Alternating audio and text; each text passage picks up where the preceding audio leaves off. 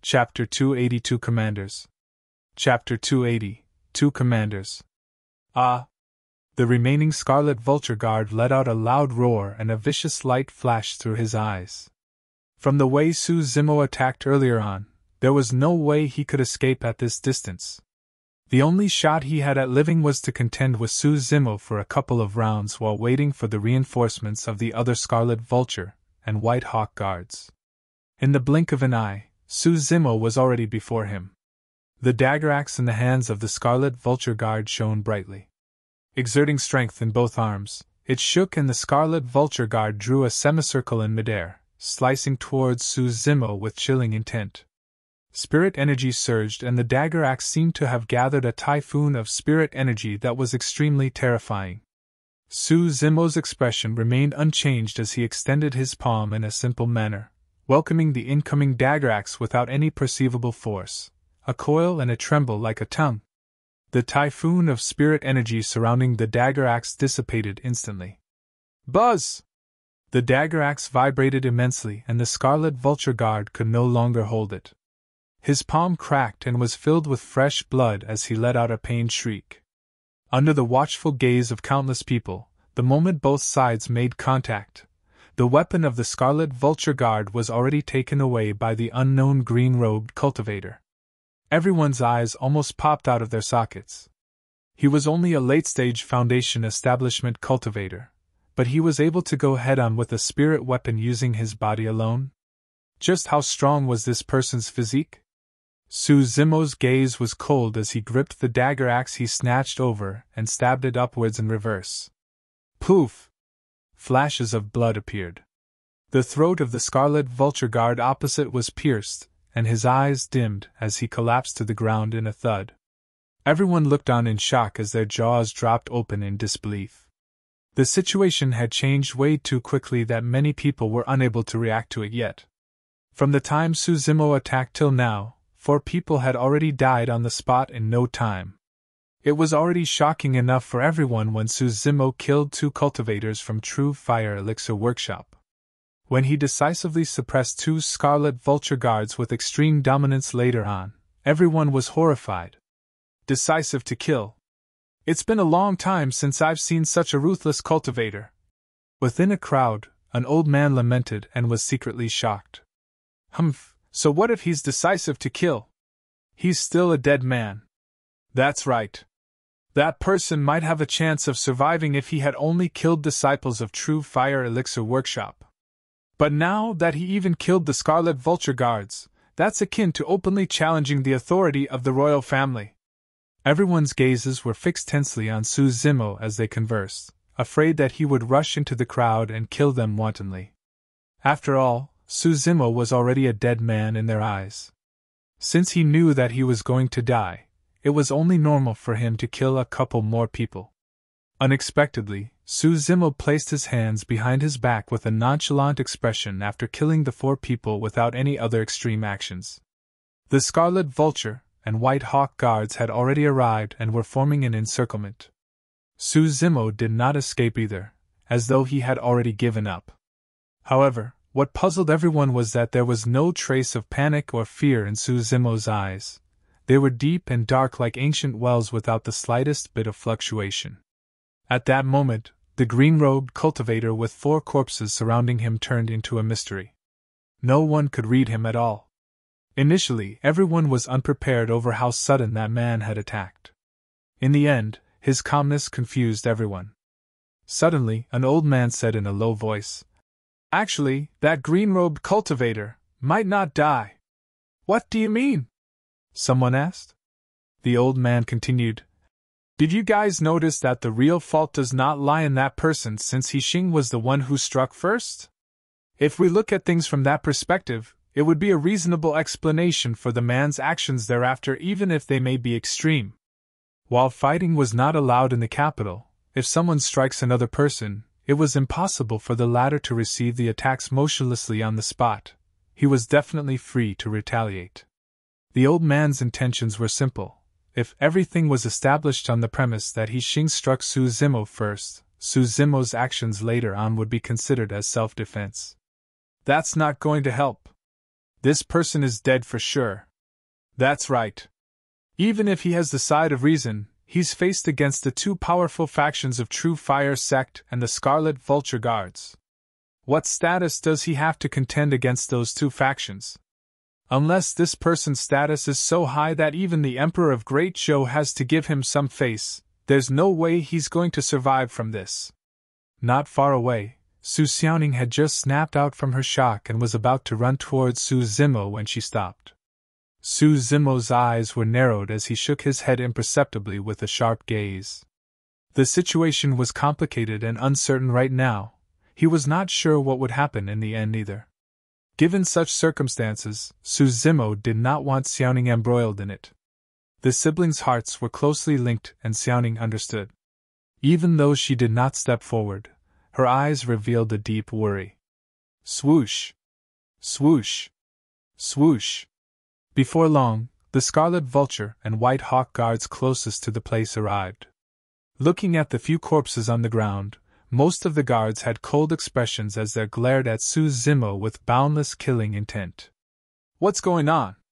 Right then, a cold and sinister voice was heard. In front of everyone, a figure flew over with lightning speed and appeared in midair in the blink of an eye, standing upright in the air without anything beneath his feet. It was a golden core. The person wore scarlet robes and had a bald head.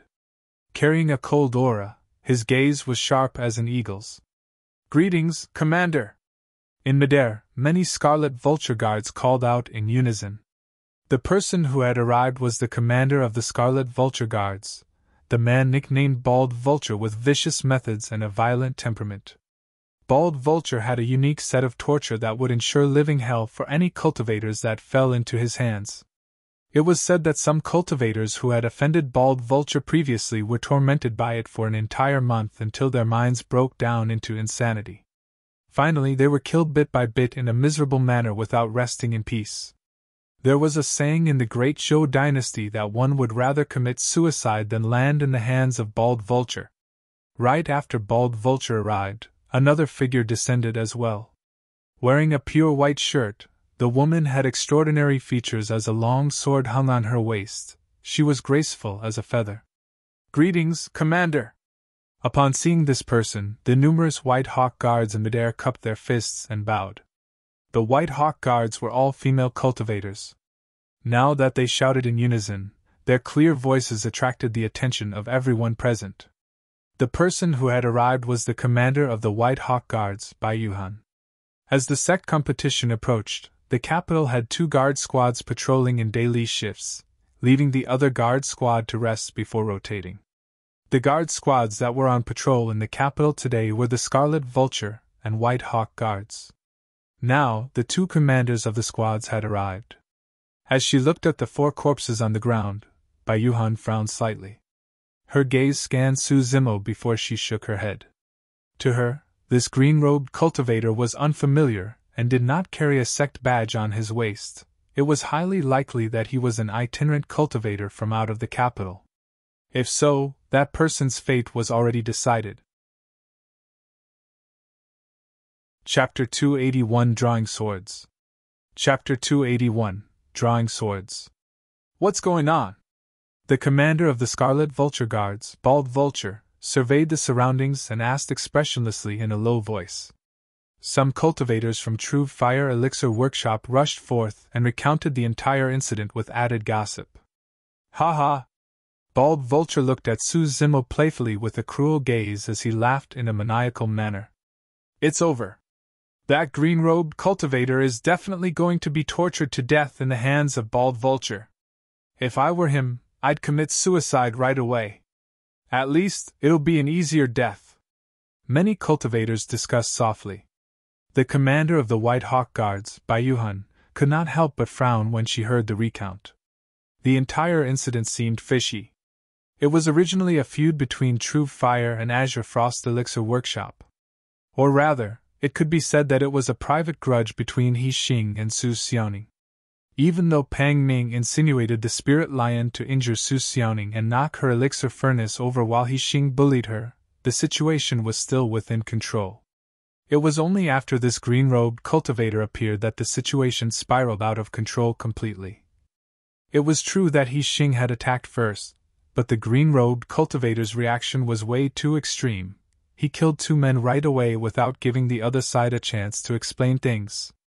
Furthermore, even if he killed He Xing in self-defense, it did not make sense for him to kill the 2 Scarlet Vulture guards thereafter. Bai Yuhan looked over at Su Zimo instinctively but found herself slightly stunned. He was encircled by 2 guard squads of the capital. He was faced with 2 commanders, and one of them was even the cruel Bald Vulture. Yet, that man did not show any bit of fear at all. In fact, Bai Yuhan could not see a hint of panic in the eyes of that person. He had killed in the capital, and he was even so decisive in killing guards of the capital. Yet, he was calm and composed in the face of this heavy encirclement. Just what sort of backing does that man have? Bald Vulture looked down at Su Zimo from above. Excitement could be seen in his eyes as he said sinisterly, "Very good, very good. It just so happens that I'm bored during this period of time, and someone offered himself to relieve my boredom, hee. You won't be able to touch me."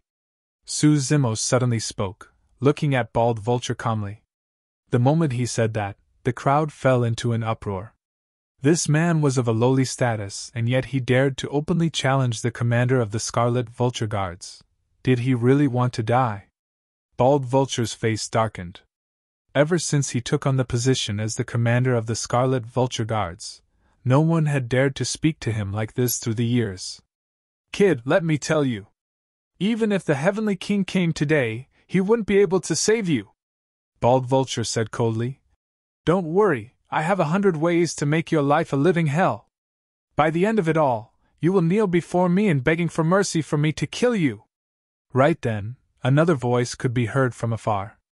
"You truly wouldn't be able to touch him." Everyone looked in the direction of the voice, only to see a figure rushing over as fast as lightning. He strode through the air in an extremely fast speed and arrived in the blink of an eye. The man wore a green armor and was tall with a dark, bearded face. He was none other than the commander of the Azure Falcon Guards, Mu Dongqing. When the bearded man caught sight of Su Zimo, he shot a look signaling for the latter to be assured. Su Zimo nodded slightly as a form of greeting. Today, it should be the Azure Falcon Guard's turn to rest, and the bearded man should not have appeared here. However, he must have been informed by someone to be able to arrive in time. Sweeping his gaze, Su Zimo found out that Nianqi was gone and instantly had a hunch about what happened. "That last sure is smart," Su Zimo muttered to himself internally. The appearance of the bearded man and his statement shocked the onlookers as they could vaguely feel that the situation had changed again. "Mu Dongqing, you are on break for today's shift. What are you doing here?" Bald Vulture looked at the bearded man and Su Zimo before asking suddenly. The bearded man said in a seemingly casual manner, "Nothing much. I came over to take a look, seeing that the commotion had gotten quite big." "Foo-foo." Bald Vulture smiled. "It's none of your business here. It's enough that I'm here, you can leave." "All right." The bearded man nodded and descended on the ground. Grabbing Su Zimo by the arm, he rose into the sky. He was trying to take Su Zimo away from this place. Bald Vulture's expression changed and his body flashed, appearing before the bearded man instantly. Blocking their way, he asked slowly with a darkened expression, "Mu Dongqing, what's the meaning of this?" "Nothing much." The bearded man stood in front of Su Zimo with no change in his expression. Bald Vulture pointed at the corpses on the ground and sneered. "This person has no eyes for the law and slaughtered people in the capital, even killing 2 of my Scarlet Vulture Guards. You want to take him away just like that? Mu Dongqing, aren't you bold?" The bearded man frowned. Suddenly, Su Zimo whispered in his ears and the bearded man's eyes lit up before saying in a deep voice, "Bald Vulture, since He Xing was the one who attacked first, he brought his own death to himself. As for your Scarlet Vulture Guards, they had lost their honor, and it was a dereliction of duty for them to be biased and failing to notice what had happened. Mu Dongqing, it's Azure Falcon's turn to rest today. You don't have the rights to interfere in the matters here." Bald Vulture's eyes shone brightly and the coldness in his tone intensified. the bearded man said in a low voice. Today, I'm Mu Dongqing and I don't represent the Azure Falcon Guards. No other Azure Falcon Guards will interfere in today's matters as well. Tisk, TSK, TSK. Bald Vulture suddenly laughed in a sinister manner, making one's hair stand on end. After a moment, the laughter stopped. Slapping his storage bag, Bald Vulture pulled out 2 silver hooks that shone with a frosty, cold glint before saying slowly in an intimidating manner, "If you insist on protecting him, you'll be going against me and the entire Scarlet Vulture Guards. Don't blame me for not showing mercy." Upon hearing that, the Scarlet Vulture Guards in midair withdrew their spirit weapons and glared at the bearded man with fierce, unfriendly expressions. The bearded man fell silent. Bald Vulture was exerting pressure on him using the entire squad. As long as he dared to make any objections, he would be making enemies with the entire Scarlet Vulture Guards. Just when the crowd thought that the bearded man was about to give him, he did not take a single step back and wiped his hand gently across his storage bag. Instantly, a gigantic hammer appeared in his palms, emanating a sturdy and heavy aura. That was tit for tat. "Like I said, you won't be able to touch him today." The bearded man had a burning gaze and the hammer in his hands trembled, radiating with a brilliant spirit light. 4 spirit patterns shone in a bedazzling manner, attracting a series of surprised gasps. 4 spirit patterns, it was a supreme-grade spirit weapon. Everyone was shocked. On the one hand, they were shocked at the supreme-grade spirit weapon in the hands of the bearded man. On the other hand, no one had expected that the bearded man would make an enemy out of the entire Scarlet Vulture Guards just for that green-robed cultivator. The hammer in the bearded man's hand shone with a bright spirit light. Given the situation, the numerous Scarlet Vulture Guards in midair channeled their spirit energies, causing the dagger axes in their hands to shine brightly while flying swords hovered above the skies. In the blink of an eye, the 2 parties had drawn swords and were on the verge of fighting. Chapter 282 Meeting the Emperor. Chapter 282 Meeting the Emperor. To everyone, no matter the reason that started the conflict, things had gone completely out of control by this point and a massive battle was inevitable. With 2 Scarlet Vulture Guards dead, there was no way Bald Vulture was going to back down in front of everyone and would definitely ask for redress. Otherwise, it wasn't just him. The entire Scarlet Vulture Guards would suffer in reputation in the capital after today. The bearded man's attitude right now was just adding fuel to the fire. There was even less reason for Bald Vulture and the Scarlet Vulture Guards to back down. In reality, unlike what everyone thought, Bald Vulture was in a predicament and could neither advance nor retreat. How did Mu Dongqing get his hands on a supreme-grade spirit weapon? Damn it! Bald Vulture cursed internally, and an imperceptible look of caution flashed in his eyes. While he was the commander of the Scarlet Vulture Guards, he had not gotten his hands on a single supreme-grade spirit weapon through all these years. Given normal circumstances, if both sides were to fight, he would be able to hold down the bearded man while the Scarlet Vulture Guards could suppress that green-robed cultivator with ease. However, the bearded man had suddenly whisked out a supreme-grade spirit weapon. His strength was weaker than the bearded man to begin with. With that additional supreme-grade spirit weapon, Bald Vulture was no match for the bearded man at all. If they truly were to fight, the outcome was uncertain. Right then, Bai Yuhan spoke. "Both commanders, if you were to fight in the capital over something so small and cause panic, the both of you might not be able to escape punishment if your majesty decides to pursue the matter." The bearded man and Bald Vulture were in a standoff with their weapons drawn. Right now, Bai Yuhan was the only one with the rights to speak. The tension between both parties decreased slightly. Bai Yuhan continued, "I have a suggestion. The 2 of you should take a step back and we'll consult the Emperor in the Imperial Court.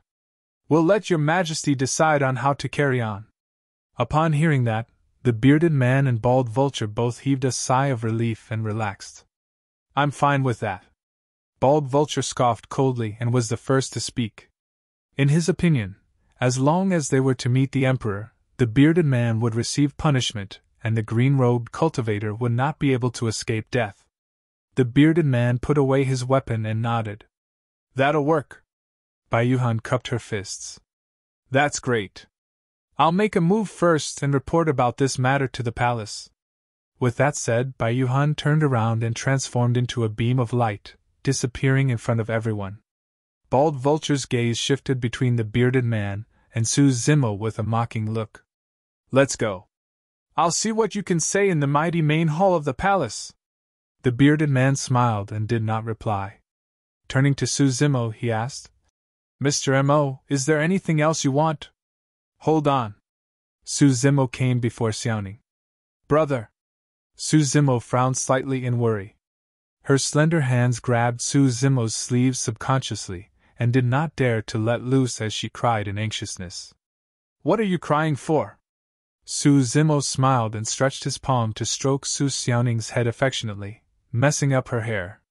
When she was young, Su Zimo loved to mess with Xiaoning's hair. Every time, she would flare up and chase after Su Zimo to hit him. As one of them chased while the other ran, they crossed the grass fields and streams, running till they were completely drenched in sweat before they collapsed and sat on the ground all tuckered out. Not only were their hairs messy, they were also filled with dirt and looked disheveled. Back then, the two siblings would look at one another and laugh, enjoying themselves despite knowing that they would be scolded by their eldest brother upon returning home. Now, Su Zimo's action came with the intention of distracting Xiaoning. However, she ended up crying even more miserably, sobbing nonstop. Su Zimo said gently, Don't worry, I won't die. Humph! When Yan Yu of Azure Frost Elixir Workshop heard that, she could not help and sneer before glancing sideways at Su Zimo. Do you think that you can walk out alive after entering the palace? Su Zimo's gaze swept horizontally and a murderous aura burst forth, carrying a thick stench of blood that made one's heart tremble in fear. Yan Yu's breath tightened and she swallowed the words she was about to say. The corpses on the ground had yet to go cold, and the blood flowing was still warm. Who would dare offend someone who had just conducted a massacre in the capital? Patting Xiaoning on the head, Su Zimo said firmly, Go back first and wait for me. I'll come and pick you up in a bit. Sensing the confidence in Su Zimo's tone, Su Xiaoning stopped crying and asked softly, Really? Really? Su Zimo nodded. On the other side, Bald Vulture came before the cultivators from True Fire Elixir Workshop and said in a low voice, All of you, head back now. Notify the most prominent cultivators from True Fire Sect in the capital such as Elder Zhang from True Fire Weapon Workshop etc. and have them all head up to the Imperial Court to greet the Emperor. Understood. The cultivators from True Fire Elixir Workshop understood and turned to leave. Turning slightly, Bald Vulture caught sight of Su Zimo not far away and sneered. Kid, your backing is none other than Mu Dongqing. But let me tell you, nobody can save you today. Su Zimo's expression was calm as he replied indifferently without fear. Don't be too sure just yet. The bearded man, Su Zimo and Bald Vulture moved towards the palace and soon disappeared in front of everyone. If they meet the Emperor, it'll be difficult for that green-robed cultivator to avoid death. If the commander of the Azure Falcon Guards wishes to protect that person, he'll be implicated too. Yes, while both sides are commanders of the city's guard squads, one side has the backing of True Fire Sect. If the many elders and perfected beings of True Fire Sect were to come forth and exert pressure, even the Emperor will have to give some face. That's right. There's no way the Emperor is going to offend True Fire Sect for a mere Foundation establishment cultivator. Fufu, not everyone is like Mr. M.O. who can win against True Fire Sect. The crowd did not disperse and continued discussing amongst themselves. Mu Dongqing, where did you obtain that supreme-grade spirit weapon? On the way, Bald Vulture asked in a seemingly casual manner. The bearded man said nothing. A cold glint flashed in Bald Vulture's eyes as he said darkly, There hasn't been any supreme-grade spirit weapons on auction in Sky Treasure Auction House recently. Furthermore, your supreme-grade spirit weapon is a hammer that's compatible with you. It's as though someone had customized it for you. Pausing for a moment, Bald Vulture said slowly, That hammer was customized for you by Mr. M.O., right? So what if it is? So what if it isn't? The bearded man turned around and asked with a fake smile. Bald Vulture declared proudly. If you can help recommend and have Mr. M.O. customize a supreme-grade spirit weapon for me too, I'll let you off for today's matters. Mu Dongqing, you've got no chance of winning today. As soon as he finished his sentence, Bald Vulture felt something and turned his head only to see Su Zimo staring at him with a strange expression, seemingly mocking him. That gaze made Bald Vulture feel disgusted. He laughed sinisterly. Kid, once you're in my hands, the first thing I'll do is to dig your eyeballs out so that you can have your fill of looking at me. Upon hearing that, Su Zimo chuckled softly. Interesting. Chapter 283 Because he is M.O. Ling. Chapter 283 Because he is M.O. Ling Rain Admiration Pavilion. In an elegant place in the palace, this was where members of the royal family would listen to and admire rain from. Clear water flowed in front of the pavilion with lotus flowers and leaves floating on it. Beside the pool were Japanese banana trees and green bamboos. Be it the gentle rain of spring or the casual showers of autumn, the sound of them landing on the different plants would bring about a different state of mind for those listening. The different sounds ringing in their ears and mind created varying sensations. Not long after Su Zimo and the other two entered the palace, someone came forward and brought them here. There were only 2 people in the Rain Admiration Pavilion. One of them was Bai Yuhan, who came before them. The other person wore golden brocade robes, and his long hair draped over his shoulders. Standing in front of the window, he looked up at the sky. While his back was facing everyone such that his face could not be seen, he exuded an indescribable dignity which left one impressed. Greetings, Your Majesty! The bearded man and bearded man knelt on one knee immediately and shouted with cupped fists. Yes. The Emperor of Great Shou's voice was deep and magnetic. Looking at the back view of the Emperor, Su Zimo's eyes flickered. Reportee. At this moment, a guard of the Imperial Army dashed over. 10 elders of True Fire Weapon Workshop and True Fire Elixir Workshop requests an audience with Your Majesty. Granted. The Emperor replied with a single word. Bald Vulture glanced sideways at the bearded man in a provocative manner and laughed coldly. The bearded man was unmoved and his expression was calm. Before long, 10 golden cores tore through the air. Almost all of them were old men with long beards. While those golden cores were from True Fire Sect, they had resided in the capital for hundreds of years. Elder Zhang of True Fire Weapon Workshop was considered young among the 10.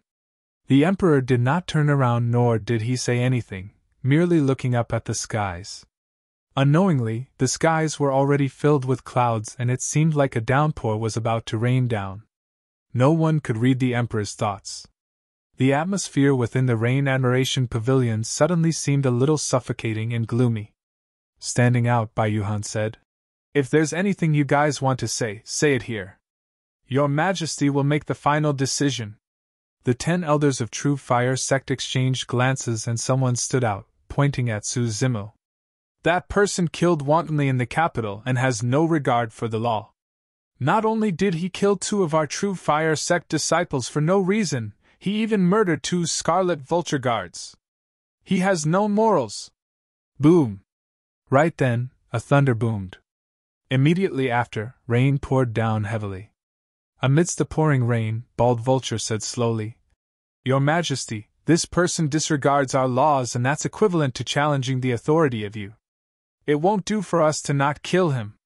We wouldn't be able to appease the commoners and maintain our law and order. In addition, even though this lad committed a heinous crime, Mu Dongqing, as the commander of the Azure Falcon Guards, is even standing up for him instead of avoiding trouble. He merely caused a massive battle and an internal fight between the guard squads. I feel that Mu Dongqing should be stripped of his position as the commander of the Azure Falcon Guards and be imprisoned eternally. The rain outside became heavier as Bald Vulture's words fell. Landing on the leaves of the Japanese banana trees, the raindrops portrayed a sound of urgency as a killing intent shrouded the Rain Admiration Pavilion.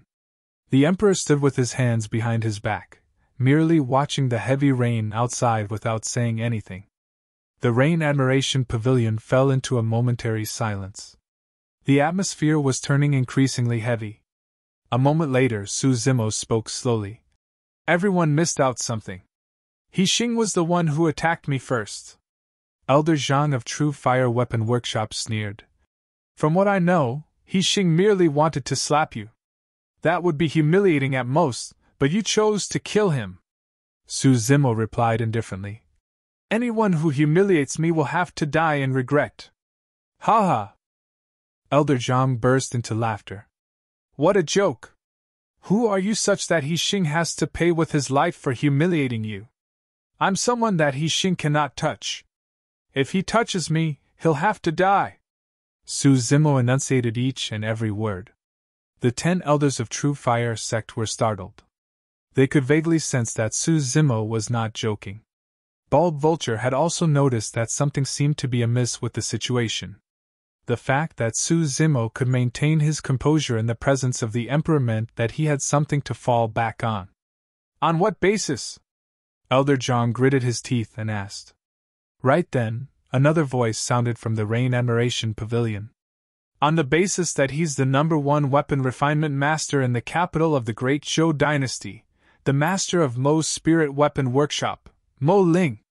Everyone looked in the direction of the voice only to see the Emperor turn around slowly, revealing his appearance. He had a wide forehead and bright, clear eyes accompanied by an aura of authority. This was the yellow-robed man who had visited Mo's spirit weapon workshop a couple of months ago. The moment he said that, other than the bearded man, everyone present were dumbfounded. That green-robed cultivator was Mo Ling? Wasn't Mo Ling a golden core? That person was only at late-stage foundation establishment realm. How could he refine supreme-grade spirit weapons? Elder Zhang's mind was in an absolute mess. How did Mo Ling survive the assassination attempt that night a couple of months ago as a late-stage foundation establishment cultivator? If the Emperor had not said it personally, no one would have believed it. Even now, everyone present had doubts about it. The bearded man was relatively calm since he knew about Su Zimo's identity earlier on. A flash of realization flickered across Bai Yuhan's eyes as she thought to herself. So, that's your trump card. No wonder you are so calm. No matter what True Fire Sect or Bald Vulture had to say, as long as Su Zimo's identity was made known, he could turn the entire situation around. Among them, the most stunned person was the commander of the Scarlet Vulture Guards, Bald Vulture. How could this be? How did it suddenly turn into this? Bald Vulture had thought of countless possibilities, but the only thing he did not expect was that this person was Mo Ling. If that was truly the case, the fact that He Xing wanted to humiliate the #1 weapon refinement master in the capital of Great Zhou would only mean that he deserved to die. Unknowingly, the rain outside had stopped. The heavy rain left as suddenly as it came. The Emperor looked at Su Zimo with burning eyes and asked with a smile. Mr. Mo, it's been a long time. How have you been? Initially, the Emperor thought that his sudden appearance would definitely cause Su Zimo to be shocked. On the contrary, Su Zimo looked calm and composed. He merely bowed slightly with cupped fists. It's my honor. The reason for that composure was because a few months earlier, Su Zimo had already deduced the identity of the yellow-robed man. Bald Vulture knew that his actions had already offended Su Zimo and made up his mind. Even if you are Mo Ling and it's justified for you to kill He Xing, why did you have to kill my Scarlet Vulture Guards? Su Zimo replied. The Scarlet Vulture Guards chose to ignore things when He Xing and Pang Ming instigated the Spirit Lion to hurt others. Why were they suddenly trying to kill without second thoughts when it came to me? In fact, Commander, I suspect that you harbor ulterior motives along with True Fire Sect. You guys worked together to set up this trap in Yongxing City today to have me killed. The moment he said that, the expressions of the 10 elders of True Fire Sect and Bald Vulture changed. Su Zimo's words were as sharp as a sword piercing at their hearts. Previously, the Emperor had made a clear declaration that no one was to cause trouble for Mo Ling in the future. Now, of all people, they clashed with Mo Ling. If they could not explain it clearly, it would indeed cause the Emperor to misunderstand. By then, they would be the ones incurring the wrath of the Emperor. With just a few words, the entire situation had turned. Outside the Rain Admiration Pavilion, A ray of sunlight broke through the gray clouds and scattered on the water, reflecting a beautiful light.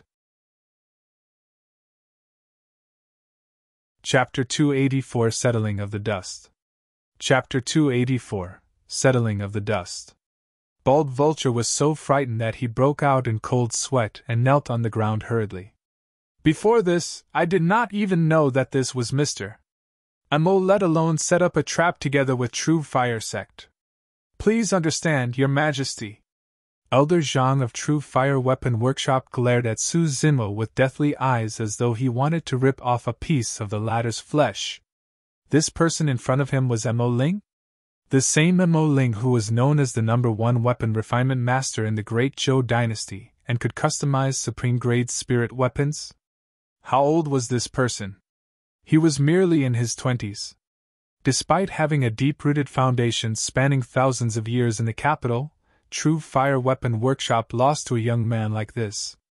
The other True Fire Sect elders were also in a state of panic and looked terrified upon hearing the news. Upon seeing this, the commander of the White Hawk Guards, Bai Yuhan, sighed to herself. In reality, if the green-robed cultivator before them was a commoner, even if He Xing provoked him first, the Emperor of Great Zhou would definitely take on the side of True Fire Sect and the Scarlet Vulture Guards out of political consideration. That person would not have been able to avoid death.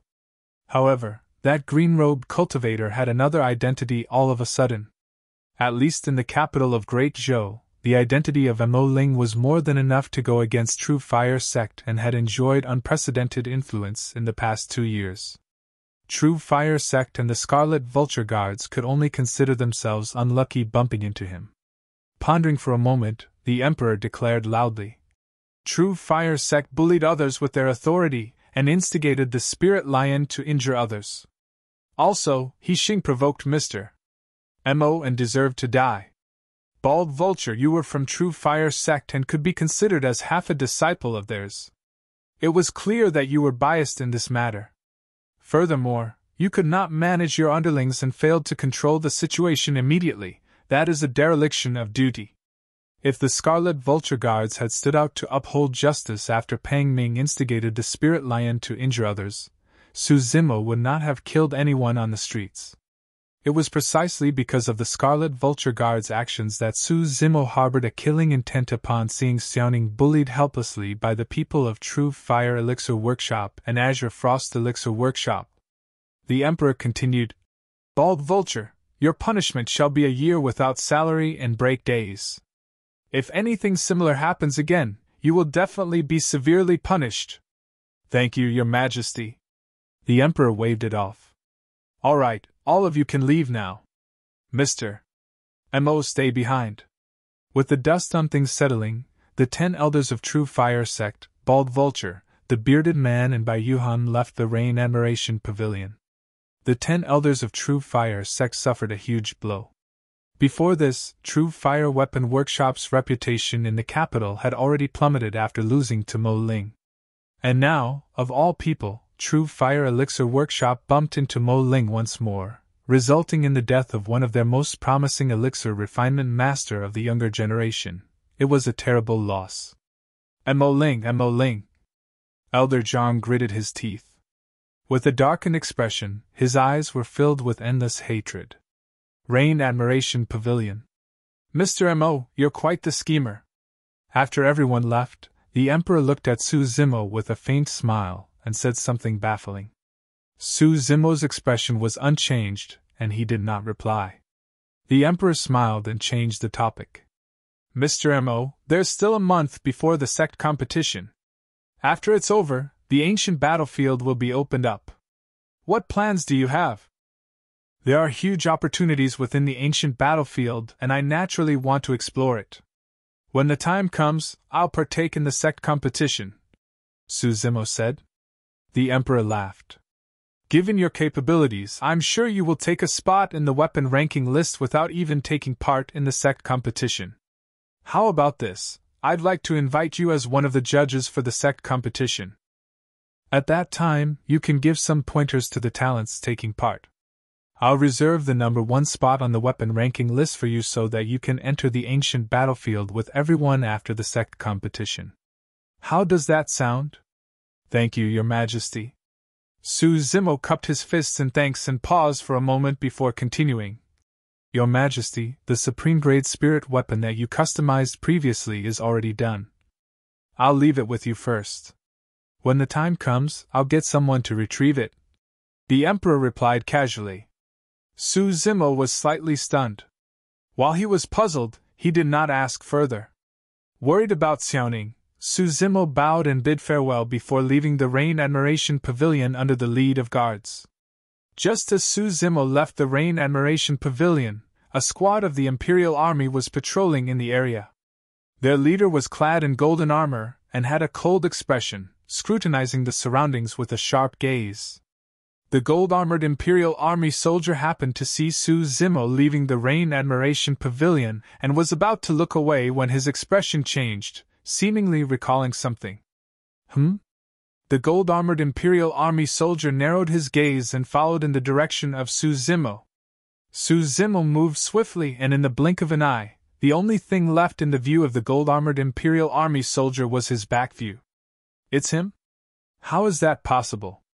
The gold-armored Imperial Army soldier muttered, and his eyes flickered in thought. A few years had passed, and the change in that person's body was too great. Logically speaking, that person could not cultivate because he did not have a spirit root. If not for that familiar green clothes and that delicate side profile, the gold-armored Imperial Army soldier would not have linked the two of them as the same person. The gold-armored Imperial Army soldier hesitated for a moment, and killing intent flashed in his eyes. Turning to a guard behind him, he ordered, "Continue patrolling. I need to go out for a while." Understood. The Imperial Army behind him bowed in response. The gold-armored Imperial Army soldier stealthily followed in the direction Su Zimo left in Rain Admiration Pavilion. Not long after Su Zimo left, a scholarly man flew over. It was Perfected Lord Ming Zhe. Perfected Lord Ming Zhe smiled bitterly. It seems like that Mo Ling had truly guessed the identity of Your Majesty previously. Otherwise, he wouldn't have been so composed today. Interesting. To think that he would have thought of using my power to break out of the situation. The Emperor smiled as well and asked, "What's the name of that girl from Azure Frost Sect who was injured by the Spirit Lion?" Perfected Lord Ming Zhe replied, "I heard she's called Su Xiaoning and is siblings with Mo Ling. Her background is unknown and no one heard her mentioning anything either, but according to the other disciples, she's rather close with the third princess in Azure Frost Sect." The Emperor frowned. He analyzed. There's only two possibilities if their surnames are different. First, Mo Ling's surname is Su. Second, Su Xiaoning is only a younger sister acknowledged in name. No matter the possibility, it proves that Su Xiaoning holds a lot of weight in Mo Ling's heart. The Emperor nodded, his eyes shining with wisdom as he said slowly, "On the surface, He Xing's death was because he struck first and wanted to punish Mo Ling. In reality, it's clear that Mo Ling was the one who lured He Xing into attacking because he wanted to stand up for his younger sister. That was why he killed He Xing on the streets. That's right, that He Xing was stupid enough to want to try and punish Mo Ling without making clear of the situation. He did not expect to lose his life instead." Perfected Lord Ming Zhe shook his head and sighed. The Emperor said casually, "I gave him a hint earlier on that. I believe he understood. Yes, the fact that you didn't expose him in front of everyone is a huge favor, Your Majesty. As for Su Xiaoning's identity, perhaps the third princess might know something about it." Perfected Lord Ming Zhe replied. "Yes." The Emperor nodded. "Shuer is coming back soon." Chapter 285 Too Many Spirit Weapons. Chapter 285 Too Many Spirit Weapons. Azure Frost Elixir Workshop. A few female cultivators gathered around Su Xiaoning excitedly, chattering nonstop as the flames of gossip burned in their eyes. "Xiaoning, was that person really your brother? Why haven't you mentioned him before? What's his name? How old is he? What sect is he from? Does he have a Dao partner? Why didn't he join Azure Frost Sect together with you? Xiaoning, you guys seem so close. Are you his Dao partner?" Su Xiaoning frowned slightly with worry in her eyes as she pursed her lips in silence. Sensing that Su Xiaoning was in a glum mood, someone consoled her. Xiaoning, don't be anxious. It's only been 2 hours, it's still early. I advise you to give up hope. Right then, a female cultivator emerged from the back hall with a look of menace on her face. This was none other than their senior sister, Yanyu. Yanyu scoffed coldly. He killed 4 people in the capital and you expect him to get out alive? Dream on. Taking a deep breath of air, Su Xiaoning replied firmly. My brother promised me that he would definitely come and fetch me. How naive. Yanyu did not hide the sarcasm in her eyes. Of the 4 people that were killed, 2 of them were disciples of True Fire Elixir Workshop and 2 of them were Scarlet Vulture Guards. Do you think that True Fire Sect and the Scarlet Vulture Guards are to be trifled with? Who do you think your brother is to be able to go against those 2 powerhouses? With every word of Yanyu's, Su Xiaoning's face turned paler. She knew very well in her heart that the probability of Su Zimo leaving the capital alive was very low, but she was still willing to place her trust in him. Yanyu changed the topic. However, we can't be too sure about that either. There are indeed people who have what it takes to go against True Fire Sect and the Scarlet Vulture Guards in the capital. For example, she was beating around the bush deliberately and waited for Su Xiaoning to let out a hopeful look before continuing slowly. For example, your brother could be from the royal family itself. Fufu. Before she was finished, Yanyu already burst out in laughter, and her eyes were filled with mockery. She was completely making fun of Su Xiaoning. If Su Zimo was someone of the royal family, how could the commander of the Scarlet Vulture Guards not recognize him? Yanyu added, Of course, other than the royal family, there's another person in the capital who can withstand the power of True Fire Sect and the Scarlet Vulture Guards. That is... While Su Xiaoning knew that Yanyu was clearly mocking her, she looked at the latter hopefully waiting for an answer. That is... the #1 weapon refinement master of the Great Zhou Dynasty, Mr. M.O., Yanyu declared. Su Xiaoning's eyes dimmed. Yanyu chuckled. Let me think, junior sister Su. Could your brother be Mr. M.O.? That's not right. Your surname's Su and Mr. Mo's surname is M.O. That seems a little far off. Also, I heard that Mr. M.O. is a golden core, but your brother seems to be a late-stage foundation establishment cultivator, Fufu. Su Xiaoning declared. You don't have to be sarcastic, senior sister Yang. I believe that my brother will definitely return alive. Ha! Yanyu scoffed with a stifled laugh. If your brother returns alive, I'll... Right after Yanyu said that, she caught sight of a figure striding over. Dressed in green robes with delicate features, he walked into the main hall slowly. The cultivators in the main hall were stunned on the spot, watching in shock with their mouths agape. How could that be? You. Yanyu looked at the person who arrived and her mind was in a mess. Someone that she thought would definitely be dead was standing alive and well right before her. Su Zimo glared at Yanyu coldly. Continue. What did you say you were going to do if I were to return alive, Yanyu felt her heart clench as Su Zimo glared at her. She turned away instinctively, not daring to meet his gaze as she felt an unprecedented sense of fear. Brother! Su Xiaoning exclaimed in delight and buried herself head first into Su Zimo's arms, sobbing softly.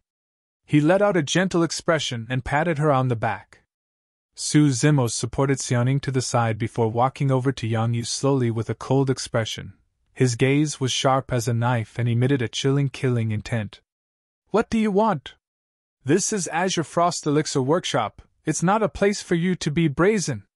Yanyu was somewhat flustered as she pretended to be tough on the outside and scolded, while she retreated subconsciously. Even within the capital, I dare to kill. Do you think that I won't dare to kill someone in Azure Frost Elixir Workshop? Su Zimo continued to approach with a cold gaze. Yanyu gulped and felt increasingly flustered and horrified. While she was at Perfected Foundation Establishment, a cultivation realm higher than Su Zimo's, she was completely stunned by Su Zimo's aura right now. Who wouldn't be afraid of someone that could walk out of the palace safely after starting a massacre in the capital? Even the golden cores of Azure Frost Sect were feeling wary at the moment, let alone Yang Yu. No one dared to lay a hand on Su Zimo without knowing his identity. Someone that could survive against the combined forces of True Fire Sect and the Scarlet Vulture Guards definitely had a high status. Who would dare offend someone like that? Before long, Yang Yu was already backed against the wall with nowhere to run. Do you know why those 4 people were killed? Su Zimo came before Yang Yu and asked with narrowed eyes. Yang Yu's face was pale as she shook her head. He replied slowly. It was because they bullied Xiaoning. You bullied her as well. I didn't. Yang Yu's defense was powerless. Su Zimo changed the topic and said, But don't worry, I won't kill you. When she heard that, Yang Yu heaved a long sigh of relief. Unknowingly, her back was already wet with sweat. A mocking look flashed in Su Zimo's eyes as he smiled. I won't kill you because someone else will deal with you. Instantly, Yang Yu's relief was short-lived. Right then, Su Xiaoning ran over and pulled Su Zimo away, saying to Yang Yu, Senior Sister Yang, do we still have the deal we agreed on previously? I'll sell you this elixir furnace for 5,000 superior-grade spirit stones or a superior-grade spirit weapon. Slowly, she took out an elixir furnace from her storage bag. It was this elixir furnace that attracted the attention of Hixing from True Fire Sect and the series of conflicts thereafter. The elixir furnace let out an extraordinary phenomenon when it was touched by Xiaoning's blood. Furthermore, Su Zimo could tell that Xiaoning was extremely fond of the elixir furnace. Why was she selling it all of a sudden? Xiaoning, why are you selling this furnace? Su Zimo asked, puzzled. Su Xiaoning replied in seriousness. Brother, you're always empty-handed. You most likely don't have any handy spirit weapons with you. Once I sell this furnace, I'll have the money to customize a superior-grade spirit weapon for you. Su Zimo felt his heart flood with warmth as he rubbed Xiaoning's head dotingly. Hurry and put the furnace away, he said in a matter-of-factly manner. Xiaoning, let me tell you, the reason why I'm empty-handed isn't because I've got no spirit weapons. It's because I've got too many. Humph, you're bragging again. Let's go, I'll take you to my place to take a look. No longer bothered with Yang Yu, Su Zimo brought Xiaoning away from Azure Frost Elixir Workshop. Chapter 286 Hunting Mutually. Chapter 286 Hunting Mutually. By the time they left Azure Frost Elixir Workshop, it was already evening and there were less people on the streets. The siblings naturally had a lot to say after not seeing each other for years. Senior Sister Yang even said that only Mr. Mo or someone from the royal family could return safe and sound. Hee, seems like my brother can do it too. She isn't wrong about that. Ah? That's because I'm Mr. Mo. I don't believe you. Su Zimo smiled and did not explain, leading Xiaoning towards Mo's spirit weapon workshop. Before long, the two of them arrived at the entrance of Mo's spirit weapon workshop. Under Su Xiaoning's bewildered gaze, Su Zimo knocked on the door of Mo's spirit weapon workshop. Before long, an extremely stunning girl with withered, yellow hair stuck her head out. It was Nian Qi. Sir. Nian Qi greeted crisply in delight after seeing Su Zimo. Yes. Su Zimo nodded and pushed Xiaoning over. This is my younger sister. You guys can chat first. I have some other matters to attend to and will return a little later. All right, don't worry, sir. Nian Qi nodded obediently. Su Xiaoning looked at the words Mo's spirit weapon workshop with an agape mouth and widened eyes, unable to link Su Zimo with Mr. Mo, who was famous throughout the capital. It was only after Su Zimo left, and Su Xiaoning was brought to the courtyard by Nian Qi in a daze before she gradually regained her senses. Is my brother really Mr. Mo?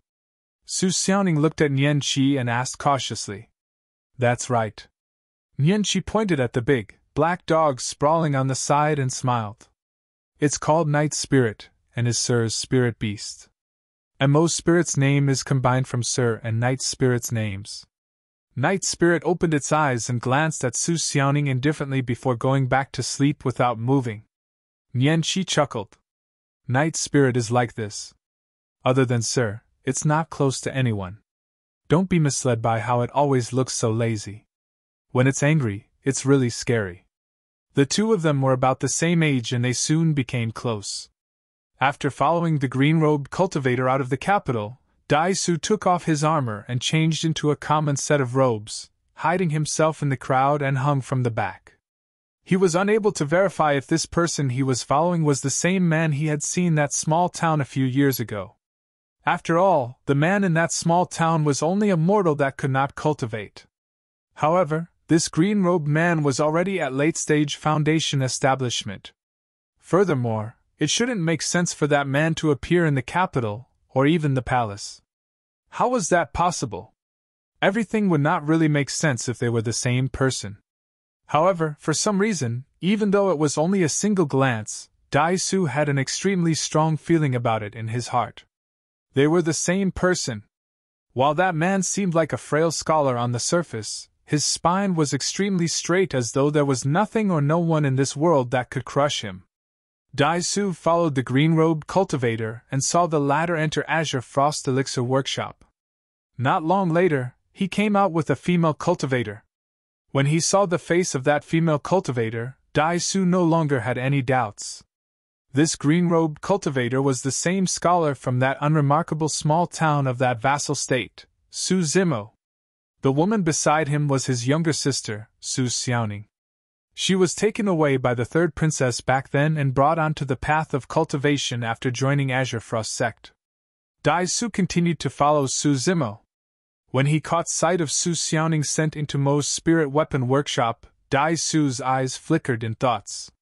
Su Zimo and Mo Ling. Right after, Su Zimo left and headed out of the city. Dai-Su's expression flickered as he looked at Su Zimo's back. After pondering for a while, the killing intent in his eyes disappeared and he continued following silently. The two of them left the city one after another. After leaving the capital, Su Zimo summoned his flying sword and sped off to the distance on it. Dai-Su hurriedly followed. Not long after, Su Zimo entered a dense forest. He removed his flying sword and in a flash, sprinted through the forest at an extremely fast speed. It was completely unpredictable.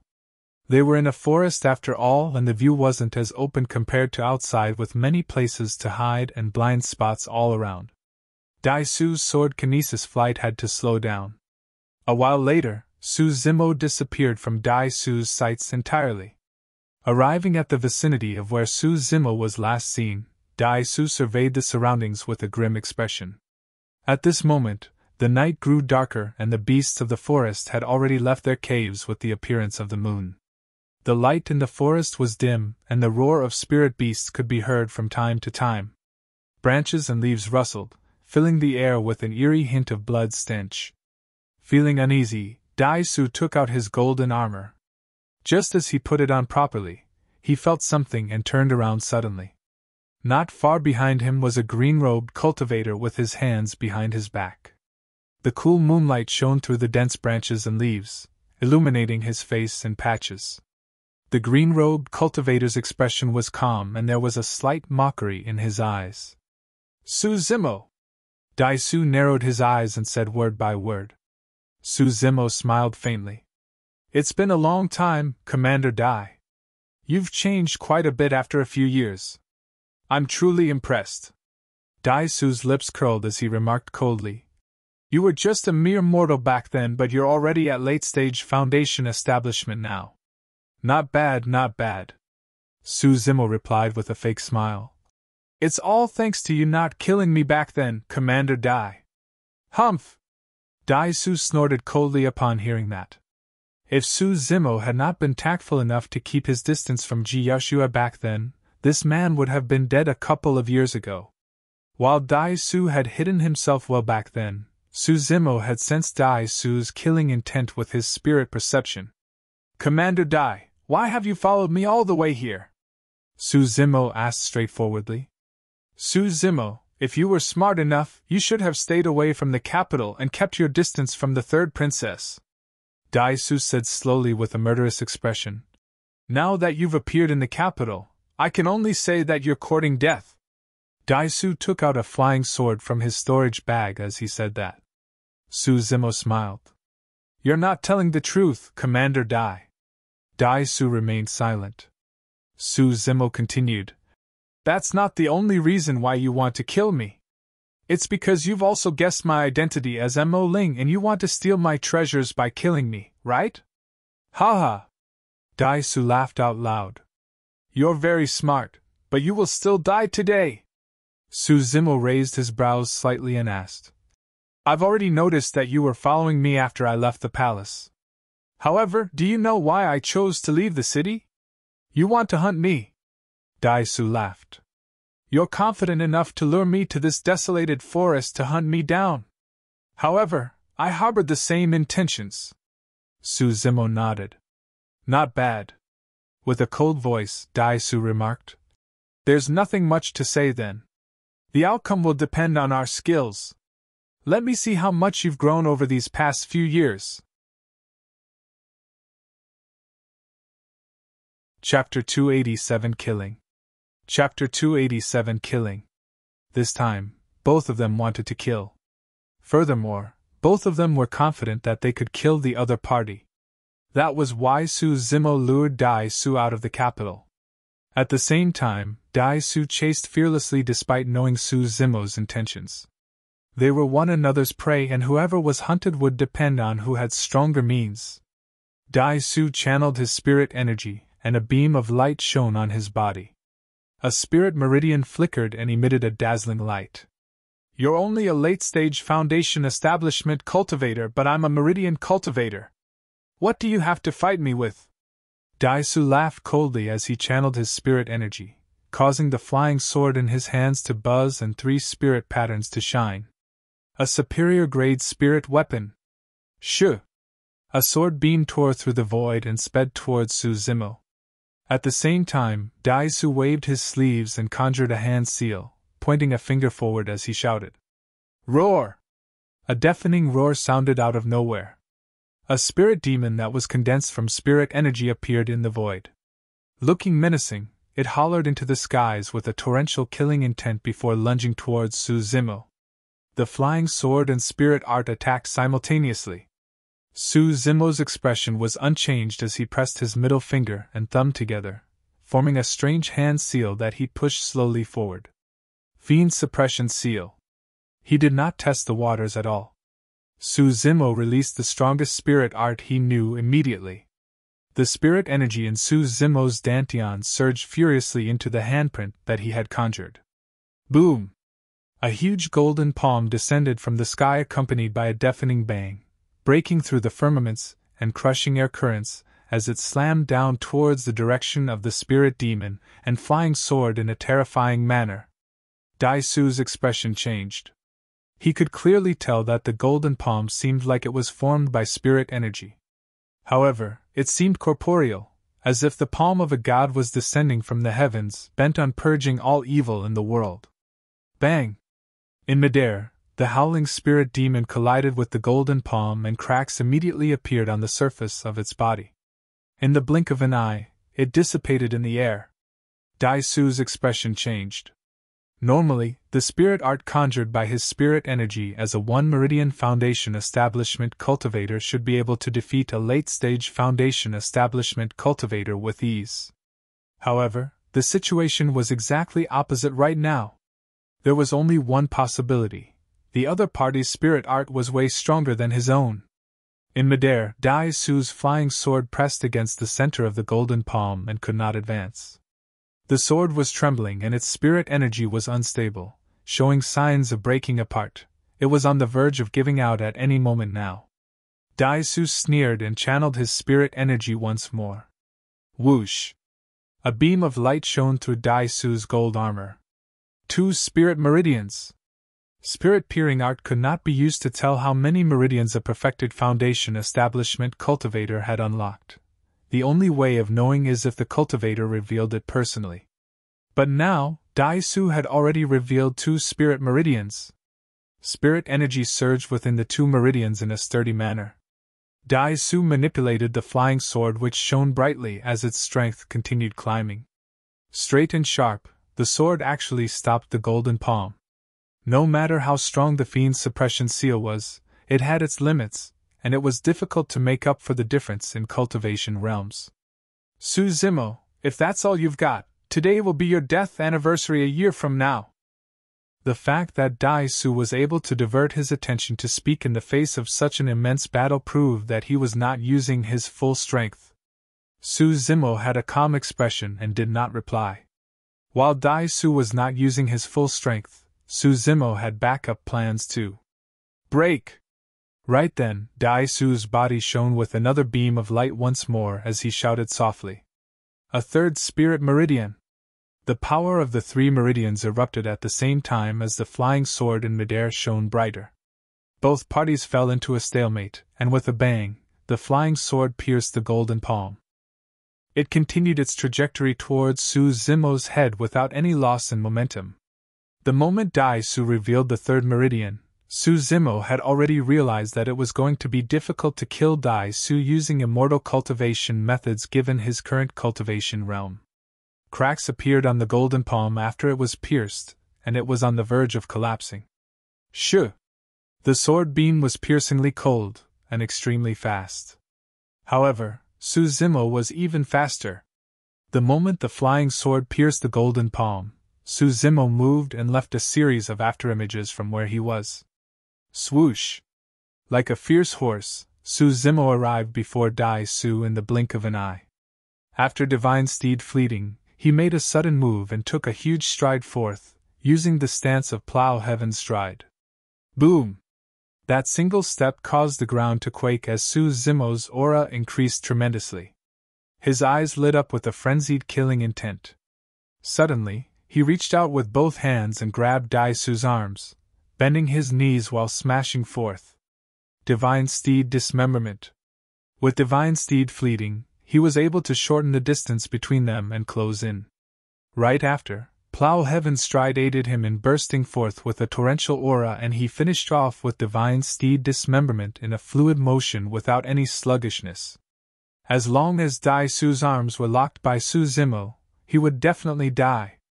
The burst of Divine Steed fleeting as well as Plow Heaven's Stride coupled with the power of Divine Steed Dismemberment was enough to rip Dai Su apart. In the face of Su Zimo's attacks that were like a tempestuous storm, Dai Su's eyes were filled with an initial flash of panic before calming down. Ah! He roared, and yet another spirit light shone on his body. Boom! The fourth spirit meridian had appeared. The fifth. The sixth. Instantly, 6 spirit meridians appeared on Dai Su's body. His aura expanded rapidly and his spirit energy was rich as he entered a berserk state. 6 Meridian Foundation Establishment. There were not many Foundation Establishment cultivators who could unlock 6 of the 8 Meridian channels. Furthermore, the more Meridians one had unlocked, the tougher it would be to unlock more. The difficulty level of unlocking the Meridians wasn't the same. Unless one entered the ancient battlefield and obtained a huge opportunity within, it was already almost a limit for one to unlock 6 Meridians in Tianhuang mainland. Initially, Dai Su did not use all his strength.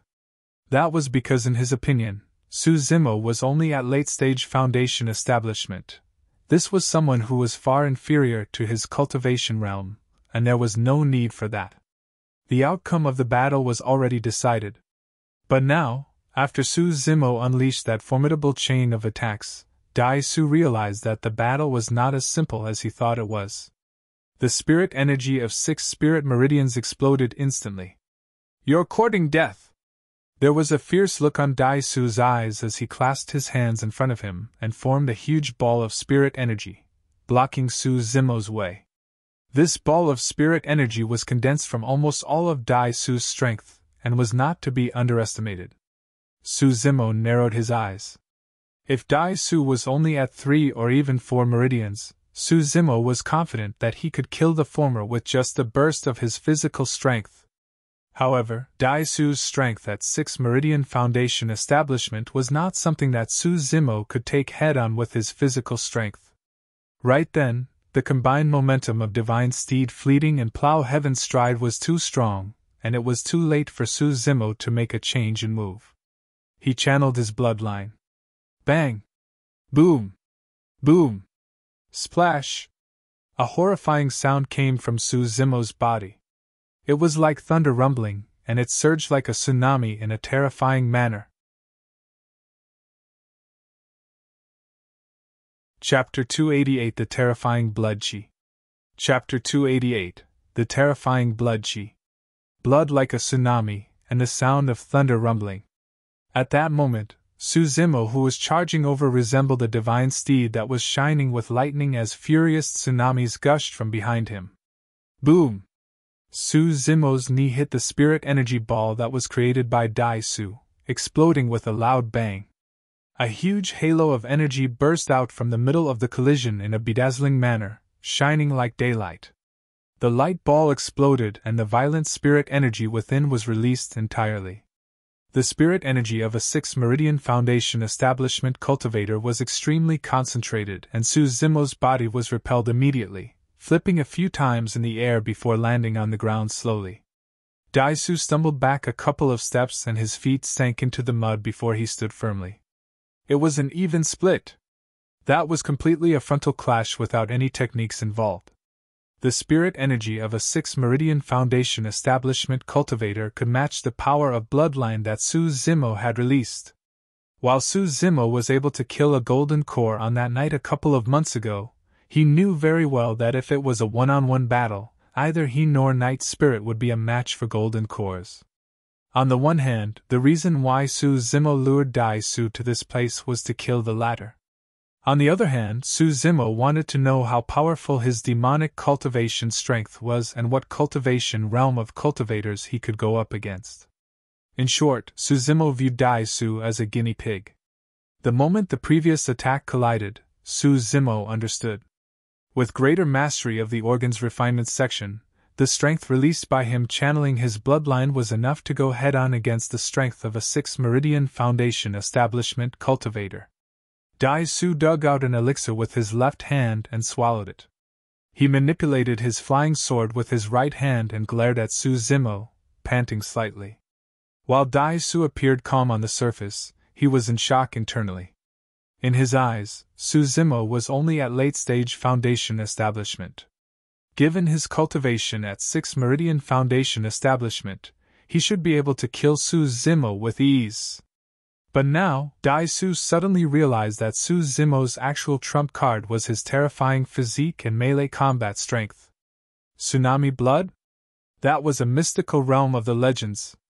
How could someone have cultivated it for real? Even ancient ferocious beasts should not have been able to cultivate it. The elixir that he had just swallowed had turned into a thick wave of spirit energy that coursed through his 6 meridians, making up for the consumption previously. Shoo!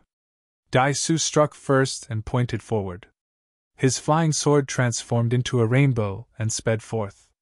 Su Zimo's body flickered and he dodged the flying sword barely. Ta! Ta! Ta!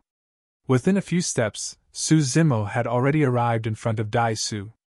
Dai Su's expression was unchanged as he conjured a hand seal, summoning a sword of spirit energy in front of him that he used to stab at Su Zimo fiercely with his backhand.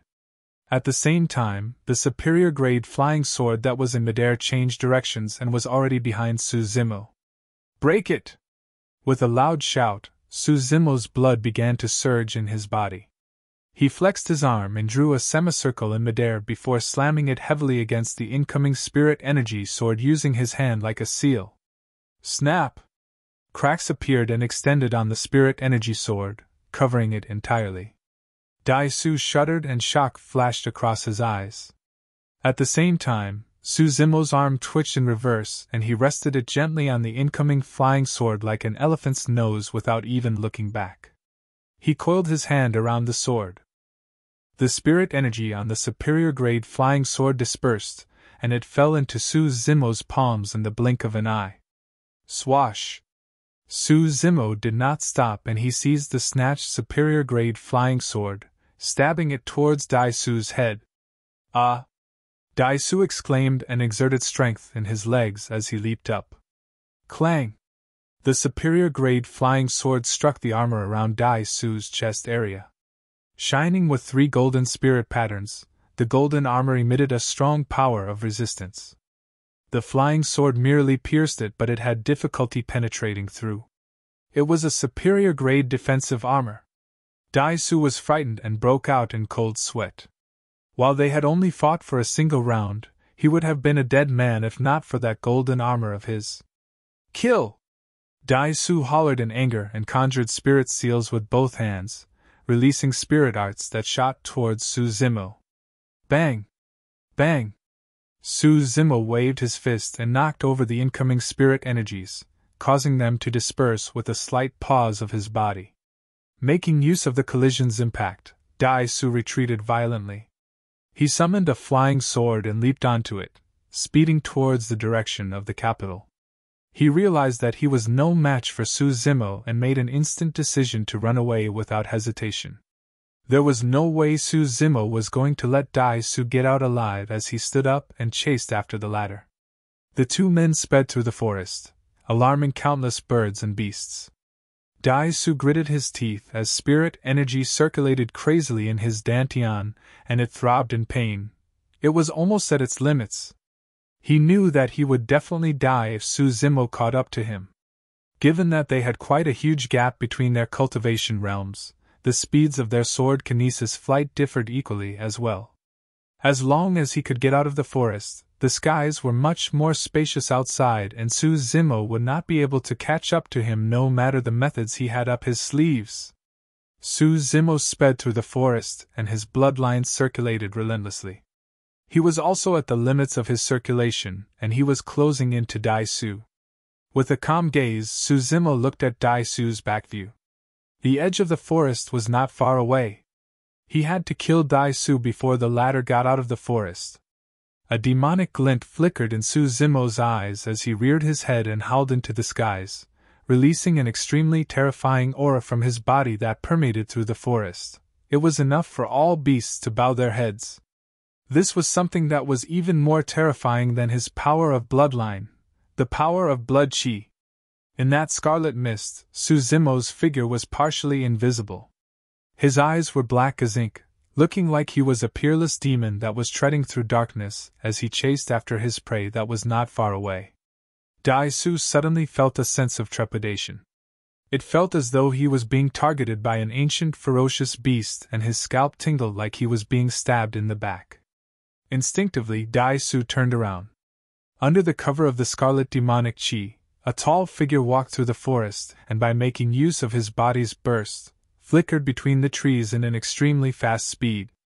In the blink of an eye, the figure had arrived in front of Dai Su. Boom! Stomping its feet on the ground, the figure produced such immense force that the ground was ripped apart, revealing two deep and dark cracks. With the burst of his physical body, the figure leaped into the air and reached a height of about 100 feet. A shadow enveloped the place. The next moment, Dai Su's pupils constricted, and he felt his limbs go cold. You are... He only managed to say those two words when a white palm landed on his throat and grabbed ruthlessly. Dai Su's throat was fragile as tofu in the hands of Su Zimo and was ripped into a bloody mist that permeated the voids. With a scoop, Su Zimo took away the storage bag on Dai Su's waist and descended. By the time he landed on the ground, the demonic chi around Su Zimo had already vanished entirely, and the blood chi within his body was calm as normal. In no time, under the hazy night sky, a green-robed cultivator left the forest and sped in the direction of the capital. The forest regained its calm once more. Chapter 289 Xiaoning's Path. Chapter 289 Xiaoning's Path. By the time Su Zimo returned to Mo's spirit weapon workshop, it was already late at night. Landing softly in the courtyard, his ears quivered and he listened intently, vaguely hearing two stable streams of breathing emanating from Yanqi's room. In the darkness, a black figure that resembled a ghost walked over silently. It was Night Spirit. Su Zimo relaxed slightly and calmed down. As long as Night Spirit was around, it meant that Night Spirit and Xiaoning were safe. They must have already slept. Xiaoning had experienced many things today. Initially, she was able to create a perfect spirit regeneration elixir during her elixir competition with Yixing, but she was met with an ambush and her elixir formation failed. Later on, she was left helpless against the encirclement of cultivators from True Fire Elixir Workshop and Azure Frost Elixir Workshop. Right after, she met Su Zimo.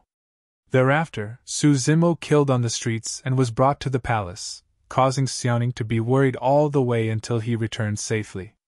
Going through a roller coaster of emotions as such was the most draining for one's mental state.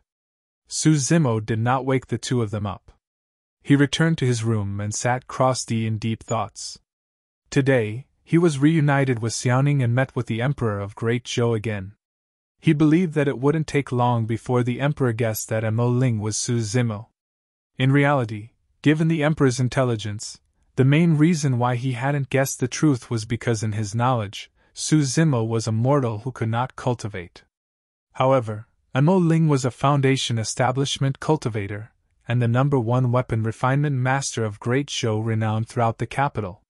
One of them was buried in soil while the other sat on clouds. The difference was too great. But of course, that identity could not be hidden for long and would definitely be exposed at the Sect competition. Su Zimo was indifferent to this matter. He would just let nature take its course. The night passed by silently and the next morning arrived. Xiaoning woke up bright and early to check if Su Zimo had returned. The moment she walked out of her room, she caught sight of him sitting in the courtyard, drinking freshly brewed tea in a pleased manner. "Brother, sorry, I fell asleep yesterday." Xiaoning had wanted to wait for Su Zimo to return the previous night. However, she could not fight the fatigue and fell into a deep sleep. "Don't worry about it." Su Zimo smiled and pointed to a stone stool beside him. "Sit down and talk to me." "Yes." Xiaoning sat down obediently, and took over a cup of tea that Su Zimo handed to her. When she took a single sip, the fragrance wafted into her nose and she felt like all her pores had opened up. "When did you come to the capital?" Su Zimo asked. "I've been here for almost a year," Xiaoning replied. "I was the one who requested to be sent here. Sister Yaxue and the others have not arrived yet." After saying that, Xiaoning paused on purpose and looked up at Su Zimo's face. His head lowered, Su Zimo was sipping his tea with a calm expression as though he hadn't heard anything and did not react to it at all. Xiaoning had no choice but to continue. "I was thinking that I could kill two birds with one stone. Not only can I help others refine elixirs, I can improve myself on the Tao of elixirs." Su Zimo asked again. "How did you think of becoming an elixir refinement master?" Xiaoning only had a pseudo-spirit root. Even if she focused on cultivation entirely without spending time on elixir refinement, she might not be able to reach Golden Core Realm. Su Zimo was puzzled as to why Xiaoning would still choose to become an elixir refinement master given such circumstances. She sighed softly, suddenly looking somewhat dejected. After a moment, she said slowly, "Among the three of us, only Big Brother can't cultivate. I'm afraid that he will leave us one day." Su Zimo remained silent. There were countless nights where he had pondered over the same question and carried the same worries. If he and Xiaoning could both form cores, Su Hong would definitely leave the world before them, as his lifespan would not be longer than more than 100 years. Perhaps, no one could understand the kinship between the three of them. Even though Su Zimo and Xiaoning were already on the path of cultivation, both of them carried a strong sense of dependence and attachment towards Su Hong in the depths of their hearts. If not for Su Hong, both of them would not have been alive back then. Ever since Su Zimo and Xiaoning could remember things, either of them had met their parents. In their hearts, Su Hong was like their parents. Xiaoning said in a smitten manner, "I know that it's something we have to experience eventually, the fact of life and death. However, I wish for that moment to come a little later. I heard from others that some powerful elixir refinement masters are able to refine elixirs that can increase one's lifespan.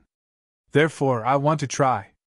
Even if it's for a single year, a single month, or a single day, I'll be happy to do it." Su Zimo was moved as he stretched his arms and hugged Xiaoning, who had tears in her eyes, gently, remaining silent.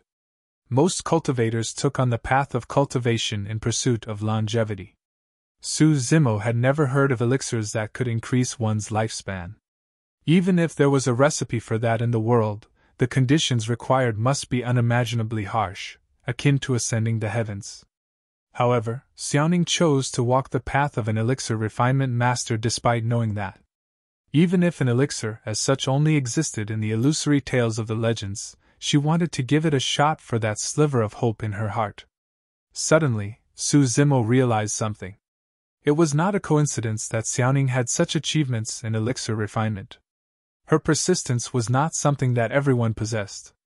After a moment, Su Zimo asked, "What is up with that elixir furnace?" Xiaoning stood up and took out the exquisite and old elixir furnace, placing it on the table.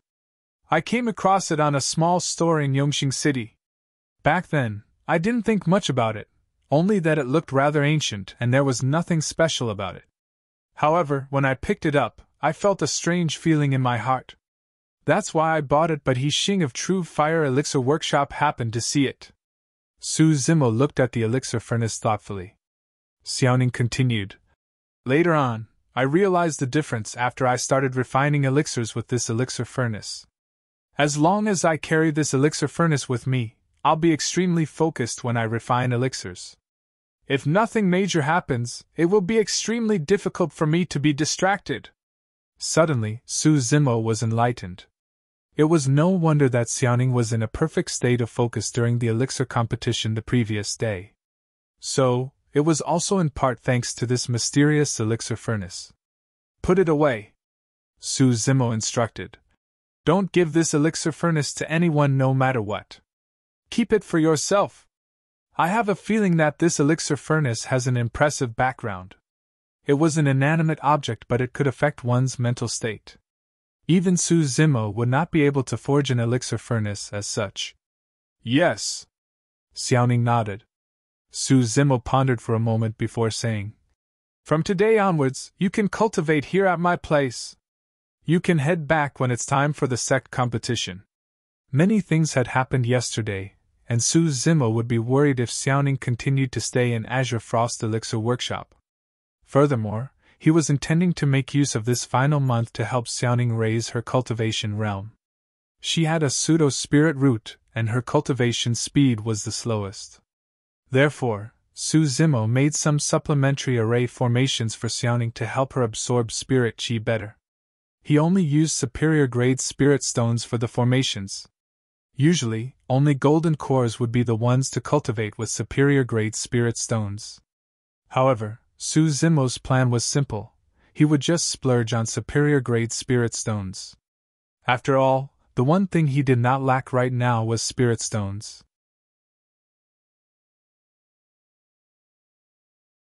Chapter 290 Exposed Identity. Chapter 290 Exposed Identity. As the Sect competition approached, the number of cultivators that arrived in the capital gradually increased, and there were already major sects that arrived with their disciples. Among them, of the 5 major sects, Iridescent Clouds Palace, True Fire Sect, Azure Frost Sect and Southern Mountain Sect had already sent golden cores that led people with them to the capital. Even though they were also one of the 5 major sects, Ethereal Peak did not have any disciples arriving yet. Many cultivators had expected such a situation. 3 years ago, news of the battle in Dongling Valley spread and everyone had heard about it. It was said that the battle was extremely tragic and almost all of Ethereal Peak's elite disciples of Foundation Establishment Realm were killed. They even lost several golden cores as well. It was almost impossible for them to nurture Foundation Establishment cultivators who were qualified to contend for the spirit ranking within 3 years. Before this, Ethereal Peak could take up at least 3 of the 10 spots on the spirit ranking.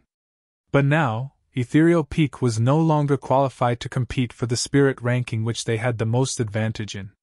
As for the elixir and weapon rankings, disciples of Ethereal Peak had never ever been on it. The only hope they had left was for the talisman ranking, but even then, the chances were slim. Hence, in the eyes of the masses, there was even a possibility that Ethereal Sect would choose to give up on the Sect competition this time round. Palace, Rain Admiration Pavilion. A man and woman stood side by side. The man was dressed in a yellow robe. Hands behind his back, His forehead was broad and his gaze was filled with wisdom. This was none other than the Emperor of Great Zhou. The woman beside him wore a faint, pale yellow dress with a ribbon tied around her waist, revealing her exquisite figure perfectly. She was extremely beautiful, graceful, and elegant. This was none other than the third princess of the Great Zhou dynasty, the Emperor's daughter, Jiyaoxue. "Why didn't you come back earlier?" the Emperor asked. Jiyaoxue lowered her head in silence. Frowning, the Emperor turned slightly and asked, "You're still blaming me? I wouldn't dare." Jiyaoxue shook her head gently, and her tone was calm. The Emperor sighed somewhat helplessly. "Swear, you have to know that I will never harm you. If there's a single person in this world that wholeheartedly wishes for your best interests, that would be me. I know that your intentions definitely mean well, father." Jiyaoxue turned around and looked at the Emperor, somewhat indifferently. "However, I have grown up. There are many decisions that I wish to make for myself." "How do you decide for yourself? Do you really want to become Dao companions with a mortal?" The Emperor furrowed his brows and looked at the stubborn Jiyaoxue. Suddenly, he felt furious, and could not help but raise his voice. "In 100 years' time, you will be in your prime while he would be in his twilight. How are you guys going to face that together? Have you ever thought about these problems?" Jiyaoxue kept her silence, and did not wish to argue against the angered Emperor. Taking a deep breath of air, the Emperor composed himself and suddenly said, "I customized a supreme-grade flying sword for you recently. The specifications are entirely according to your preferred weight and design. Go and collect it yourself." "A supreme-grade flying sword? Customized?" Jiyaoxue was slightly stunned and looked shocked. However, she snapped out of it almost instantly and probed. "It's from Mo's Spirit Weapon Workshop? You've heard about Mo's Spirit Weapon Workshop as well?" The Emperor raised his brows, turning to ask. "Yes." Jiyaoxue nodded. "In the past year, the reputation of Mo's Spirit Weapon Workshop has long been spread to our sect. I'm afraid there aren't many people who haven't heard of Mo's Spirit Weapon Workshop within the territory of the Great Zhou dynasty." Pausing for a moment, Jiyaoxue continued, "I heard that today's the day for Mo's Spirit Weapon Workshop's start of the month auction. My master has long prepared materials and spirit stones to partake in it." "That's perfect." The Emperor revealed a smile. "Go over and take a look. You can conveniently collect your flying sword as well. All you have to do is tell them my name." Jiyaoxue frowned. For some reason, she felt that there was another meaning behind her father's smile. The Emperor continued, "I've met this Ling before and he's quite a decent young man. Even though he's only in his early 20s, he is mature. Furthermore, he has already attained such achievements. You wouldn't have been able to imagine that even though he's only a foundation establishment cultivator, Ling is already able to refine supreme grade." "Hold on." Seemingly sensing something, Jiyaoxue interrupted the Emperor and asked with raised brows, "Father, what are you trying to do?" The Emperor chuckled. "Don't worry, I don't mean anything. I merely want to show you what a true genius looks like. Ling is definitely far superior compared to that Su Zimo." "Father!" Jiyaoxue interrupted the Emperor once more and shook her head, expressing her displeasure. "I don't want that flying sword anymore, nor do I want to meet this Ling. Swear, listen to me," the Emperor said tenderly. "There's no disadvantage for you to take a look at this person. It's fine even if you aren't fated with him and don't fancy him. At the very least, you're able to make acquaintances with the #1 weapon refinement master of the Great Zhou dynasty, right?" Jiyaoxue went silent. Seeing that Jiyaoxue was tempted, the Emperor joked. "Furthermore, that flying sword was customized for you. If you don't collect it, do you want Mr. Mo to send it over to you personally? There's still 2 more hours before the auction begins and many golden cores must be gathered outside Mo's Spirit Weapon Workshop. Have Bai Yuhan accompany you there." Jiyaoxue thought about it for a moment before nodding.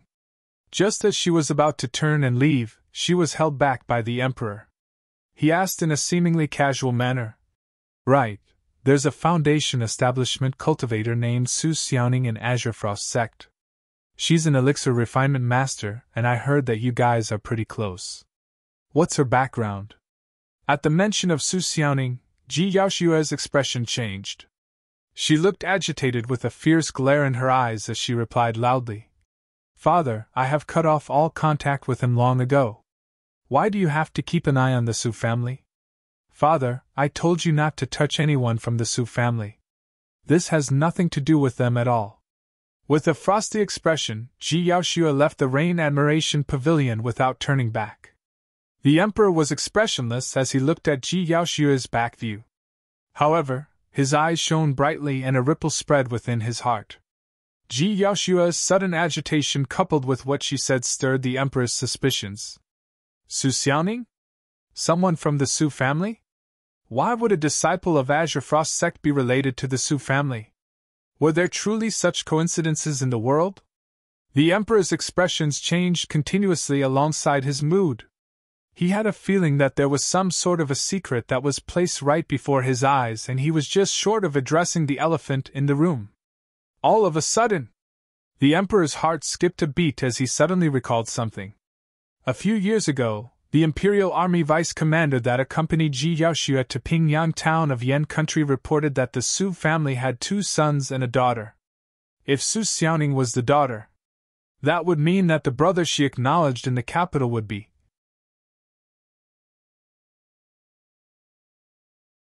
Chapter 291 Mass Gathering. Chapter 291 Mass Gathering. Mo Ling Su Zimo. The Emperor furrowed his brows as he fell into deep thought. How was that possible? Even though the truth was seemingly out, the Emperor was still unwilling to accept it. In his heart, he could not comprehend how the 2 completely different people became one. After some thought, he ordered in a deep voice, Men! Before long, 2 guards appeared and knelt on one knee. They had respectful expressions as they awaited the Emperor's orders. Summon the Imperial Army Vice Commander Dai Su. The Emperor did not know much about the Su family's situation and intended to summon Dai Su to ask the latter once more. Upon hearing the Emperor's order, the 2 guards froze up and exchanged glances. Looking troubled, they did not leave immediately. What's wrong? The Emperor's gaze turned cold. The 2 guards shuddered and one of them replied hurriedly. Your Majesty, Vice Commander Dai died about 10 days ago and his corpse was discovered in the forest tens of kilometers outside the capital. He's dead? The Emperor narrowed his eyes and a cold light flashed. The other guard said, Vice Commander Dai's throat was shattered. From the looks of it, the claws of a demon beast should have ripped it apart. Our preliminary guess is that he was attacked by a spirit demon. The Emperor asked expressionlessly. Is his storage bag still there? No. The Emperor scoffed coldly. If his storage bag is not there, it means that he was murdered by someone. While spirit demons possessed intelligence, they were unable to open the storage bags of cultivators, and as such, it would be meaningless for them to take the storage bags away. Generally speaking, the death of an Imperial Army Vice Commander was nothing much in the palace, and news of it would not reach the ears of the Emperor. Even if he heard about this news, the Emperor would not be bothered about the death of a Foundation establishment cultivator either. However, the Emperor felt that something was amiss right now. Things were way too coincidental.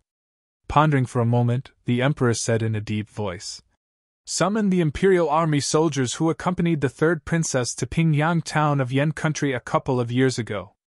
Also, summon the soldiers that were patrolling with Dai Su in the palace before his death.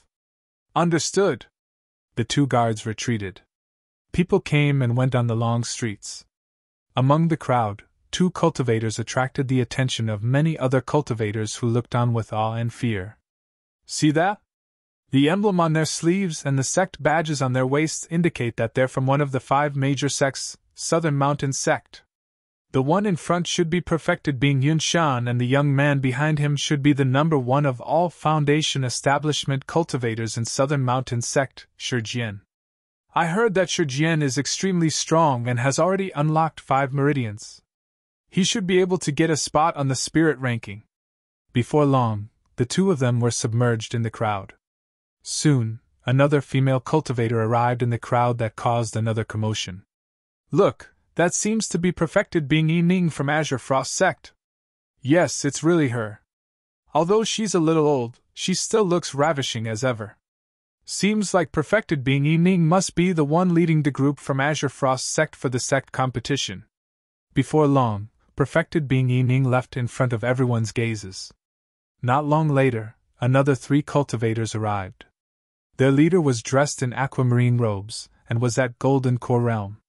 With one hand behind his back, his eyes were long and narrow as he walked over slowly with a cold, sharp gaze.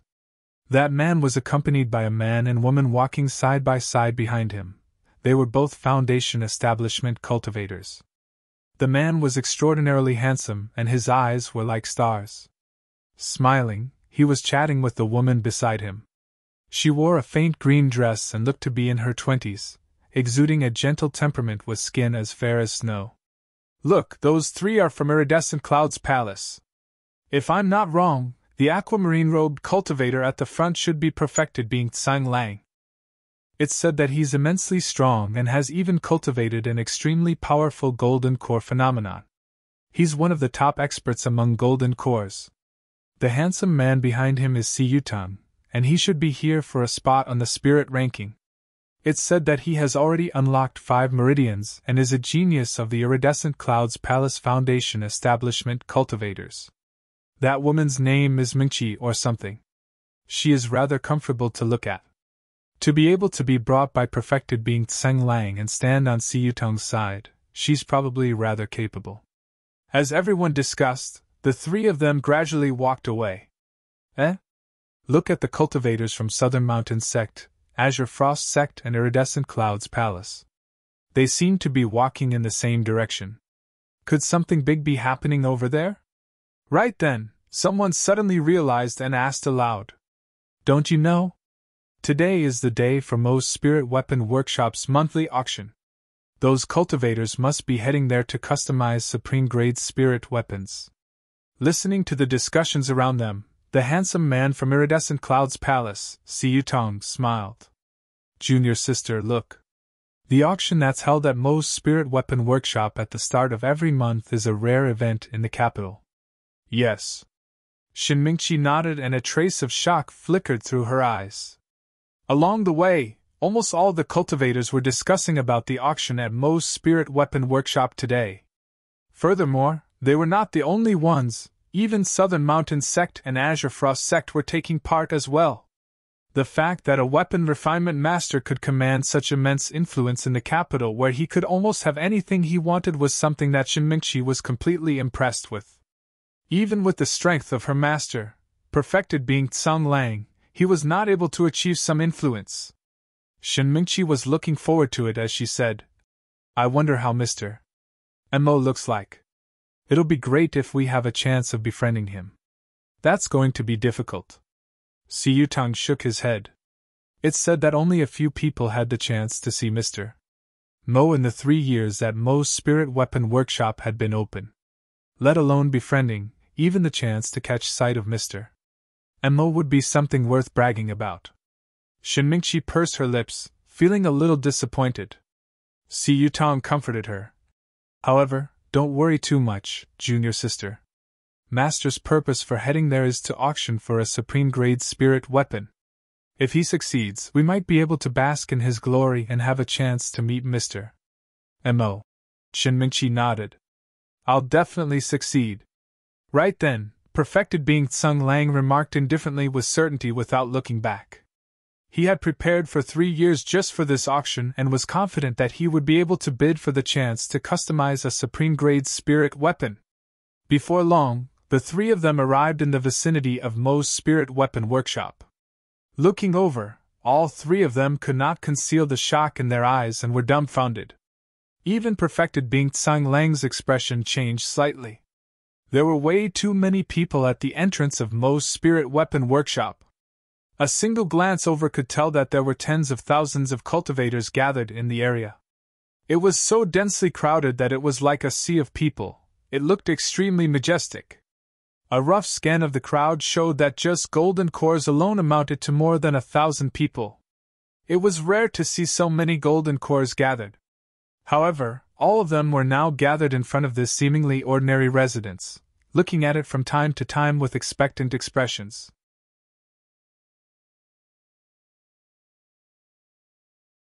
Chapter 292 Auction.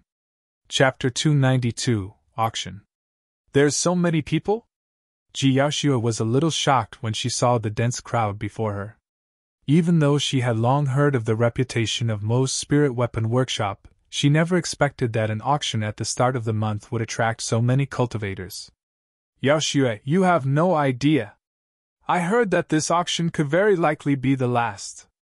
The person who spoke was dressed in a pure, white shirt. She was the commander of the White Hawk Guards, Bai Yuhan. The two of them were on very good terms and could address each other as they pleased in private. The last? Ji Yaoxue was puzzled. Bai Yuhan explained. Yes, I heard that Mr. Mo's going to leave the capital after the Sect competition.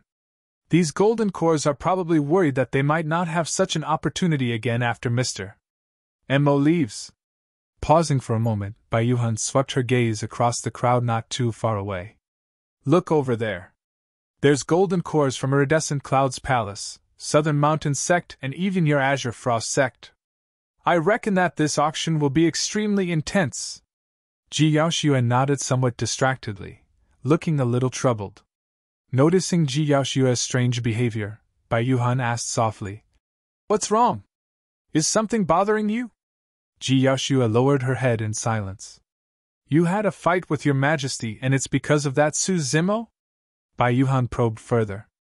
Yes. Ji Yaoxue replied and did not hide anything. She had spoken to Bai Yuhan about this matter a couple of years ago. Bai Yuhan continued.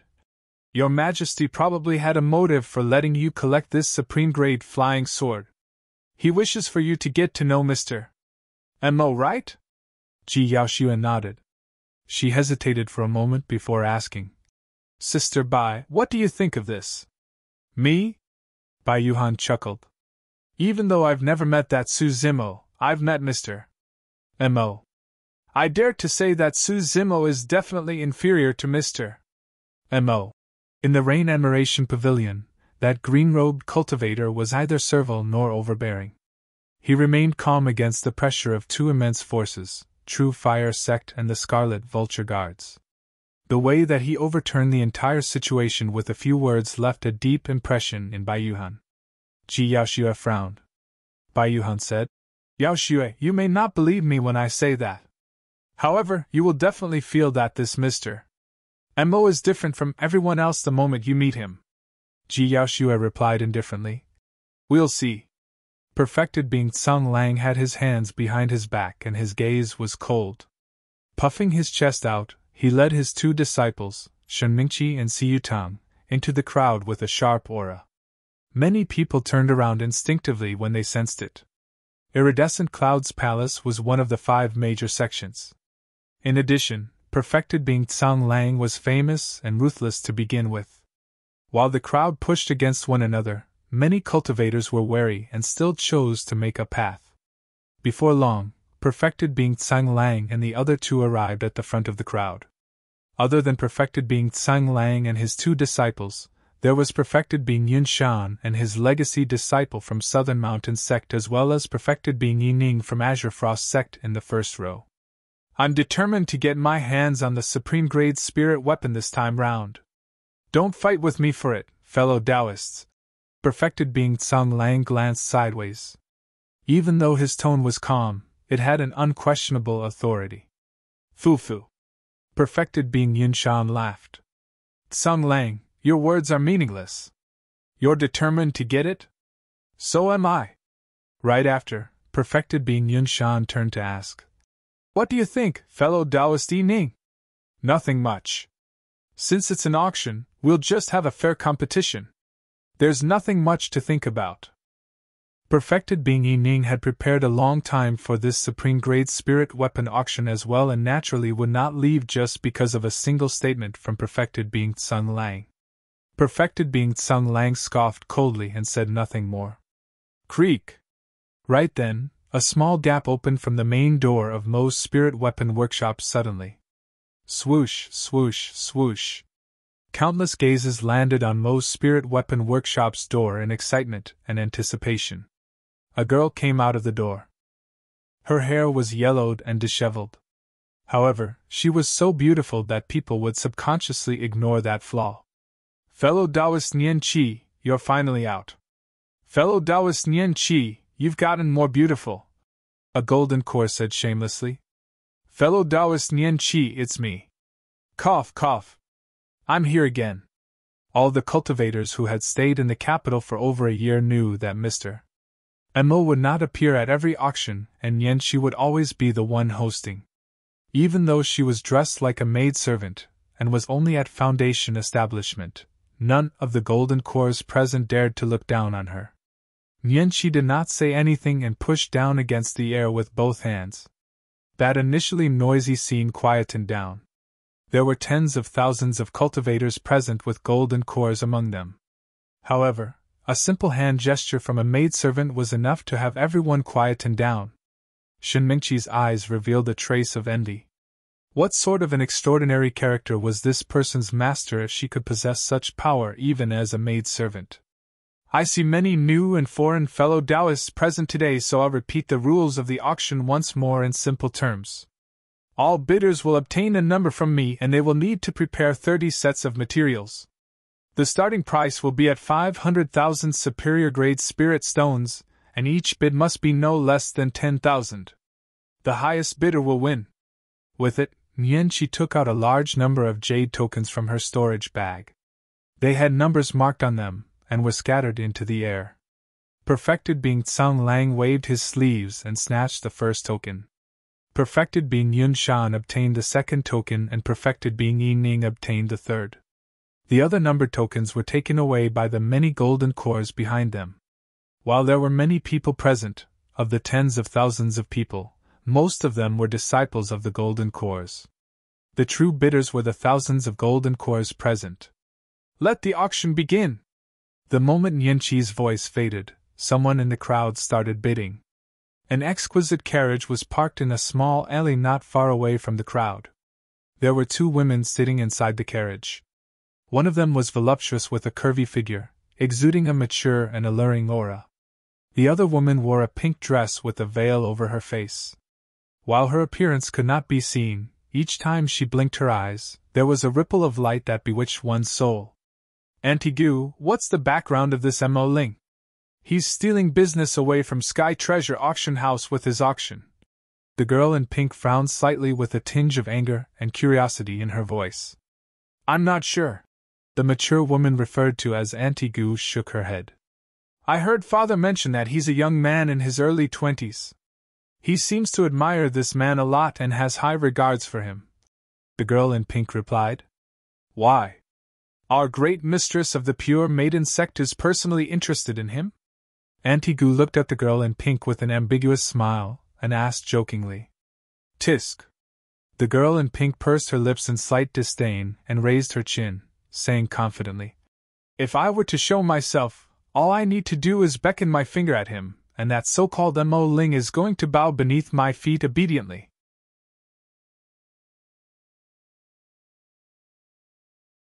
Chapter 293 And the winner is? Chapter 293 And the winner is? Auntie Gu smiled without saying anything. Suddenly, a strange energy fluctuation emanated from her glabella and scanned through the courtyard of Mo's Spirit Weapon Workshop. That was the spirit consciousness that only nascent souls possess. It was even more powerful than the five senses of cultivators. Unblocked by any obstructions, it could permeate to every single corner like an air current. After a while, Auntie Gu's expression turned extremely strange as her eyes widened in shock. She muttered to herself in disbelief. It's him? Who? The girl in pink leaned over and asked curiously, blinking her sparkling eyes. Auntie Gu smiled. Yenner, this is someone that you can't do anything to even if you beckon your finger. I don't believe you. The girl in pink pouted and said, If I meet some old monster, perhaps my powers might not be enough to charm him. But a young man in his early 20s that's hot-blooded? Humph, humph. There's no way he can escape my grasp. What I'm worried about now is that you'll chase after him like a silly lass if he beckons his finger at you. Auntie Goose shook her head and smiled gently. However, a simple motion and smile of hers possessed a flirtatious allure. Auntie Goo, I'm even more unconvinced when you put it that way. The girl in pink wheedled and pounced into Auntie Goo's arms while fondling wildly with both hands. If any men were to witness this scene, they would definitely lose control instantly. Auntie Goo smiled tenderly and waved her snow-white arms a few times, pushing the girl in pink back. You don't believe me? You ran off previously with someone without even leaving me a message to tell me that you were safe, making me worried for nothing. Oh my, that's already a couple of years ago. Furthermore, that Su Zimo was rather interesting. It was quite fun teasing him for no reason. The girl in pink giggled. Is that so? Auntie Goo laughed. In that case, this Mo Ling is quite interesting too. Ah? Stunned for a moment, the girl in pink could not react in time. However, she could tell that Auntie Goo was implying something and she could not help but tilt her head slightly in deep thought. After a moment, the girl in pink clutched her mouth and nearly exclaimed. She asked with widened eyes. Su Zimo and Mo Ling, they can't be the same person, right? It's him. Auntie Goo retracted her smile and looked in the direction of Mo's spirit weapon workshop through the curtains. To think that I have still underestimated him. Of the two women, one of them was the chief steward of Sky Treasure Auction House, Gu Shi. The other was the pure maiden of Pure Maiden Sect, Demonis Ji, the daughter of the Emperor, the great Zhou dynasty's youngest princess. It's really him? Demonis Ji clapped and laughed. Auntie Goo, didn't I say that he was interesting? I really want to know how he did it. Was it only because of that ancient tempering manual? You want to go in and meet him? Goo she could not help but ask after seeing how eager Demonis Ji was. That's right. Demonis Ji was about to step out of the carriage when she sat back down after sweeping her gaze. What's wrong? Goo she asked. Demonis Ji shook her head. Sister's over there. I had better not go. Chuckling, Goo she turned back to look in the direction of Mo's spirit weapon workshop in deep thought. Number 975, 1 million. Number 68, 1.01 million. Number 32, 1.02 million. In just a short while, the price of the Supreme Grade Spirit Weapon had already surpassed 1 million Superior Grade Spirit Stones under the immense bidding of the Golden Cores. Before most of the Golden Cores present could bid, the price had already exceeded their capabilities and they could merely watch the crowd dejectedly. After crossing the 1 million Superior Grade Spirit Stones mark, the speed of the bids slowed down. The Golden Cores became extremely prudent with every bid, increasing it by 10,000 each time. Normally, the price of a Supreme Grade Spirit Weapon would be around 1 million Superior Grade Spirit Stones at most. However, Supreme Grade Spirit items were treasures that had limited supply and were rare to see in the market. Typically, cultivators who could obtain Supreme Grade Spirit Weapons would use them personally and would not bear to sell it. Furthermore, this bid was for a customized Supreme Grade Spirit Weapon and was a once-in-a-blue-moon opportunity that was even rarer. In the first row, the Golden Cores from the major sects of Iridescent Clouds Palace, Southern Mountain Sect and Azure Frost Sect had yet to make their bids. Seeing that the price had already reached 1.11 million, Perfected Being Tsang Lang said all of a sudden, "Let's not waste any more time. Number 1.15 million!" The moment he said that, the crowd fell into an uproar. The sudden raise of 400,000 Superior Grade Spirit Stones was more than enough to discourage more than half of the cultivators who wanted to continue bidding. 1.5 million Superior Grade Spirit Stones was not something that every Golden Core could produce. Spirit Stones were consumables after all. For cultivators, the most important thing was still to raise their cultivation realms. If one wanted to raise their cultivation realm, they would have to expend Spirit Stones to cultivate.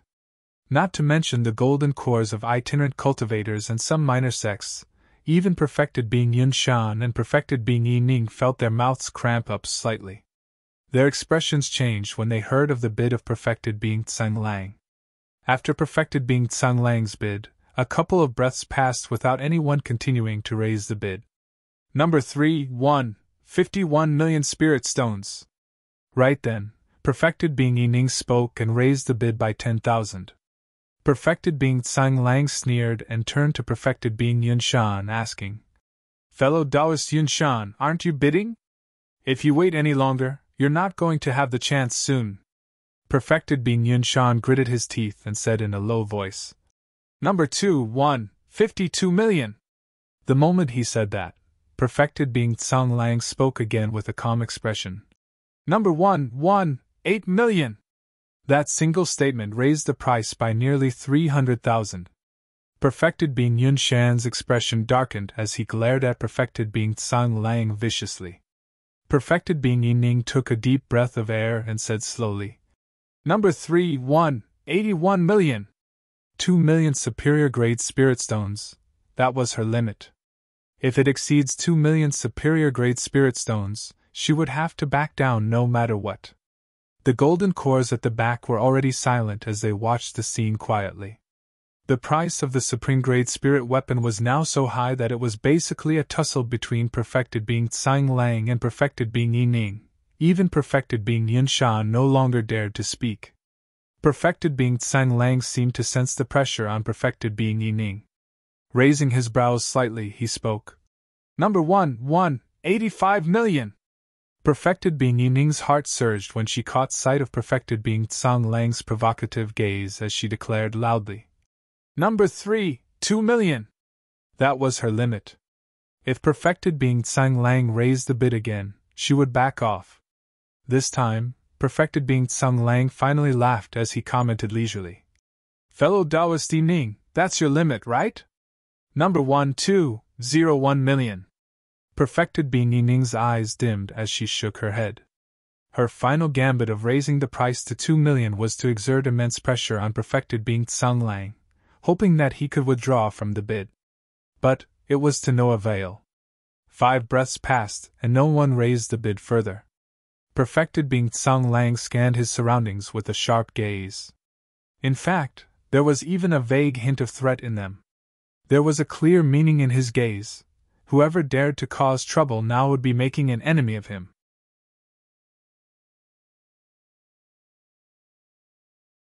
Chapter 294 Our Young Master Makes the Decision. Chapter 294 Our Young Master Makes the Decision. When perfected being Tsang Lang made the high bid of 2.01 million superior grade spirit stones, there was no longer any suspense in the auction. If even perfected being Yunshan and perfected being Yining, who were similarly from the 5 major sects, had to lower their heads helplessly, cultivators of minor sects or itinerant cultivators stood no chance at all. As long as 10 breaths passed without anyone raising the bid, the opportunity for customizing a supreme grade spirit weapon this time round would belong to perfected being Tsang Lang. "It's basically settled." Outside the crowd, Bai Yuhan said softly. Ji Yaoxuan nodded. "Yes, judging from perfected being Tsang Lang's attitude and tone, he must have prepared more than 2 million super spirit stones." Bai Yuhan smiled. "That determined aura of his alone is enough to suppress the crowd. Even if someone jumped out to raise the bid right now, it would be hard to win against him. Furthermore, they would sow a grudge with him, and it wouldn't be worth it." "That's right." As the two of them conversed, the 10 breaths passed. Indeed, despite having more than 1,000 golden cores present, none of them had what it took to raise the price. The dust had settled. Perfected being Tsang Lang heaved a sigh of relief. Even if he came prepared, 2 million superior grade spirit stones was not a small sum to him. If someone really jumped in to raise the bid at this moment, he could only grit his teeth and continue bidding. Thankfully, nothing of the sort happened. Happiness flashed in perfected being Tsang Lang's long and narrow eyes as he revealed a smile. He could not conceal the delight on his face. In a small alley not far away, Gu Shi lowered the curtains and said slowly, "Let's go back. There's nothing much to see anymore." "Yes, let's go." Demoness Ji nodded as well. The driver rode the carriage and began to turn it around. The crowd in front of Mo's spirit weapon workshop began to disperse as well. Many golden cores were in low spirits as they looked longingly at the doors of Mo's spirit weapon workshop. Perfected being Tsang Lang turned to look at perfected being Yun Shan and perfected being Yi Ning at the side, smiling faintly. Thank you for giving in. Fellow Taoist Tsang Lang is so rich. I truly can't beat you, congrats. Perfected being Yun Shan laughed coldly and left with Shi Jian. Perfected being Yi Ning harumphed coldly without saying anything, but she felt indignant. Perfected being Tsang Lang laughed lightly at the sight of the two of them. Feeling smug, he turned around and raised his chin at Nian Qi. Hey, young lady! Announce the results. Xiu Tong said in a low voice. Junior sister, Master succeeded in his bid. We might have a chance to meet Mr. Mo later. Yes. Shen Mingqi clenched her fists tightly in anticipation and nodded. Ever since the auction began, Nian Qi had not said a single word. She stood in front of the door looking at the many golden cores bidding below with a calm expression. It was only at this moment that Nian Qi raised her voice and said, I hereby announce that the fellow Taoist who has obtained the rights to customize a supreme-grade spirit weapon in this auction is Number 3. The crowd was originally starting to disperse. However, everyone's footsteps came to a gradual stop not long after Nian Qi spoke. They had puzzled expressions on their faces. Number 3? Wasn't perfected being Yi Ning from Azure Frost Sect number 3? Did she announce wrongly or were they hearing things? Everyone turned around subconsciously. In the small alley, just as the carriage was about to leave, a soft hum suddenly sounded from within. Why number 3? A gentle voice sounded, filled with confusion. Outside the crowd, Ji Yaxue and Bai Yuhan exchanged glances in shock as well. This? Bai Yuhan was also a little confused as she blinked her eyes. Normally it's the highest bidder that gets it. Why would it be number 3? Perfected being Tsang Lang's smile froze on his face when he heard Nian Qi's voice at the entrance. Perfected being Yun Shan's footsteps came to a stop as he turned back and looked in deep thought. Perfected being Yi Ning stood rooted on the spot, unable to react for a moment after being struck by the surprise that fell from the skies. Young lady, did you announce it wrongly? Perfected being Tsang Lang frowned slightly with a displeased expression. No, Nian Qi replied naturally. Perfected being Tsang Lang's expression darkened. Flipping out his number token, he showed in and said in a deep voice. Look carefully, I'm number 1. Earlier on, number 1 was the highest bidder with 2.01 million superior grade spirit stones. Ho ha! Nian Qi nodded. You're right. Perfected being Tsang Lang's expression relaxed slightly when he heard that. Unexpectedly, Nian Qi changed the topic and said in a serious manner, But the one who obtained the right to customize a supreme-grade spirit weapon is number 3. Initially, everyone thought that they had misheard things when the result was announced. But this time round, all the cultivators present heard it clearly. Something was happening. The cultivators who had already left gathered in front of Mo's spirit weapon workshop at an even faster speed, most of them gloating and waiting to watch the show. There was initially no one left around perfected being Tsang Lang, but in the blink of an eye, he was surrounded by people once more. A mocking look flashed in perfected being Yun Shan's eyes as he asked out of pretension. Fellow Taoist Tsang Lang, what's going on? Humph! Perfected being Tsang Lang had an ugly expression on his face as he snorted coldly. Glaring at Nian Qi with a dark expression, he asked slowly, Young lady, are you joking with me? A terrifying aura was emanating from perfected being Tsang Lang that slowly closed into pressure Nian Qi. Everyone could tell that perfected being Tsang Lang was really furious at the moment. Nian Qi was expressionless against perfected being Tsang Lang's oppressive aura as she asked instead, Do I look like I'm joking? Fine. I demand an explanation. Perfected being Tsang Lang strode forward. His long and narrow eyes shone brightly as he questioned with an intimidating aura. Against perfected being Tsang Lang's aggression, Nian Qi looked impatient as she frowned and asked, What explanation do you need? I was clearly the highest bidder at 2.01 superior grade spirit stones. Why are you giving others the chance to customize a supreme grade spirit weapon? Perfected being Tsang Lang said slowly. Young lady, if you didn't hear clearly, I can repeat it to you. I, perfected being Tsang Lang, was the highest bidder. All the cultivators present can vouch for me. Ho ha! Nianqi responded calmly. And then? Perfected being Tsang Lang felt a dull pain in his heart as he shuddered and nearly spat out a mouthful of blood. Hopping with rage, he was on the verge of breaking down. However, the other party was carefree as ever. Everyone tried to hold back their laughter when they saw perfected being Tsang Lang's pale expression. My master was the one who bid for 2.01 million superior grade spirit stones, didn't you hear that? Xiaoning, perfected being Tsang Lang's disciple behind him, could no longer take it as he stood out and shouted. Nianqi covered her ears and replied loudly in a coquettish manner. What are you shouting for? So what if you're rich? Her words almost choked Xiaoning to death. Finally, someone burst out laughing, unable to contain themselves any longer. Perfected being Tsang Lang took a deep breath. The muscles on his face and the corners of his eyes were twitching madly as he said with gritted teeth. You clearly said that the highest bidder would win.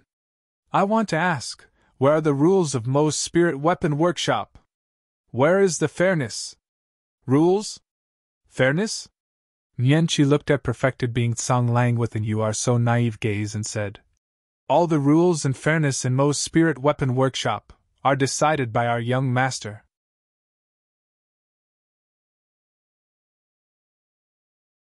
Chapter 295 Unreasonable. Chapter 295 Unreasonable. In other words, it meant that putting aside the fact that the bid was at 2.01 million superior grade spirit stones, even if the bid was at 10 million, none of it matters if the young master did not want to make that person a spirit weapon. Perfected being Tsang Lang's face darkened and his mouth twitched. At that moment, he felt an extreme discomfort as though he had just punched a cotton ball and could not exert any strength at all. Sensing the mocking gaze of everyone around, Xiaoning and Shenmingqi felt their cheeks burn in shame. Xiaoning had experienced Nianqi's savageness and rebuttals and was still shrouded in the trauma of "so what if you're rich," so he naturally did not dare to provoke her anymore. Shenmingqi was angry and indignant. She could not help but head up and question. Fellow Taoists, aren't you unreasonable? It was agreed on at the start that the highest bidder would win. Please don't try to reason with me. Nianqi waved her hands hurriedly and blinked her big, sparkling eyes as she explained in all seriousness. That's because Mo's spirit weapon workshop has never been a reasonable place. You. Shenmingqi's body swayed and her face turned pale. She felt stifled and lost. Ha ha! A series of laughter burst forth from the crowd. Naturally, this was a pleasant surprise for perfected being Ning. She stepped forward with a smile and cupped her fists. Thank you, fellow Taoist Nianqi. Nianqi nodded. Perfected being Tsang Lang tried his best to calm himself down and suppress his anger. Young lady, since you said that your young master makes the decision, fine. I want to meet Mr. Mo. You think he's someone you can meet at your behest? Nianqi glanced sideways at perfected being Tsang Lang and scoffed coldly. Young lady, I don't understand why the rights of customizing a supreme-grade spirit weapon for this auction went to someone else. But I would like you to inform him that perfected being Tsang Lang of Iridescent Cloud's Palace wishes to meet him. Perfected being Tsang Lang reared his head slightly with a proud look in his eyes. I'm sure Mr. Mo must have heard of my name before. Young lady, I can understand if you're insensible. However, through my experience, I'm advising you not to make a decision for your young master regarding this matter or you might get punished for it. Nianqi frowned slightly and hesitated. Perfected being Tsang Lang continued. I believe that no one in the territory of the Great Zhou dynasty will reject being friends with me. His words were extremely arrogant and firm. Indeed, perfected being Tsang Lang was qualified to speak of such words given his status and cultivation. No matter what, Nianqi was not even 20 years old and was still a foundation establishment cultivator. For a moment, she was stunned by perfected being Tsang Lang's aura and could not make a decision. Nianqi's expression was apprehensive. Prior to this, Su Zimo had only instructed her to ignore any bids from cultivators of Iridescent Cloud's Palace. She did not know the reason why either. At this moment, the aggressive and confident aura exuded by perfected being Tsang Lang filled her heart with worry. Was she being too reckless by making an unilateral decision of her own and establishing a powerful foe as such for her young master? Fellow Taoist Nianqi, since it has already been decided, let's not. Perfected being Ning said hesitantly. She was a little anxious that things might change if Nianqi heads in to ask Mr. Mo about things. However, she could not bring herself to say everything openly. Perfected being Tsang Lang spoke again with great confidence. I dare to declare that Mr. Mo will definitely change his mind if you inform him about it. Additionally, if the spirit stones are not enough, I can raise it to 5 million superior grade spirit stones. Psst! Everyone gasped when they heard that. He raised the bid to 5 million just like that. Everyone could feel perfected being Tsang Lang's determination in getting his hands on that supreme grade spirit weapon. When she heard that, perfected being Ning sighed and shook her head as well. She could retain her confidence if perfected being Tsang Lang's bid was a mere 10,000 above hers. However, perfected being Tsang Lang's bid was 5 million right now. If she was Mr.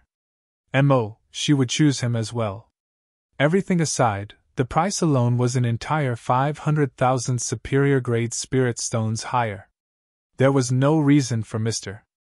Mo to reject this offer at all. Nianqi pondered for a moment and said, Wait a moment. I'll go in and ask my young master. Returning to the residence, Nianqi closed the door shut and sped towards Su Zimo's cultivation room. Before long, she arrived in front of his room and knocked on the door gently. Come in. Su Zimo's voice sounded. Nianqi pushed the door open and went straight to the point. Sir, something happened at the auction. What's wrong? Su Zimo sat on the ground without rising up and asked casually. There was indeed a cultivator from Iridescent Cloud's palace that arrived for this auction.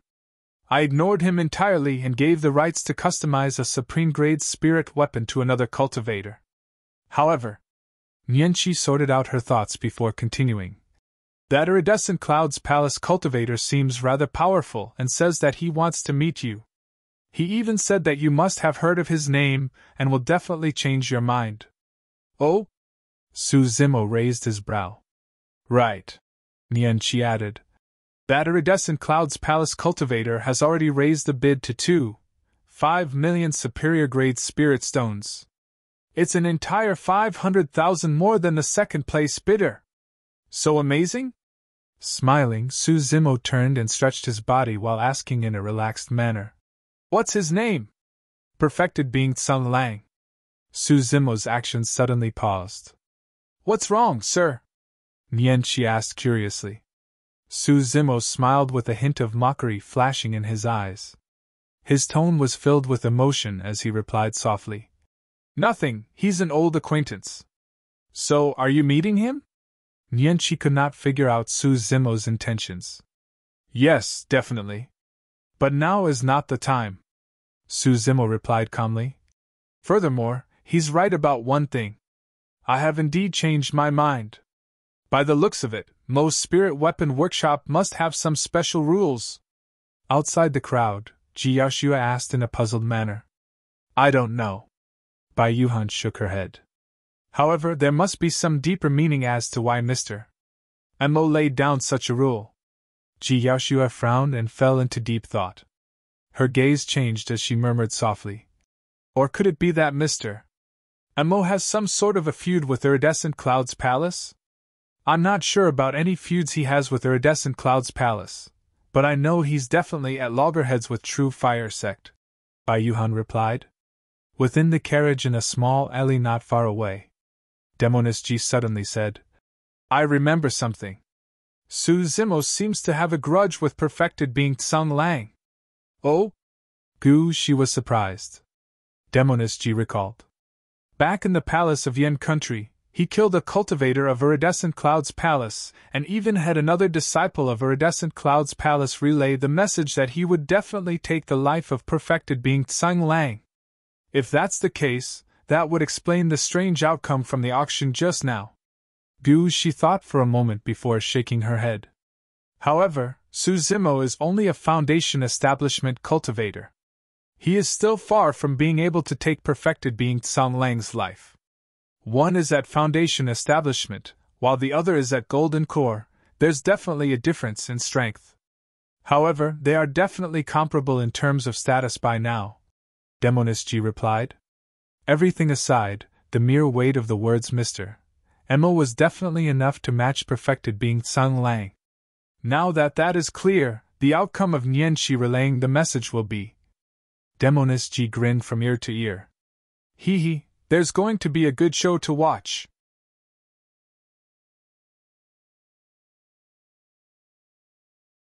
Chapter 296 Kneel Down. Chapter 296 Kneel Down. Xiaoning said softly. Master, don't worry.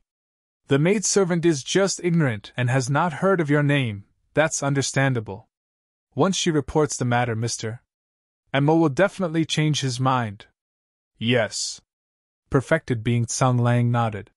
He had the confidence that there was no reason Mr. Emma would reject someone who bid 2.5 million superior grade spirit stones and select somebody else. Xiaoning turned to his side and said tenderly to the dejected Shenmingqi. Junior sister, you don't have to be upset too. There's no need for us to stoop to the level of a maidservant. Right then, the door to the residence opened with a creak and a gap opened. She's out, she's out! A commotion broke out among the crowd. Perfected being Tsang Lang was not the only one. The surrounding cultivators were also awaiting a final outcome. Nianqi walked out with a calm expression as she looked at perfected being Tsang Lang and nodded. You are right, perfected being Tsang Lang. Our young master has indeed heard of your name, and as you have expected, he has changed his mind as well. The dark clouds on perfected being Tsang Lang's face dissipated and he smiled again, looking to his side smugly. Perfected being Yi Ning's eyes dimmed. Although she had expected this outcome, she could not help but feel disappointed still. Xiaoning even sneered Unreasonable. Little maidservant, didn't your young master ask you to apologize to my master? Nianqi smiled without saying anything. Time to go, time to go. Some cultivators did not linger and turned to leave the moment they saw that there was an outcome. Nianqi continued. Our young master even said that if it's perfected being Tsang Lang, he's willing to customize a supreme-grade spirit weapon for you for free without accepting any spirit stones. Perfected being Tsang Lang was elated upon hearing that. A huge sense of pride and happiness rose within him over the change from 2.5 million spirit stones to a free customization. Is perfected being Tsang Lang that amazing? He's pretty much.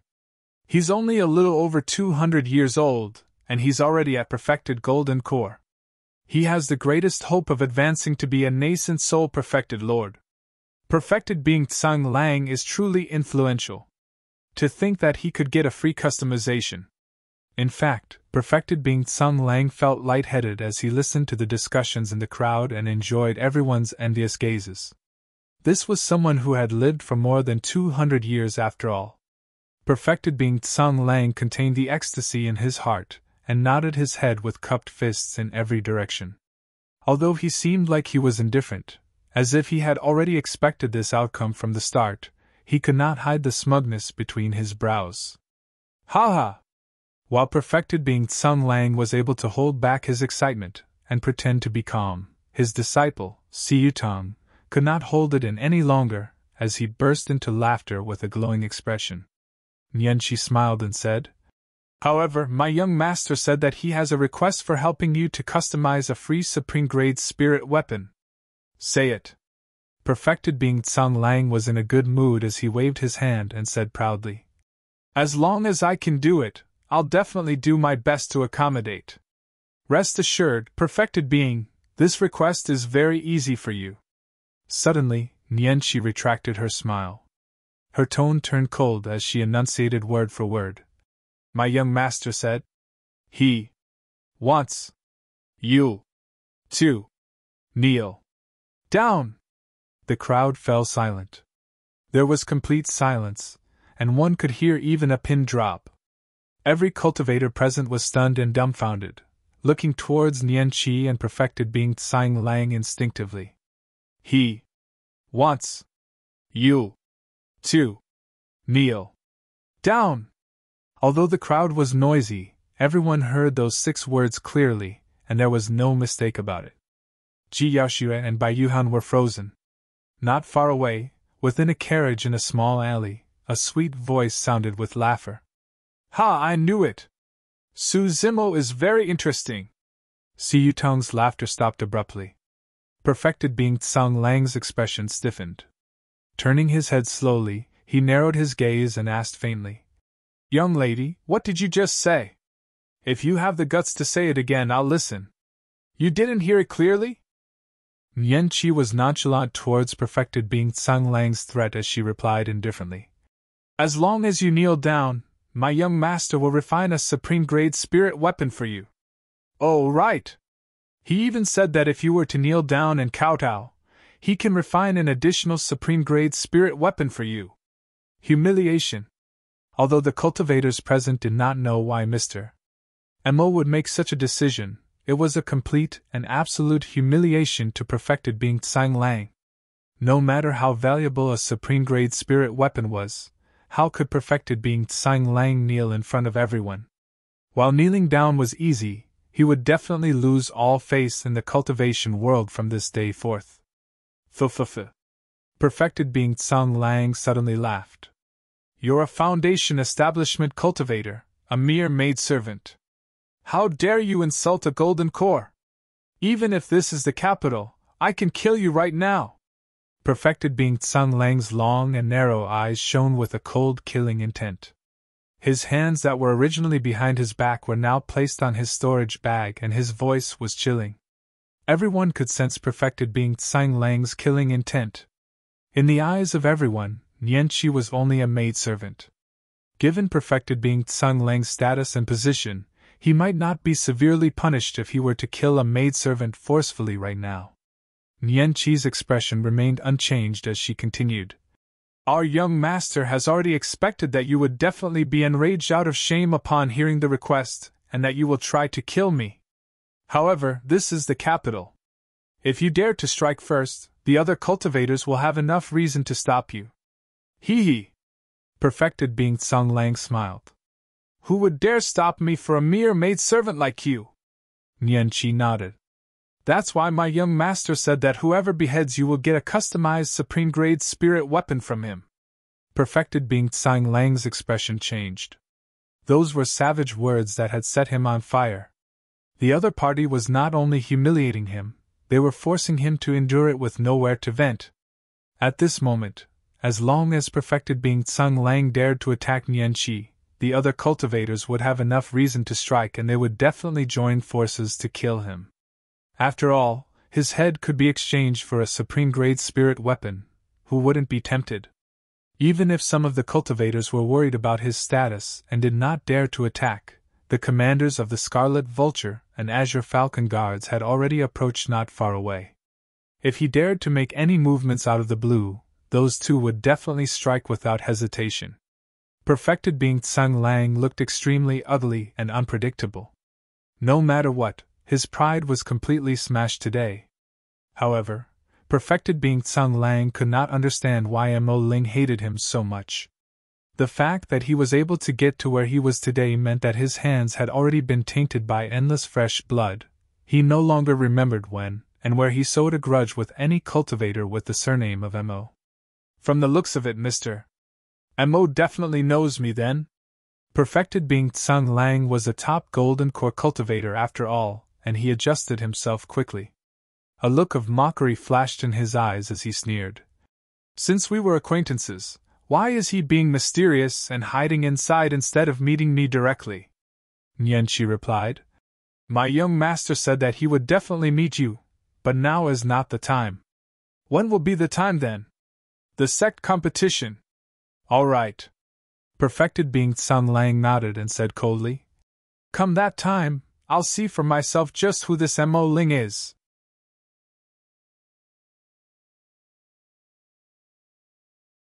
Chapter 297 Invitation from the Young Master. Chapter 297 invitation from the young master. Now that everything was as such, perfected being Tsang Lang naturally could not stay any longer. With a darkened expression, he turned to leave with his 2 disciples. As perfected being Tsang Lang left, the many surrounding cultivators began to disperse as well. In a small alley, a coachman drove a horse carriage into the distance. Outside the crowd, Ji Yaoxue and Bai Yuhan stood at the side, looking emotional after witnessing the entire auction. Bai Yuhan said, "Did you see that? Mr. Mo played with perfected being Tsang Lang in the palms of his hands without even making an appearance such that the latter could only leave in shame." Ji Yaoxue nodded as a look of appreciation flashed in her eyes. Mr. Mo is indeed impressive. He expected all of perfected being Tsang Lang's reactions beforehand and dealt with it. Pausing for a moment, Ji Yaoxue smiled. If father had not told me that he's only a young man in his 20s, I would have thought that it was some scheming old man. Fu. Bai Yuhan looked at Ji Yaoxue slyly and chuckled. Why? Are you starting to get curious about Mr. Mo? Ji Yaoxue shook her head and smiled helplessly. Don't worry, when you see Mr. Mo later on, you will forget that Su Zimmel cleanly, Bai Yuhan assured her. Just as the 2 of them conversed, perfected being Ning had already handed Nianqi a storage bag with 30 sets of materials and 2 million superior-grade spirit stones for the supreme-grade spirit weapon. Ji Yaoxue and Bai Yuhan headed towards Mo's spirit weapon workshop. Perfected being Ning seemed to have said something to Nianqi, causing the latter to shake her head. That had perfected being Ning turning to leave with a disappointed look. Greetings, master. Ji Yaoxue happened to approach and bowed slightly, greeting in a gentle voice. Although Ji Yaoxue was dressed ordinarily right now and bowed towards perfected being Ning, she exuded an air of royalty from head to toe that was extremely noble. Yaoxue. You don't have to bow. Perfected being Ning nodded and stretched her hands to help Ji Yaoxue up. While the disciples of Azure Frost Sect did not know of Ji Yaoxue's identity, she knew. Ji Yaoxue was only at Azure Frost Sect to cultivate for 10 years. Thereafter, she would return to the capital of Great Zhou for the Sect competition, and she would never return to Azure Frost Sect ever again. In fact, now that Ji Yaoxue had returned to the capital, her status as a princess was already reverted. Congratulations, master. Ji Yaoxue smiled and said. Fu. Perfected being Ning could not hide the joy in her eyes as she chuckled. It's a freak accident and totally by fate. Who would have thought that Mr. Mo would have chosen me in the end? Bai Yuhan asked. What did you say to Nianqi earlier on, fellow Taoist Ning? I wanted to meet Mr. Mo to thank him in person, but he didn't agree and rejected me right away. Perfected being Ning smiled bitterly. Ji Yaoxue consoled her. From what fellow Taoist Nianqi said, Mr. Mo will appear for the Sect competition. You'll definitely see him then. Yes, I hope so. The 3 of them chatted for a while before perfected being Ning left. Ji Yaoxue turned around and smiled. See, the #1 weapon refinement master of the Great Zhou dynasty is not someone you can meet at any moment. Even my master was given the cold shoulder. We'll just give it a try. Who knows, we might succeed. Bai Yuhan joked. At the very most, we'll just announce your title as the 3rd princess, and we might be able to change the situation. Sister Bai, you're teasing me again. Ji Yaoxue shook her head and laughed. The 2 of them walked up and Bai Yuhan knocked on the door. Before long, the door opened to the knock and Nianqi poked her head out. She looked at Ji Yaoxue and Bai Yuhan curiously with her big, sparkling eyes. The auction has already ended. Fellow Taoists, you are late. Ji Yaoxue smiled gently. Fellow Taoists, we're not here for the auction. The Emperor customized a supreme-grade spirit weapon through Mr. Mo previously, and I'm here to collect it. Oh. Nianqi came to a sudden realization as she looked at Bai Yuhan. She recalled that this was the commander of the White Hawk Guards. Since this yellow-robed lady was with Bai Yuhan, there should be no mistake. Please wait a moment. The supreme-grade spirit weapon is with our young master. I'll retrieve it right away. Nianqi said and was about to close the door. Hey! Hey! Bai Yuhan held Nianqi back when she saw that Ji Yaoxue was looking indifferent, and did not mention anything about wanting to meet Mo. Ling. Coughing softly, she said, Fellow Taoist Nianqi, can we enter with you and visit Mr. Mo? After all, we've been admiring him for a long time. Nopes. Nianqi shook her head without thinking. Pausing for a moment, she looked at Bai Yuhan and asked confusedly, Commander Bai, haven't you met my young master before? I did, but she hasn't. Bai Yuhan pointed at Ji Yaoxue who was beside her. Nope, still. Nianqi still shook her head and closed the door. Right, she's the third princess of the great Zhou dynasty. Hey! Bai Yuhan hurriedly called out, not knowing if Nianqi heard her. Ji Yaoxue could not help but laugh. Sister Bai, stop shouting. Don't you find it embarrassing when they're ignoring you? I do. Bai Yuhan pouted. If he doesn't want to meet us, so be it. What's so great about him? After a while, the door opened once more and Nianqi appeared in a flash, looking at Ji Yaoxue with a curious expression. Where's the supreme grade spirit weapon? We'll leave after taking it. Bai Yuhan felt indignant after being rejected twice in a row by Nianqi. Nianqi said, The spirit weapon is with our young master. Frowning, Bai Yuhan asked, Then what were you doing just now? Nianqi bowed slightly and made an inviting gesture as she smiled gently. Our young master invites you in. Both Ji Yaoxue and Bai Yuhan were stunned. The two of them originally thought that they would never be able to meet Mr. Mo. But now, things had taken a sudden spin. Mr. Mo's thoughts were truly unfathomable. Ji Yaoxue was rather calm and composed. To her, it did not matter whether or not she met him. However, Bai Yuhan smiled delightedly as she pulled Ji Yaoxue's wrist while urging, Let's go! This is a rare opportunity! Under Nianqi's lead, the two of them entered the residence hailed as the most mysterious in the capital of Great Zhou.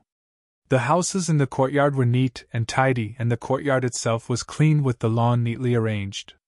Not far away, there was a stone table and a couple of stone stools. Apart from those, there was nothing else.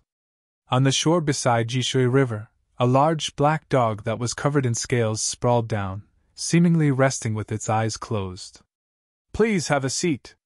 Nianqi led the two of them to the stone table where there was already a pot of tea. It was emitting steam and a fragrant aroma. Ji Yaoxue and Bai Yuhan sat down where they were served a cup of tea each by Nianqi. Bai Yuhan felt uneasy seeing Nianqi like this. While Nianqi seemed like she was a maidservant on the surface, there were not many cultivators in the capital of Great Zhou that could have her pouring tea for them.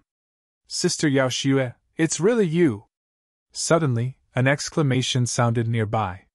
Ji Yaoxue turned around and saw Su Xiaoning sprinting towards her with a delighted expression. Xiaoning, why are you here? Ji Yaoxue was stunned. Right then, another voice rang out, gentle as jade. Miss Ji, how have you been?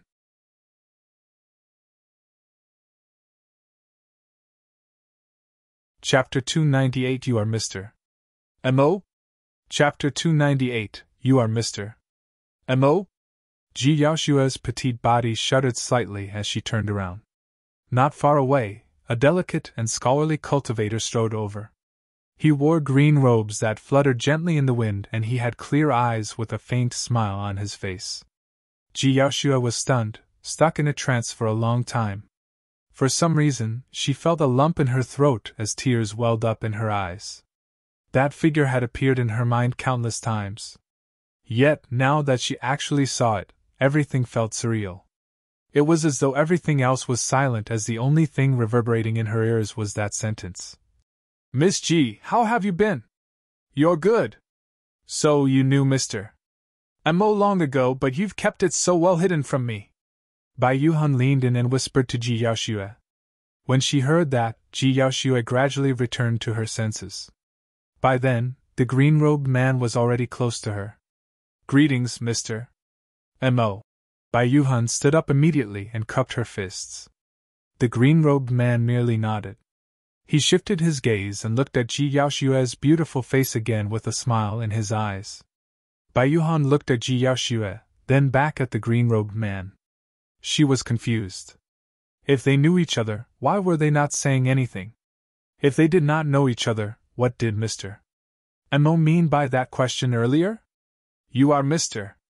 Mo? After a while, Ji Yaoxue finally spoke. I think so. The green-robed man nodded. Should I call you young Master Su, Mr. Mo, or Zimo? As you wish. As soon as he said that, the two of them looked at one another and smiled as though telepathically, just like before. Have a seat. Su Zimo pointed to the stone stool beside him and sat down with Ji Yaoxue. Bai Yuhan stood rooted to the ground, still in a daze. What young Master Su? What Zimo? Bai Yuhan turned around and hurried to Ji Yaoxue's side, asking in confusion. Yaoxue, what did you mean by young Master Su and Zimo earlier on? This is Mo Ling. Mr. Mo. Ji Yaoxue smiled without saying anything and turned to look at Su Zimo. Glancing at Bai Yuhan, Su Zimo said frankly, Let's get to know each other again. I am Su Zimo. Which Su Zimo? Bai Yuhan was a little confused and asked subconsciously. Su Zimo of Yan Country. Ah! Bai Yuhan exclaimed, and her face was filled with disbelief. You're that useless Su Zimo who has no spirit root and is unable to cultivate? At the mention of the word useless, Ji Yaoxue frowned. She glanced sideways and said softly, Sister Bai. Nianqi was displeased and could not help but blurt. Commander Bai, how can you say something like that? If my young master is useless, who isn't useless in this world? How is this possible? For a moment, Bai Yuhan was unable to accept the truth as her eyes darted between Su Zimo, Ji Yaoxue, Nianqi and Su Xiaoning. None of them seemed like they were joking. In Bai Yuhan's memories, Su Zimo from Yan Country and Mr. Mo who was before her were from completely different worlds. One was high up in the heavens. As the #1 weapon refinement master of the Great Zhou dynasty, he was renowned and almost all golden cores wanted to befriend him. The other was far down on the ground. Born from a small vassal state far away, he had no spirit root and was unable to cultivate, a most common mortal. How did the two people become one? Su Zimo smiled and replied indifferently. That's right, there are many impossible things in this world. Ji Yaoxue changed the topic and asked curiously, Why are you called Mo Ling? Su Zimo pointed to the plaque above the door. Mo Ling is merely the name of the weapon workshop. However, others instinctively thought that it was my name. Because I'm too lazy to explain anything, that was how it spread. To think that you've changed so much after not seeing you for a couple of years. You are now Mr. Mo who is renowned throughout the capital and it's difficult to even meet you. Ji Yaoxue teased. Su Zimo laughed as well. You've already reported your title as the third princess of the Great Zhou dynasty. How would I dare to not meet you? Ji Yaoxue covered her mouth and chuckled while rolling her eyes at Bai Yuhan. It's all Sister Bai's fault. In Bai Yuhan's eyes, Ji Yaoxue seemed to have changed into another person ever since she met Su Zimo. The gloominess in her eyes were gone, and they were now beautiful like clear waters. She smiled enchantingly with every word and action of hers and was extremely beautiful. Pondering for a moment, Ji Yaoxue continued. Right, father has high regards for you as well. Of Mo Ling, you mean? Su Zimo's tone was calm. It's all the same. You're both the same person, Ji Yaoxue replied. Su Zimo smiled but did not say anything. He knew clearly well that if the Emperor of Great Zhou knew that he was Mo Ling, it would be hard to tell the kind of attitude the latter would have towards that fact. The Emperor's heart was unfathomable. If he was enraged, he would be able to find sufficient reason to kill Su Zimo. The supreme-grade spirit weapon that your majesty customized was a gift for you, right? Su Zimo asked. Yes. Ji Yaoxue nodded and extended her palms with a smile. Hand it over. I want to see the quality of a flying sword customized by Mr. Mo and whether it catches my eye. Su Zimo grinned and took out a flying sword from his storage bag. The sword was 3 feet long and about 2 feet wide. It was engraved with mysterious mystical patterns and was breathtaking, It could be described as a work of the gods. Su Zimo injected spirit energy to it. Whoosh! The sword lit up with 4 spirit patterns in a bedazzling manner. A 4-patterned supreme-grade spirit weapon. Bai Yuhan's eyes flashed with envy as she looked at the flying sword. Even though she was the commander of the White Hawk Guards, she did not possess a supreme-grade spirit weapon. Ji Yaoxue received the flying sword with both hands and wiped her fingers across the sword. She could sense the coldness of the sword, but a current of warmth seeped into her heart. Buzz! Brushing her finger against the tip of the sword, Ji Yaoxue flicked it gently and the sword trembled, reverberating with a clear ringing sound. The sound of the sword alone was enough to tell that even amongst supreme-grade spirit weapons, this was definitely a top-notch flying sword and was infinitely close to being a perfect spirit weapon. Su Zimo took out another long pale yellow dress from his storage bag and passed it to Ji Yaoxue. "This dress is for you too." Ji Yaoxue took it. The pale yellow dress was extremely thin and light with a hint of coldness to it. Ji Yaoxue's heart stirred and she injected spirit energy into the dress. Whoosh! 4 rays of light burst from the dress, shining brightly. Ah! Both Ji Yaoxue and Bai Yuhan exclaimed at almost the same time. It was another supreme-grade spirit weapon. And it was an extremely rare defensive supreme-grade spirit weapon at that. The cutting of the dress seemed as though it was custom-made for Ji Yaoxue entirely. At that moment, Bai Yuhan was no longer filled with envy. It was jealousy.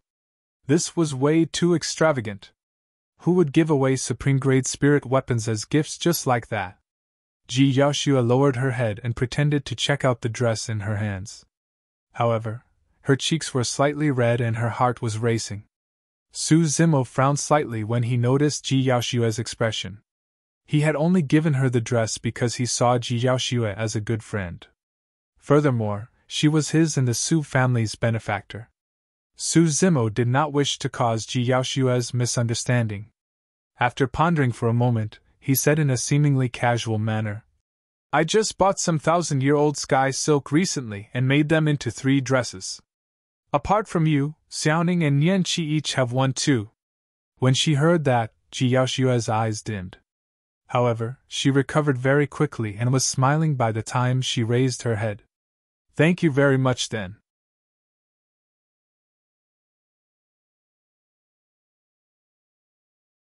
Chapter 299 Hongmen Banquet. Chapter 299 Hongmen Banquet. Xiaoning blinked and could tell that there was something wrong between the two of them. Thus, she held Ji Yaoxue's hand and smiled. "Sister Yaoxue, why have you only just returned? I've missed you." Ji Yaoxue rubbed Xiaoning's forehead and asked tenderly, "How are you doing in Azure Frost Elixir Workshop? Did anyone bully you?" Su Xiaoning froze momentarily and averted her gaze while smiling. "No, all the seniors are taking good care of me." Ji Yaoxue hummed softly. While Xiaoning had hidden herself well, Ji Yaoxue still found some contradictions. She turned to look at Su Zimo and asked with a frown, "Zimo, what happened?" "Nothing much, Sister Yaoxue." "Stop asking," Su Xiaoning added hurriedly. Ji Yaoxue smiled faintly. "Even if you and your brother refuse to tell me, is there anything that can be hidden from me within the Great Zhou dynasty if I want to know about it?" "It's nothing much. There's just a cultivator in Azure Frost Elixir Workshop called Jian Yu who has a feud with you, I guess." Su Zimo spoke but did not elaborate. Back in Azure Frost Elixir Workshop, he had already told Jian Yu that someone would deal with her. "It's her?" There was a cold glint in Ji Yaoxue's eyes as her aura changed immediately. "I've already warned that Yan Yu not to provoke me anymore." It was only at this moment that a unique sense of royalty dignity and ferociousness was exuded from Ji Yaoxue. Her body carried the bloodline of the Emperor after all. That was someone who could smite 1,000,000 corpses in a fit of anger. Right then, a red dot flew over from the void not far away. It was extremely fast and was headed towards Mo's spirit weapon workshop. Bai Yuhan frowned. "It's the Scarlet Vulture Guards. What are they coming over for?" Su Zimo's heart skipped a beat as he vaguely guessed something. Not long after, several dozen Scarlet Vulture guards descended outside Mo's spirit weapon workshop, and the leader of the group was a bald man with no eyebrows. He was none other than the commander of the Scarlet Vulture guards, Bald Vulture. Bald Vulture rode on a Scarlet Vulture expressionlessly, and cupped his fists. Your Majesty has given orders for the third princess to return to the palace. Also, Your Majesty is holding a banquet at the Rain Admiration Pavilion and Mr. Mo is invited to it. Ji Yaoxue frowned. She could tell that something was amiss through Bald Vulture's eyes. Commander Bald Vulture, did Father mention why he is setting up a banquet for Mr. Mo? Ji Yaoxue's eyes sparkled as she stared into Bald Vulture's eyes and asked with a raised voice. Bald Vulture bowed slightly and averted Ji Yaoxue's gaze. I don't know. Ji Yaoxue's heart sank. She had grown up in the palace since she was a child and knew everything about it. She could sense a faint killing intent emanating from Bald Vulture. That killing intent was definitely not directed at her. It went without saying who it was directed to. Don't go. Ji Yaoxue turned around and shook her head at Su Zimo with a grave expression. Su Zimo smiled calmly. In truth, he had expected this day to arrive. When he acknowledged Su Xiaoning in the capital more than a month ago, he had already expected that given the Emperor's intellect, it was only a matter of time before the latter discovered his true identity. Furthermore, there was no way he could hide his identity at the Sect competition. Su Zimo had not intended to hide it either. Now that the Emperor had set up a banquet and the Scarlet Vulture guards had appeared, it was basically confirmation that his identity had already been exposed.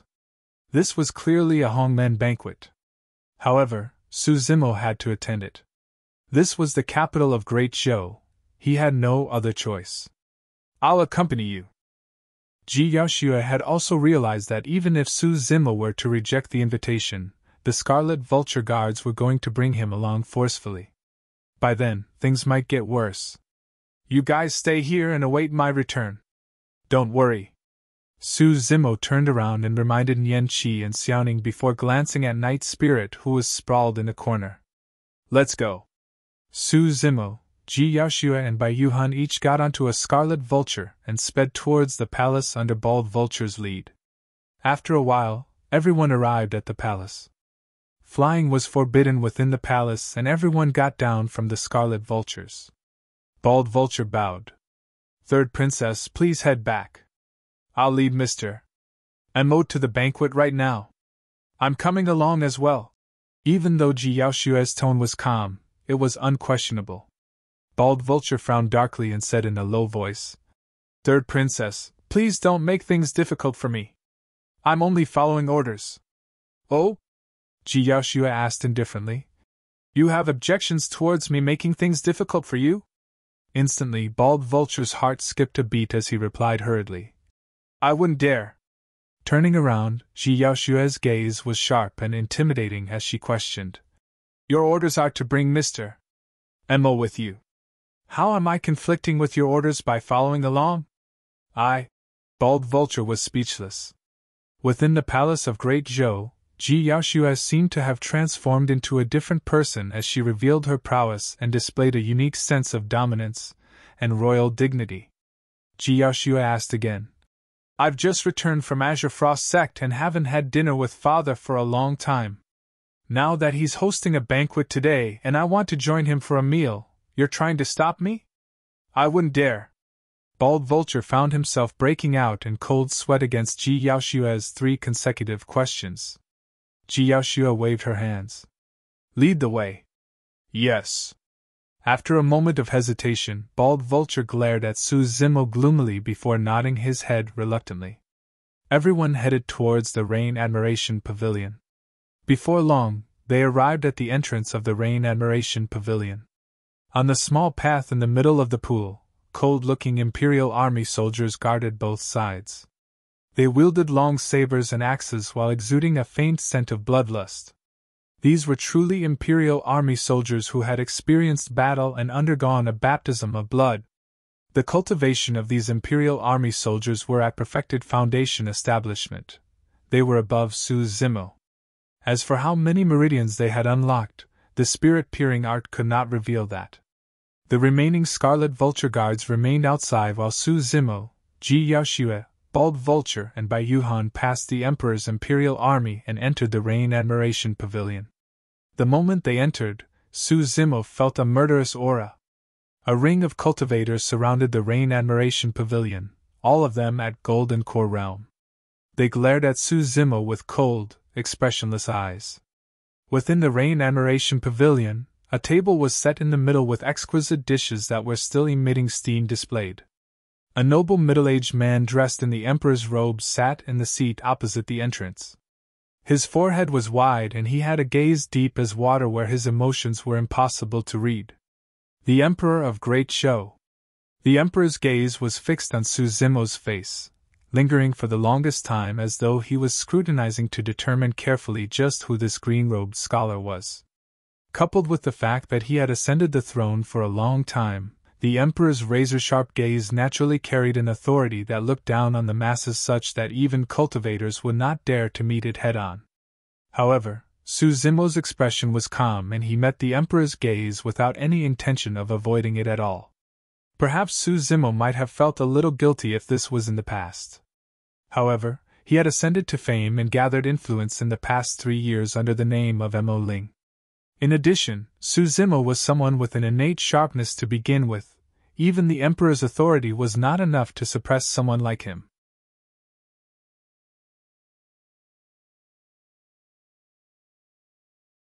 Chapter 300 Unsolvable Trap. Chapter 300 Unsolvable Trap. The Emperor retracted his gaze from Su Zimo and instantly, the suppressive feeling earlier on disappeared as though everything was just a hallucination. Come here, Shuer. Turning his head slightly, the Emperor looked at Ji Yaoxue and smiled while beckoning with his hand. Ji Yaoxue frowned slightly and did not budge. The Emperor asked with a smile, "What's wrong? You don't wish to have a meal with your father?" At that moment, the Emperor had a kind and benevolent expression as he looked at Ji Yaoxue endearingly. He looked completely like a slightly aged father. While Su Zimo could not sense any killing intent or enmity from the Emperor, his spirit perception told him that this person was extremely dangerous. Furthermore, he was at the edge of life and death. Ji Yaoxue hesitated for a moment before she walked over slowly and sat down beside the Emperor as per his intentions. "Father, Mr. Mo. Let's eat." He interrupted her before she could continue. Although his tone was calm, it was impossible to rebut him. With that said, the Emperor started eating the dishes on the table as if no one else was around. He ate elegantly and chewed slowly without letting out any sound. At that moment, even Ji Yaoxue could not figure out the Emperor's thoughts. She glanced at Su Zimo, feeling perturbed. While she looked like she was eating as well, everything tasted like wax to her. In the Rain Admiration Pavilion, Su Zimo seemed to have become an extra person. The Emperor seemed to have forgotten about him as he was left standing on the spot. Su Zimo smiled calmly and was not vexed. With one hand behind his back, he strolled to the side and looked at the pleasant scenery outside in a leisurely manner. Time passed bit by bit. The Rain Admiration Pavilion was silent, and Su Zimo seemed to be completely immersed in the beautiful scenery, forgetting everything around him. At that moment, Bai Yuhan nodded her head with admiration. Not everyone could remain this calm before the Emperor of Great Show. After a long while, the Emperor wiped his mouth and a chilling glint flashed across his eyes. Ji Yaoxue put down her utensils and coughed lightly. "Take it away." In part, Ji Yaoxue was summoning the maidservant to take the dishes away. At the same time, it was a reminder for Su Zimo. He gradually came back to his senses and returned to stand not far away from the Emperor. "Should I call you Mr. Mo or Su Zimo?" The Emperor spoke suddenly and asked directly without beating around the bush. Su Zimo replied, "Both works. It depends on which one your Majesty prefers." Bang! The Emperor's palms struck the table heavily all of a sudden, giving off a loud bang. Ji Yaoxue was shocked. "Su Zimo, are you aware of your crimes?" The Emperor slapped the table and stood up. Instantly, his aura changed completely, as though he was an angry lion that was gushing forth with an immensely intimidating pressure. Those words were deafening like the sound of a huge bell. Su Zimo's body swayed. Against the pressure of the Emperor, he felt like he was suffocating. His security was at stake now, and his head could fall at any moment. Father! Ji Yaoshua's expression changed as she stood up hurriedly. Don't interfere in this matter! The Emperor did not even look at her as he waved his sleeves gently, sending Ji Yaoshua to the side. Ji Yaoshua did not know what spell he used, but she could not move her body at all. While she was agitated, and her eyes revealed endless worry, she could not speak at all. Su Zimo closed his eyes and took a deep breath. When he opened them again, they were brimming with a dazzling light of life. What are my crimes? Su Zimo asked instead. The Emperor's gaze was dark as he said slowly. You hid your identity in front of me. That's deceiving the Emperor, and you should be executed. Everyone in the Rain Admiration Pavilion could sense the Emperor's killing intent. However, Su Zimo's expression was unchanged as he replied calmly. Your Majesty, you have never asked me about it. How does that equate to me hiding things from you? Bullshit! The Emperor shouted. Back in Mo's spirit weapon workshop, I asked you personally what sect you were from and who your master was. How dare you try to deny now that things have come to this? Su Zimo replied indifferently. That day, your Majesty paid a visit in secret. How was I to know of your identity, your Majesty? The Emperor frowned slightly. Su Zimo's meaning was simple. The source of this matter was not him, but the Emperor. Right from the start, the Emperor had not inquired about Su Zimo's background using his identity as the Emperor. As such, there was naturally no way the latter was deceiving the Emperor. No matter what, Su Zimo had saved Ji Yaoshua's life before. Furthermore, his alter ego was Mr. Mo, who was renowned throughout the capital. In terms of both logic and sentimentality, the Emperor should not kill Su Zimo. However, the moment the Emperor found out about the truth, he felt a sense of shame as though he was played and cheated by someone. He would feel indignant if he were to let Su Zimo leave just like this. He wanted to kill, but he did not want to kill at the same time. The conflict within the Emperor's heart had reached an extreme. That was why he had to look for a reason that he could convince himself with if he wanted to kill Su Zimo. Right from the beginning, when Su Zimo entered the Rain Admiration Pavilion, his spirit perception had already sensed the immense reason. That was because the Emperor wanted to kill him, but lacked a reason. That was also the reason why the Emperor left Su Zimo hanging on the spot. As long as Su Zimo did anything unusual, the Emperor would strike immediately and kill him on the spot. Normally, someone of Su Zimo's age would be the most brash. Coupled with his title as the #1 weapon refinement master of the Great Zhou dynasty, he would definitely be enraged for being ignored as such. He would then either rush up and reason about it or turn to leave. No matter which choice it was, Su Zimo would have definitely died. However, of all things, he was neither angry nor vexed and walked to the side to admire the scenery. Helpless, the Emperor could only strike again and accuse him of deceiving the Emperor while using that as an excuse to kill him. However, Su Zimo managed to resolve the contradiction within a couple of sentences, leaving the Emperor without any reason to refute. Although everything seemed like it was a simple exchange of words, there were swords and sabers lying beneath. A single mistake and Su Zimo's blood would fill the Rain Admiration Pavilion. Ji Yaoshua, who had seen through everything, heaved a sigh of relief and her expression eased slightly. Very good. The Emperor nodded expressionlessly and his tone was cold. No one could tell if he was giving a compliment or being sarcastic. Let's leave the matter of deceiving the Emperor aside first. The Emperor's gaze was cold as he asked in a frosty voice. Do you admit that you killed the Imperial Army soldier Dai Su? As long as that matter was thoroughly investigated, Su Zimo would definitely be implicated. Back then, Dai Su had tailed Su Zimo after catching sight of him outside the Rain Admiration Pavilion. The fact that he died that very night made it obvious who the murderer was. Su Zimo pondered for a moment before nodding. I killed him! All right. A cold glint flashed in the Emperor's eyes. Since you admit it, there's nothing to say anymore.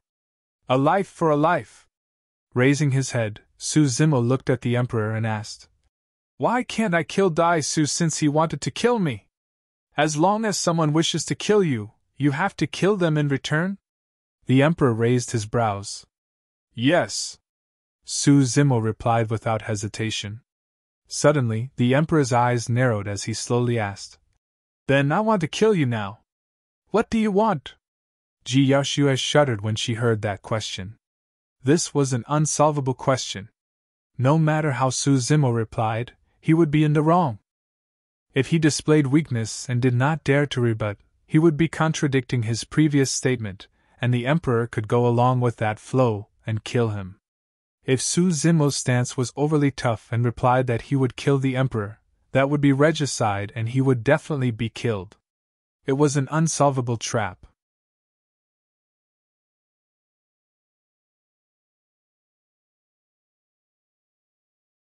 Chapter 301 Saved the both of them before. Chapter 301 Saved the both of them before. "Then I want to kill you now. What do you want?" The Emperor's question was like a sword with a sharp edge that stabbed forth, sealing all of Su Zimo's retreat paths. His killing intent was almost tangible at this point. Shrouded by that killing intent, Su Zimo could not move at all.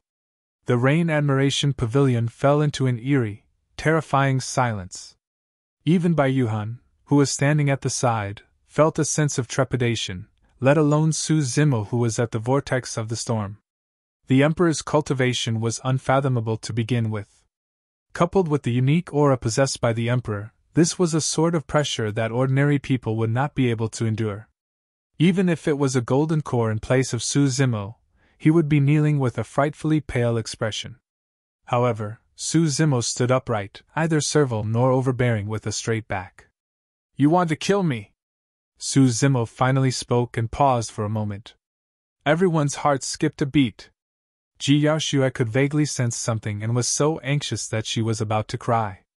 Raising his head, Su Zimo had a deep gaze that shone with a demonic glint as he stared back and said slowly, "You want to kill me, so first I'll kill." "Eh? What are you guys doing?" Before Su Zimo could say "you," a gentle and soft voice rang from outside the Rain Admiration Pavilion.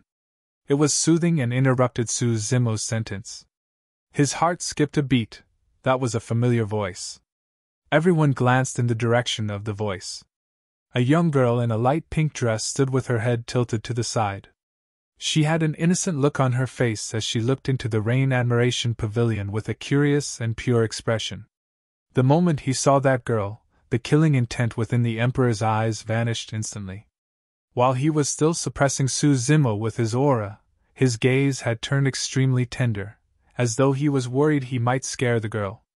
"Yenner, why are you here?" The Emperor's tone sounded reproachful and doting. The girl in pink wheedled, "I heard that sister has returned. I missed her, so I came back to take a look too." "Eh? Sister, why are you standing there motionlessly and crying?" When the girl in pink walked into the Rain Admiration Pavilion, she asked with raised brows, looking confused and innocent at the sight of Ji Yaoxue weeping at the side. The Emperor released an invisible force from between his brows inconspicuously, removing the restraints on Ji Yaoxue.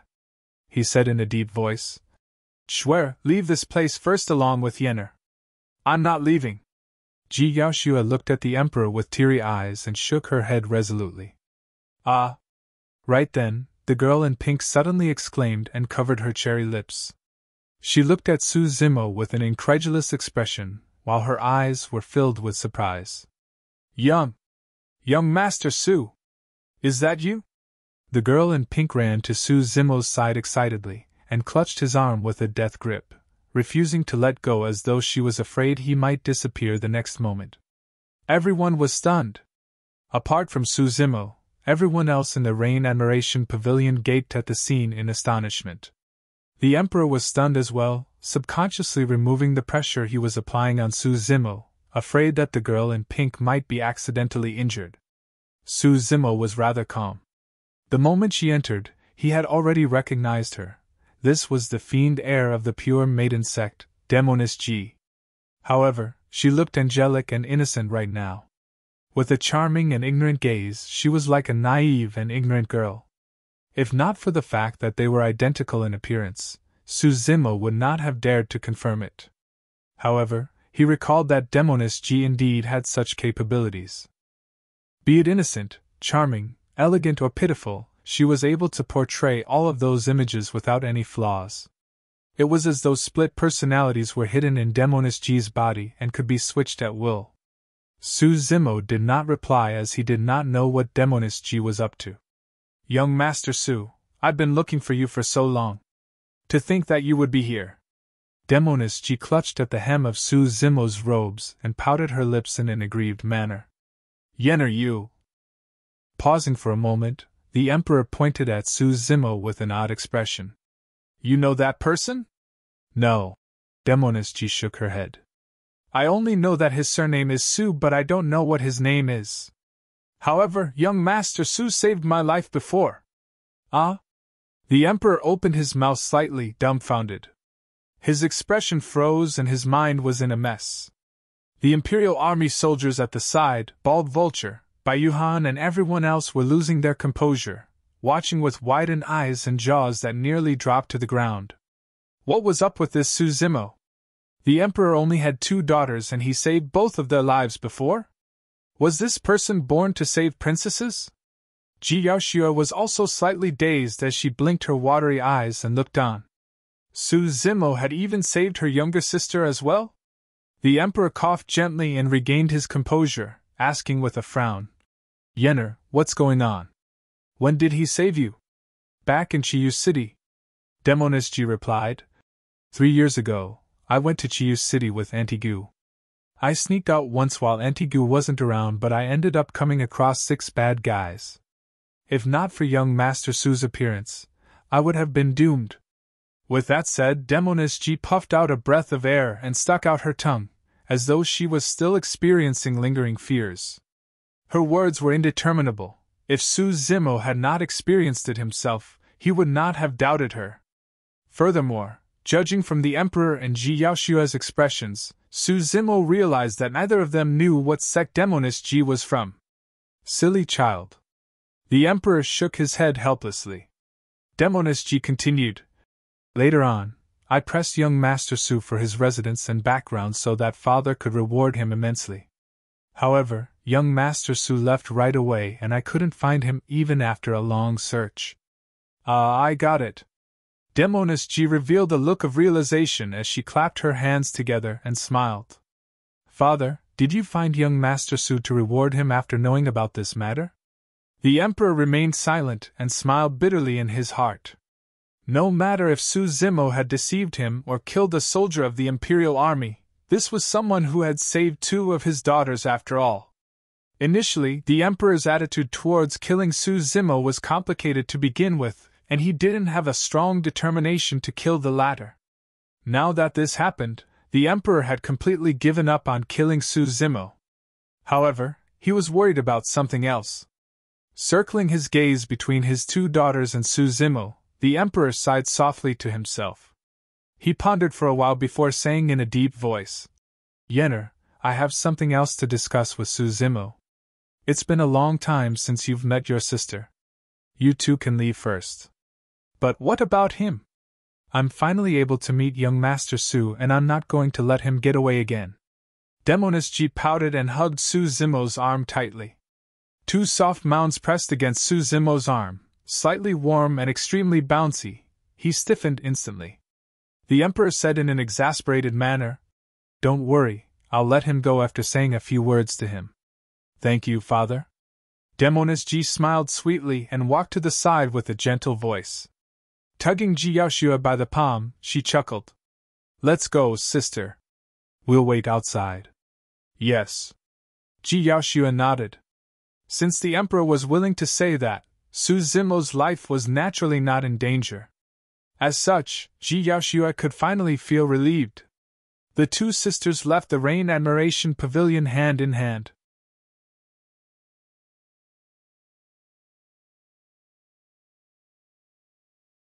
Chapter 302 Can't Lie. Chapter 302 Can't Lie. All of you can leave as well. After the 2 sisters left the Rain Admiration Pavilion, the Emperor waved his hand. Bald Vulture, Bai Yuhan and the remaining Imperial Army soldiers bowed and left, leaving only the Emperor and Su Zimo in the pavilion. Didn't you have no spirit root and was unable to cultivate? I had some opportunities and unexpected circumstances. Who imparted your abilities to you? I'm a disciple of Ethereal Peak. Ethereal Peak. Good, how rare. The Emperor nodded. While Ethereal Peak was one of the 5 major sects, they had produced almost 0 powerhouses in terms of weapon refinement. If Su Zimo had not admitted it personally, the Emperor would not have guessed that the current number 1 weapon refinement master in the entire Great Zhou dynasty came from Ethereal Peak. Su Zimo and Mo Ling Fufu. The Emperor laughed and said in a self-deprecating manner, "To think that someone whom I thought to be useless was actually creating waves and grand achievements right under my nose."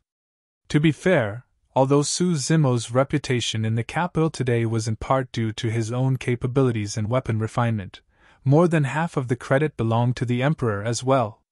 Su Zimo had truly turned famous only after the Emperor's notice.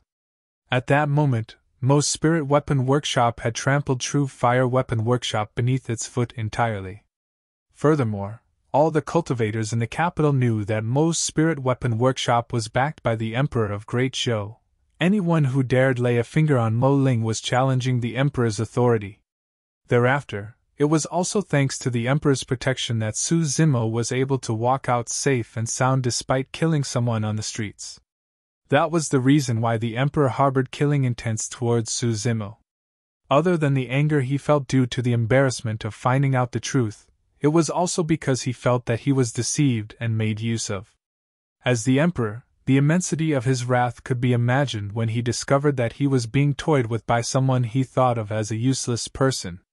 Nevertheless, Su Zimo had saved his 2 daughters before. The Emperor's killing intent dissipated gradually and instead, he felt a sense of lament in his heart. The fact that a young man in his 20s could be so composed in the face of such pressure, and even muster a slight intent to retaliate, was indeed rare. Apart from his initial prejudice, the Emperor admired Su Zimo. However, the Emperor had his worries about that admiration towards Su Zimo. On the one hand, he was worried whether Su Zimo had motives for getting too close with the 2 princesses. On the other hand, he could tell that both Yenner and Schwer had feelings for Su Zimo judging from their expressions. How should he make a choice? There's no way he could let this lad take the both of them as his Dao companions. How could he enjoy such a privilege? The Emperor asked. What happened back in Qiyu City? Who were the 6 people who attacked Yenner? I don't know. Su Zimo shook his head. I came across it unintentionally and rescued Demo. Miss Ji back then. Since Demoness Ji chose to hide the truth, there was naturally no way Su Zimo was going to reveal it. Nodding his head, the Emperor asked in a seemingly casual manner. There are no outsiders here. Tell me, what do you feel about Schwer and Yenner? Su Zimo replied. The 3rd princess helped both me and the Su family, so I view her as both a benefactor and a bosom friend. As for the little princess, I'm not close with her either. We merely met by chance. He took one of them as his bosom friend and was unfamiliar with the other? The Emperor could sense that Su Zimo was indeed telling the truth. In other words, both his initial considerations were no longer existent. However, Su Zimo's attitude caused the Emperor to feel somewhat indignant. His daughters were both gorgeous and elegant. There was no way they were incompatible to Su Zimo, and yet he had no stray feelings towards either of them. If there's nothing else, I'll take my leave, Your Majesty. Su Zimo cupped his fists. The Emperor pondered for a brief moment before saying slowly, Nothing is changed regarding the sect competition where I've invited you to be the judge for the weapon refinement segment. That sentence meant that the Emperor no longer had any prejudice towards Su Zimo and had acknowledged all of the latter's achievements. Su Zimo nodded before bidding farewell. Gazing at Su Zimo's disappearing back view, the Emperor smiled gently and lamented. It's fortuitous that Ethereal Peak produced someone like that to reclaim a position in terms of weapon refinement. Otherwise, they're definitely going to be disgraced at the sect competition. He paused for a moment before shaking his head and muttering to himself. However, Other than weapon refinement, Ethereal Peak has no means of achieving anything for the other 3 ranking lists. Yenner, what happened in Chiyu City? Share with me how Zimo managed to save your life.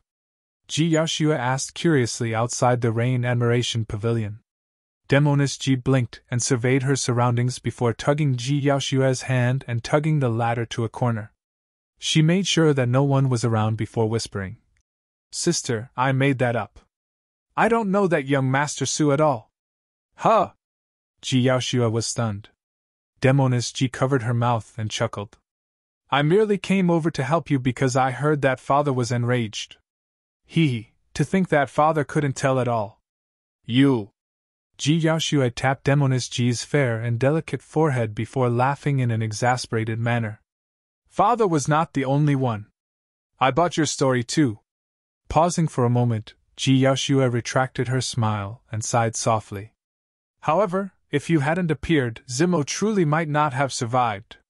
That Su Zimo, he's the one you fancy? Demoness Ji blinked her eyes and asked. Ji Yaoshua blushed slightly and chided softly. Go away, don't spout nonsense. Hee, it must be. You're asking for a beating, young lady. Just as the two of them were bickering, Su Zimo had already exited the Rain Admiration Pavilion and was heading in their direction. When he approached, he cupped his fists. Thank you, princesses. Hey, young Master Su. I'm called Ji Yaoyan. Remember that I've done you a favor and you must thank me if there's a chance. After saying that, Demoness Ji gave Su Zimo an alluring smile and winked while Ji Yaoshua was not noticing. Her smile was as beautiful as a flower and could turn the world upside down.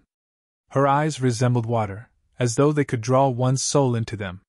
Su Zimo closed his eyes hurriedly and took a deep breath of cold air as a burning sensation spread within him. That was the fiend air of the pure maiden sect he remembered. Ji Yaoshua was a little surprised and turned to look at Su Zimo before glancing at Demoness Ji.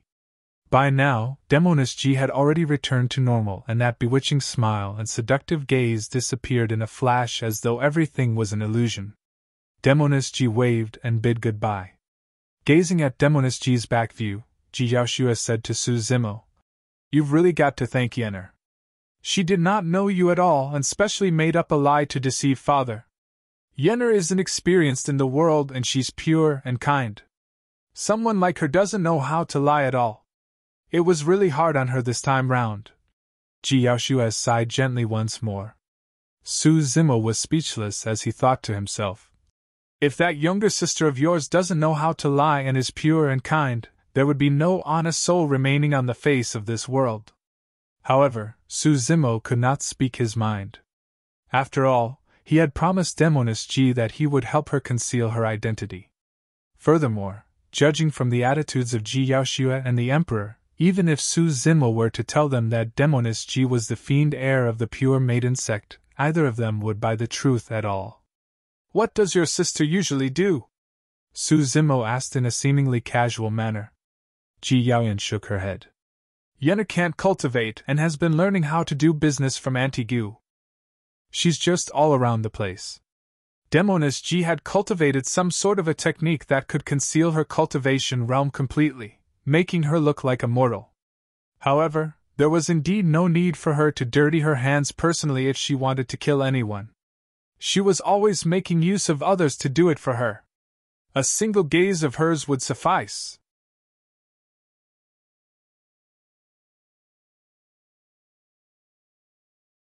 Chapter 303 Sect Competition. Chapter 303 Sect Competition. The capital of Great Shou was getting livelier. Most of the sects within the Great Shou Dominion had arrived by the final few days. Under the lead of Array Peak's master, Xiaoning, and Talisman Peak's master, Lu Hui, the group from Ethereal Peak arrived in the capital as well. Apart from the 2 golden cores, Ethereal Peak only had less than 10 disciples. Look! They seem to be the disciples from Ethereal Peak. To think that there would be so few of them. It's good enough that they're even able to come here. I heard that Ethereal Peak suffered a huge blow after the battle at Dondling Valley and almost all of their Foundation Establishment Realm disciples are dead. Yes, I reckon they're just here to join the fun. There's almost nothing Ethereal Peak can do for the 4 ranking roles. Xiaoning and Lu Hui were expressionless as they walked through the streets, and could vaguely hear the discussions around them. However, the disciples behind them let out indignant expressions. They're really spouting nonsense. Senior Brother G is at 5 Meridian Foundation establishment, and he'll definitely be able to get a spot on the spirit ranking. The person who spoke was round like a ball. It was none other than Little Fatty of Ethereal Peak. The senior Brother G that Little Fatty was referring to wore gray robes, and he had slender limbs. He was Ji Qingtian. Ji Qingtian was already one of Ethereal Peak's 3 great legacy disciples to begin with. At the same time, he was the only legacy disciple that survived the battle at Dongling Valley. 3 years ago, Ji Qingtian was only at 4 Meridian Foundation establishment. Now, his cultivation realm was at 5 Meridian Foundation establishment, and he was the strongest of the inner sect disciples. When Ji Qingtian heard Little Fatty's words, he let out a bitter smile and his gaze darkened. Qin Yu, who was initially lauded as the number 1 of the inner sect disciples and had hopes of breaking through to 6 Meridian Foundation establishment before the sect competition, had died at Dongling Valley. Right now, apart from him, the strongest in Ethereal Peak was only at 3 Meridian Foundation establishment. The sect did not even have any disciples at 3 Meridian Foundation establishment. In other words, there was little hope for everyone else apart from him to vie for a spot on the spirit ranking of the sect competition. Ethereal Peak still had some hope for the talisman ranking. Ling had a deep attainment in terms of talisman crafting, and she was best among all the inner sect disciples. As for elixir and weapon refinement, even though the sect had sent a disciple in each segment over, they were merely taking part, and had no chance of retaining a position on the elixir and weapon rankings. Shui said softly, "Actually, if Junior Brother Su was still alive, I'm sure he'll be able to retain a position on the weapon ranking given his capabilities." When they heard the words Junior Brother Su, everyone from Ethereal Peak fell silent and sighed. The 2 golden cores, Xiaoning and Lu Hui, shook their heads and let out regretful expressions as well. Ji Qingtian and the others had the most complicated feelings towards Su Zimo. In that battle 3 years ago, Su Zimo had slain the young master of the Blood Crow Palace and sacrificed himself to lure more than half of the opposing cultivators away. By doing so, he caused huge chaos in the ranks of their opponents. If not for that fact, all of them would have perished in Dongling Valley. Ling lowered her head and her gaze was cold. However, there was a flash of sadness in her eyes. "Get your spirits up!" Xiaoning hollered. "Shui, part of the reason why you're here is to take part in the sect competition. But more importantly, it's for you to witness the magnificence of the number 1 weapon refinement master of the great Zhou dynasty." "That's right." Talisman Peak's master, Lu Hui, nodded. "It's said that Mr. Mo will appear during the sect competition as one of the judges for the weapon refinement segment. If you can obtain a couple of insights through Mr. Mo's opinions, you might be able to save yourself 10 years of hard work." "Yes." Shui nodded heavily. Many weapon refinement masters within the Great Zhou Dominion idolized Mo Ling almost blindly, and it was the same for Shui as well. In his opinion, Mo Ling's rise to prominence was like a miracle that left everyone in awe. Throughout history, there had never been a weapon refinement master who could customize supreme-grade spirit weapons like Mo Ling. Every single weapon refinement master wanted to see for themselves what the legendary Mo clan's spirit-gathering technique was like. This day, the capital was already bustling with people by the time the sun rose. There were more than 1,000 sects together, let alone the number of disciples each sect had. At a glance, it was packed with people as the crowd snaked through the streets and alleys, rushing towards the southwest corner of the capital. Today was the day of the sect competition. All eyes were on him. Every sect competition would always be held at the southwest corner of the capital, where there was a large and spacious venue that could accommodate hundreds of thousands of people with ease. The Scarlet Vulture, Azure Falcon and White Hawk guards were all mobilized, all of them riding their spirit beasts as they circled the skies, maintaining order on the streets.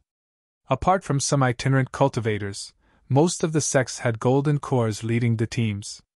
There was a sunken area in the middle of the square where the cultivators taking part in the sect competition would refine weapons and elixirs or create talismans to decide the eventual victors.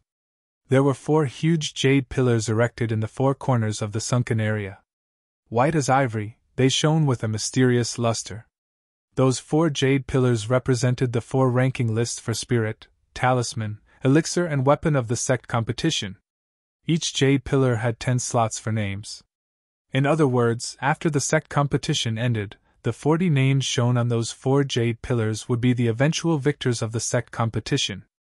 The sunken area was squarish with 4 faces, 3 of which were spectator zones provided for the Foundation establishment cultivators of the various sects to watch the sect competition. The final area had a golden carpet paving the ground, and it ascended upwards with 999 steps towards an exquisitely supreme throne right at the top. That was the seat of the Emperor of Great Zhou. On both sides of the golden carpet, there were several rows of seats and tables. They were filled with spirit fruits, immortal peaches and jade liquid, giving off a fragrant scent. Those seats were prepared for the golden cores of the various sections. As golden cores, there was naturally no way they could squeeze together and watch the sunken area like the rest of the Foundation establishment cultivators. Naturally, the proximity towards the seat of the Emperor was indication of a golden core's fame, strength and background. The seats at the furthest ends were filled mostly with itinerant cultivators. While they were also golden cores, they were weaker and were purely there to join in the fun and expand their horizons. The commanders of the 3 city guard squads, Bald Vulture, the Bearded Man by Yuhan, guarded the edge of the golden carpet. All golden cores who wanted to get a seat had to go through the 3 of them. The 3 of them would size the golden cores before making the appropriate arrangements. The group from Ethereal Peak arrived at the sunken area. Turning around, Xiaoning said in a low voice, "Don't feel pressured for this sect competition. Just do your best." "Understood," Little Fatty and the others responded. Even though they replied readily, every single disciple of Ethereal Peak looked slightly nervous. The scene before them was way too grand, and the number of cultivators surrounding the sunken area increased as more streamed in constantly. Xiaoning and Lu Hui exchanged glances. Both could tell of the helplessness and worry in the other's eyes. Before the battle even began, the disciples were already showing fear. They were without a leader. The battle at Dongling Valley had dealt way too much damage to Ethereal Peak. While they had a 5 Meridian Foundation establishment cultivator like Ji Qingtian, he lacked sturdiness and dominance. He did not possess the type of fearless confidence that could always push forth. If he was alive, perhaps, things would be different. Scenes flashed through Xianyi's mind. It was a green-robed cultivator with exquisite features. Although he was young, he always maintained his composure, the number 1 of 4 peaks who could refine elixirs, weapons, clear the 10 formations pagoda and defeat all his foes.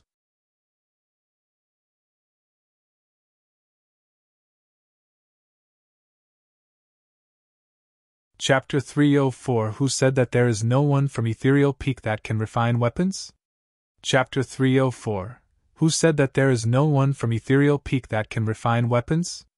The spectator area on both sides of the golden carpet were already starting to fill with golden cores.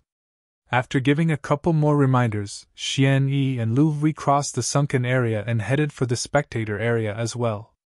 When they arrived, Xiaoning and Lu Hui handed their respective sect badges to the Bearded Man and Bai Yuhan. This was not Xianyi's first sect competition, and he already knew the 3 commanders. However, he still had to go through a symbolic check. The Bearded Man smiled and asked, "Fellow Taoist, when Xian didn't come this time round?" When he heard that, Xianyi's expression dimmed as he shook his head gently. There was sadness and anger in Lu Hui's eyes as well. The Bearded Man pondered for a moment, and vaguely guessed what happened. It was said that Ethereal Peak suffered heavy casualties for the battle at Dongling Valley, and several golden cores had perished as well. Only one of them managed to survive. Judging from Xiaoning and Lu Hui's expressions, when Xian was most likely dead. Xiaoning forced out a smile. 3 years ago, Ethereal Peak was attacked and many of our disciples were injured or killed. This time round, we only brought a couple of them over so that they can broaden their horizons. As for the 4 ranking lists, we don't harbor any hope of taking any positions." The bearded man shook his head and replied hurriedly. "You're being humble, fellow Taoist. Who would dare look down on any disciple of Ethereal Peak? Even if it's just one person, he's enough to crush all the other prodigies." "That's right." Bai Yuhan smiled as well. "Congratulations. Ethereal Peak's about to become famous again." "Ah?" Both Xiaoning and Lu Hui were stunned for a moment. The two of them immediately thought that the bearded man and Bai Yuhan were being sarcastic and mocking Ethereal Peak. In the previous sect competitions, Ethereal Peak would occupy at least 3 of the 10 spots on the spirit ranking alone. At its prime, Ethereal Peak could even occupy half of the rankings. However, for this sect competition, Ethereal Peak could only obtain 2 of the 40 spots on the 4 ranking lists at the very most. It would already be fortuitous if they did not embarrass the sect, let alone make it famous. Lu Hui harumphed coldly in displeasure. Xiaoning frowned, feeling perplexed. He looked at the gaze and expressions of the bearded man and Bai Yuhan. Either of them seemed like they were being sarcastic. They sounded sincere, as though they were implying something else. "This way, please." The bearded man nodded with a smile as he added.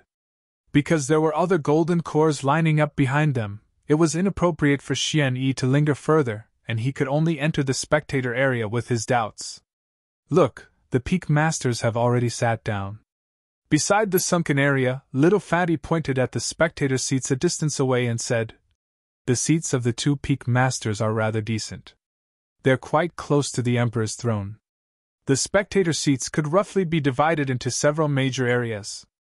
The first area only had a single seat, the Emperor's throne.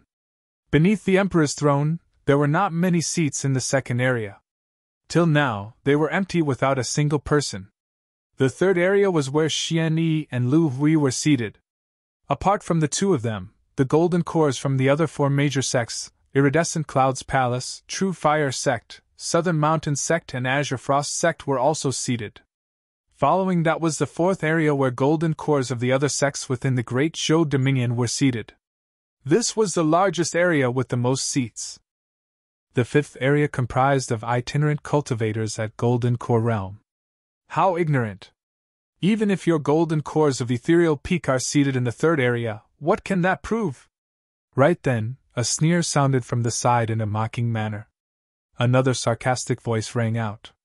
"In my opinion, Ethereal Peak's most likely going to be removed from the 5 major sects after this sect competition." Little Fatty and the others frowned and turned to their sides. The 2 people who spoke were disciples of True Fire Sect. Also, as one of the 5 major sects, True Fire Sect sent more than 100 Foundation establishment cultivators. Of the 2 leaders, one of the men had a sharp face and high nose bridge. His lips were thin, and he exuded a sinisterly ruthless aura. The other man wore maroon robes and had a haughty expression. "Whether or not we're removed is not decided by True Fire Sect. Just mind your own business." Shui was upset and retorted. The maroon-robed man turned around and sized Shui up before asking with a smirk. "Fellow Taoist, you seem to be indignant?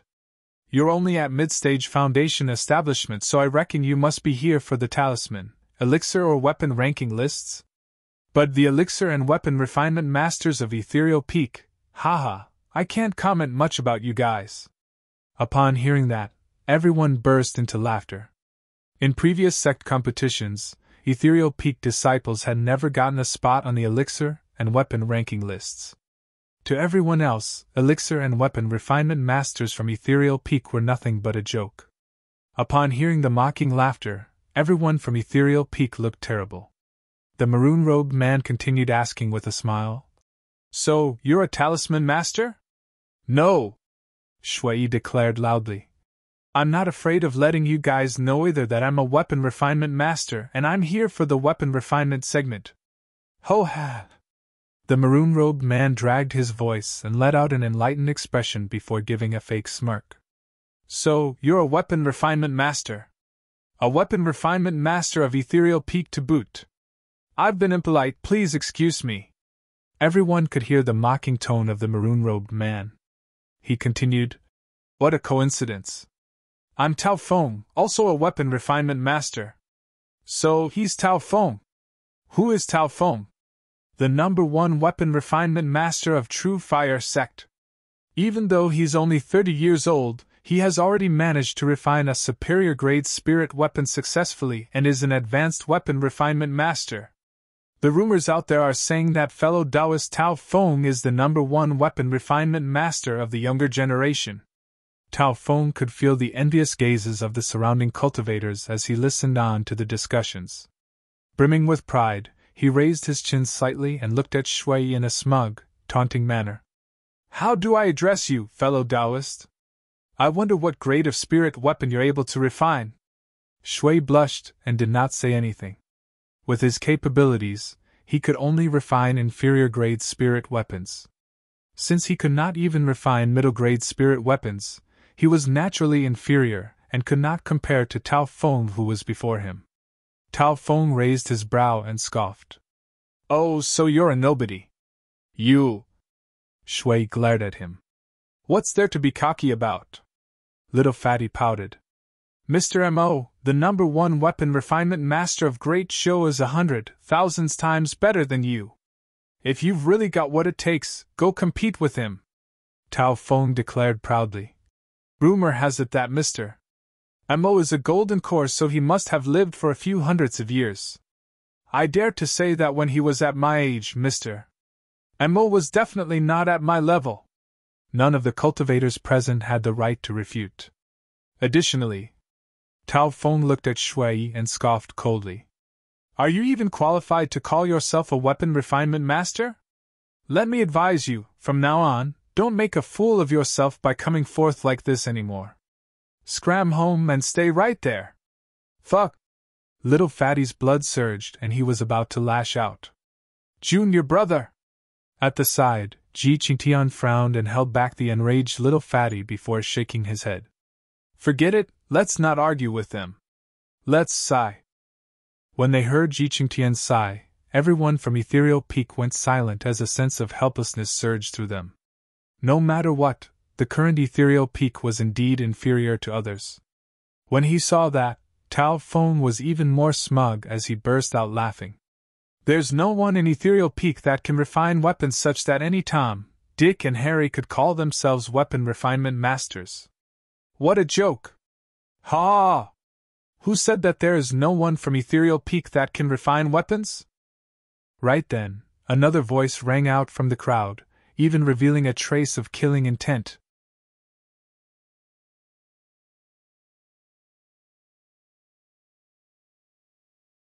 Chapter 305 You're Not Qualified. Chapter 305 You're Not Qualified. Many cultivators turned in the direction of the voice with curious expressions. Upon hearing that voice, Little Fatty, Ling and Shui froze for a moment as confusion flashed across their eyes. After a brief pause, Little Fatty widened his eyes and exclaimed softly, It's Bro! Ling expression changed as waves stirred in her eyes. There could only be one person that Little Fatty referred to as Bro, Su Zimo. She could naturally tell that the person's voice was extremely similar to Su Zimo's. However, it was impossible. Su Zimo was clearly already. With a trace of anticipation and uneasiness, everyone from Ethereal Peak turned around. Not far away, a green-robed cultivator walked over from the crowd with Ethereal Peak's sect badge hanging at his waist. He had delicate features and exuded an elegant aura, making him look like a frail scholar. However, for some reason, as he walked through the massive crowd, the surrounding cultivators gave way to him subconsciously. It was as though there was an invisible field of pressure surrounding the green-robed cultivator. After he walked over, everyone regained their senses with lost expressions, wondering why they gave way to him in the first place. At that moment, Ling Ro's cold demeanor underwent a drastic change as she exclaimed and covered her mouth. Ji Qingtian was stunned and his eyes were filled with disbelief. J. Junior Brother Su! Why, you're alive?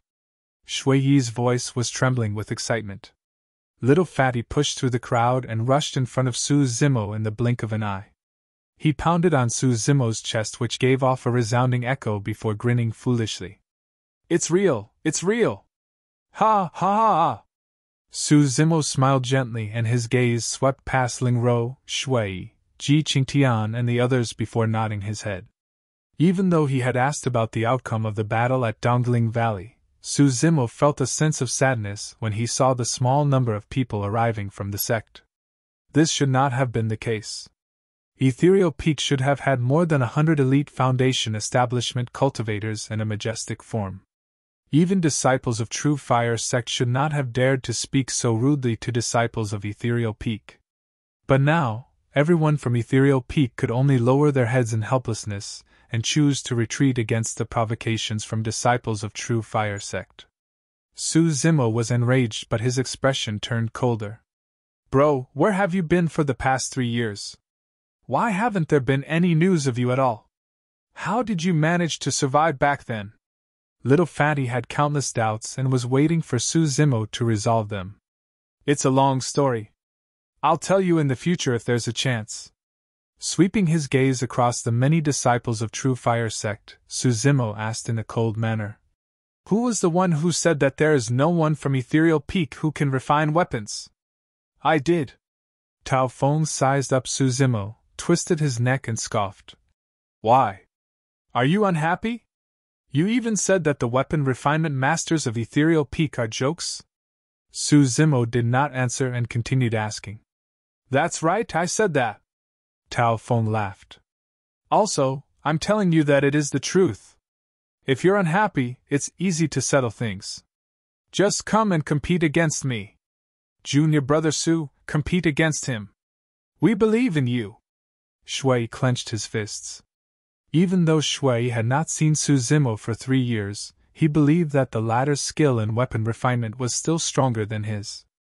In fact, Su Zimo might even be able to refine middle-grade spirit weapons by now. Do you dare to compete, huh? Tao Feng glared at Su Zimo in a provocative manner. Su Zimo did not even look back and remarked indifferently. You're not qualified to compete with me. The crowd quietened down instantly.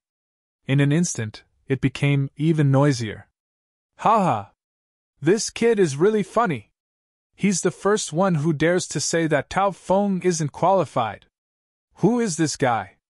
He really doesn't know his place. He should be inexperienced and ignorant. To think that he would dare spout of such nonsense without even knowing who Tao Feng is, he's really an embarrassment to Ethereal Peak. Laughter erupted from the crowd and many cultivators pointed and gossiped about Su Zimo. Tao Feng was very pleased as he smiled at Su Zimo smugly, as though he was looking at a joke. Su Zimo? Suddenly, a girl's voice that carried some doubt in it came from the other side of the crowd. Su Zimo turned around and their eyes met. There was a slight pause before the two of them peeled their gazes away and returned to normal. It was Shenmingqi. The crowd at that side was filled with disciples from Iridescent Cloud's palace, and Shenmingqi was amongst them. Ever since they parted ways in the capital of Yan country, Su Zimo no longer felt any stirs in his heart now that he was seeing Shenmingqi again. She came to Su Zimo's side and frowned. It's indeed you. Even after 3 years, you're still so arrogant. Do you know who he is? Shenmingqi pointed at Tao Feng and questioned Su Zimo. Su Zimo shook his head. I don't. With a tinge of reprimand in her tone, Shenmingqi said in a deep voice. He's Tao Feng, a weapon refinement master of True Fire Sect. True Fire Sect is renowned for their ability to control flames, and they will occupy at least 3 spots on the elixir and weapon rankings each time. As for Ethereal Peak, you guys can't even get a single spot. How can you compete with him in terms of weapon refinement? I'm not intending to compete with him. Like I said, he's not qualified. Su Zimo's tone was still as calm and natural, as though he was stating a fact. However, Su Zimo's words only attracted even more ridicule. Shenmingqi laughed out of anger. Fellow Taoist Tao Feng is lauded as the #1 weapon refinement master of the younger generation. Saying that he's not qualified only exemplifies your ignorance and arrogance. Indeed, truly ignorant. Su Zimo nodded with a mocking look in his eyes. I believe in Junior Brother Su. Right then, Ling Rose spoke all of a sudden. Even though her tone was cold, it was extremely firm. If he says that Tao Feng isn't qualified, Tao Feng definitely isn't qualified. When he heard that, Su Zimo smiled faintly at Ling Rou and nodded his head. Shen Mingqi felt inexplicably vexed when she saw that. Fellow Taoist, I can understand how you want to support your fellow sect mate. However, you can't do it blindly or it'll only bring shame to Ethereal Peak. Shen Mingqi glared at Ling Rou and sneered. Let me tell you, there's only one person in the capital of Great Zhou who can say that Tao Feng is not qualified. That is none other than the #1 weapon refinement master of the Great Zhou dynasty, Mr. Mo Ling. The crowd fell silent upon hearing the words Mr. Mo. That name indeed carried a strange magic to it. Tao Feng nodded as well. If Mr. Mo is here, I'm willing to listen to his teachings. He paused for a moment before glancing askance at Su Zimo. But who do you think you are? When Shen Mingqi saw how indifferent Su Zimo was towards the words Mr. Mo, she could not help but shake her head and sigh gently. Seems like you've never even heard of Mr. Mo before. Her sigh revealed a sense of superiority, as though it was an honor worth bragging about to know of Mr. Mo.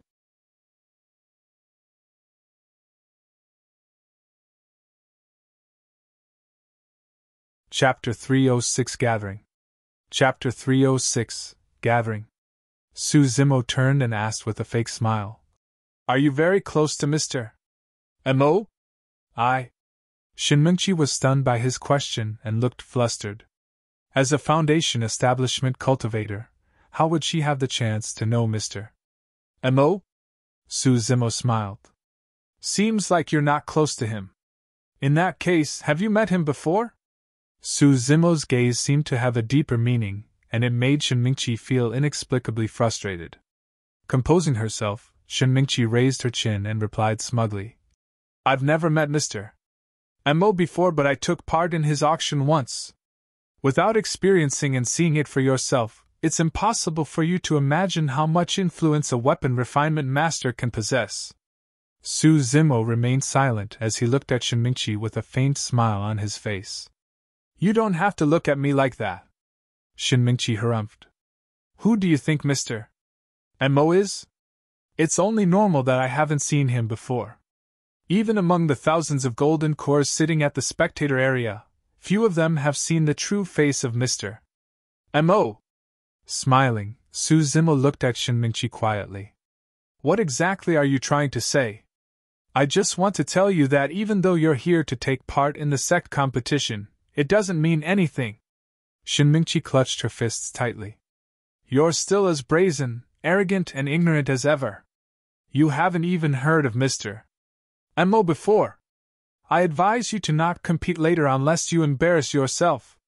There was something else that Shen Mingqi did not say. Su Zimo, even though you've entered the cultivation world and are here at the Sect competition as well, you'll never be able to beat me. Shen Mingqi only wanted to prove one thing. That one single thing that she had never been able to let go for the past few years. That year, that day, in that small town, she did not make the wrong choice. Your master is here too, right? Suddenly, Su Zimo asked. What do you want? Suddenly, Shen Mingqi became nervous and frowned. Su Zimo, I advise you to calm down. Do you have a death wish? My master was truly angered over what happened 3 years ago. 3 years ago, in the capital of Yan country, Su Zimo severely injured a group of disciples from Iridescent Cloud's palace and even killed one of them. That matter naturally could not be hidden from perfected being Sun Lang. Su Zimo smiled and said slowly, I heard that your master, perfected being Sun Lang, is on good terms with Mr. Mo. In fact, Mr. Mo is even willing to customize a supreme-grade spirit weapon for him for free on just a single condition. Shen Mingqi's expression changed. That incident was an absolute humiliation for perfected being Sun Lang and had spread through the entire capital in less than a day. No one in Iridescent Cloud's palace dared to discuss that matter. With a profound gaze, Su Zimo said meaningfully, Shen Mingqi, have you ever thought about why Mr. Mo would propose that condition? Almost everyone knew that the condition was for perfected being Tsang Lang to kneel down. At that moment, Shen Mingqi seemed to have thought of something.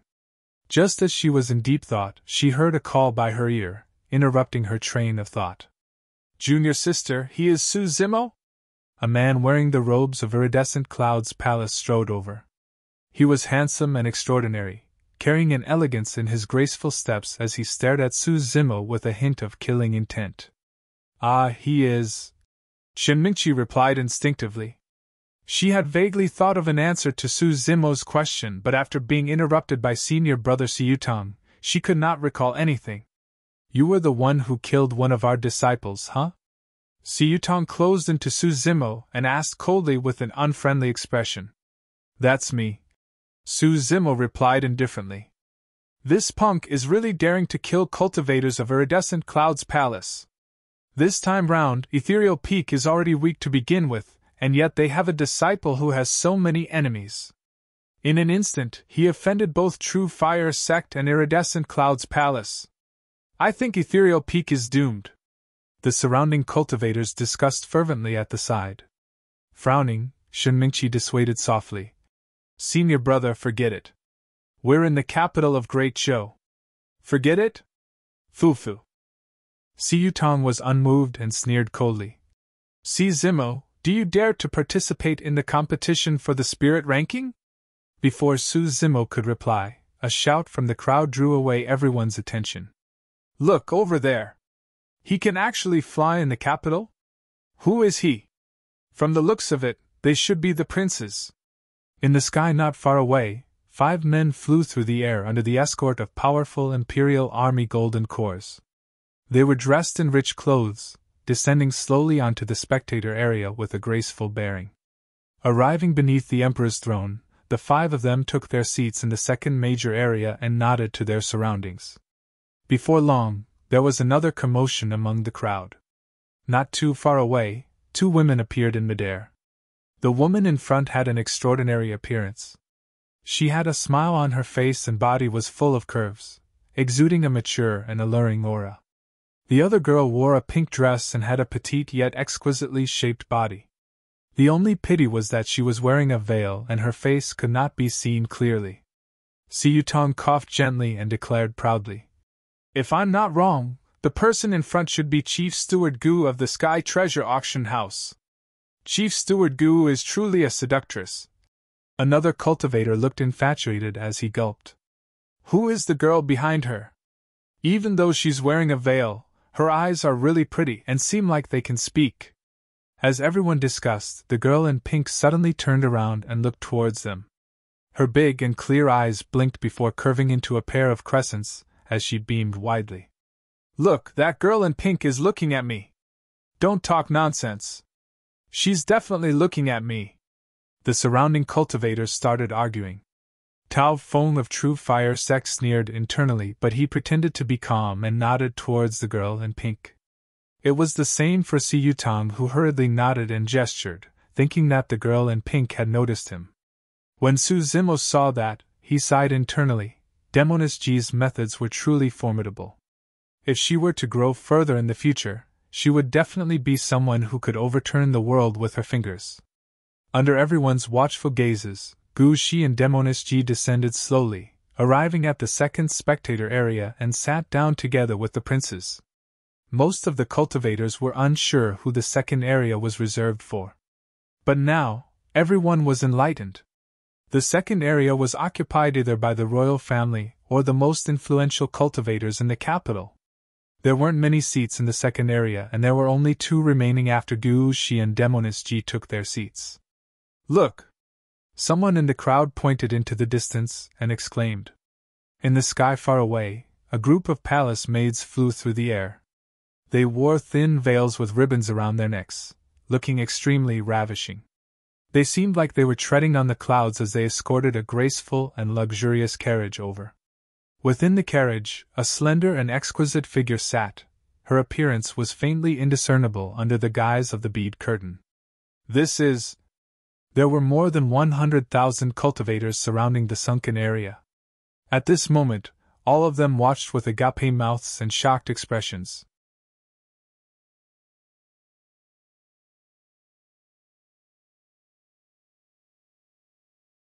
Chapter 307 Very Beautiful. Chapter 307 Very Beautiful. That must be the third princess of Great Zhou. I heard that the third princess entered Azure Frost Sect for cultivation under the name of Yaoxue. Now that she has regained her identity, she will most probably not return to Azure Frost Sect. I heard that the third princess is beautiful and ravishing. If only we could take a closer look at her. A commotion broke out among the crowd. Pondering for a moment, Tao Feng's eyes lit up in realization. So, it's fellow Taoist Yaoxue. In that case, I've met the third princess before. Amazing, Senior Brother Tao. Senior Brother Tao, is the third princess really as beautiful as the legends say? Many true Fire Sect disciples beside Tao Feng revealed looks of envy as they fought to ask questions. Tao Feng was delighted.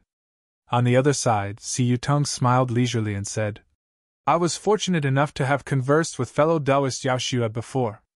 Back then I already had a feeling that she was unique and had an extraordinary aura. So, this is her true identity.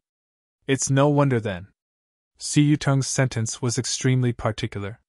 On the one hand, he was boasting that he had once chatted with the third princess of Great Zhou.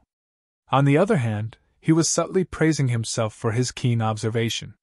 Naturally, his words attracted flattering from a group of cultivators as well.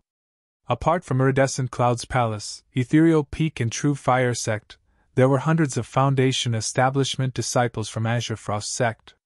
When they heard the discussions over at the side of Tao Feng and Si Yutong, many Azure Frost Sect disciples scoffed coldly. One of them said, Senior Brother Jun and Senior Sister Yaoxue are close friends and yet he isn't even saying anything. Yet you guys are bragging over seeing her or talking to her once. How laughable! Isn't that right? Only Senior Brother Jun is worthy of Senior Sister Yaoxue. The Senior Brother Jun that the Azure Frost Sect disciples were mentioning was Jun Hao, the number one of all Foundation Establishment cultivators in Azure Frost Sect. He had courted Yaoxue painstakingly for many years, but her attitude towards him had always been neutral. At that moment, Jun Hao was standing in front of the many disciples of Azure Frost Sect. Hands behind his back, he looked dignified and merely smiled faintly without saying anything upon hearing the comments.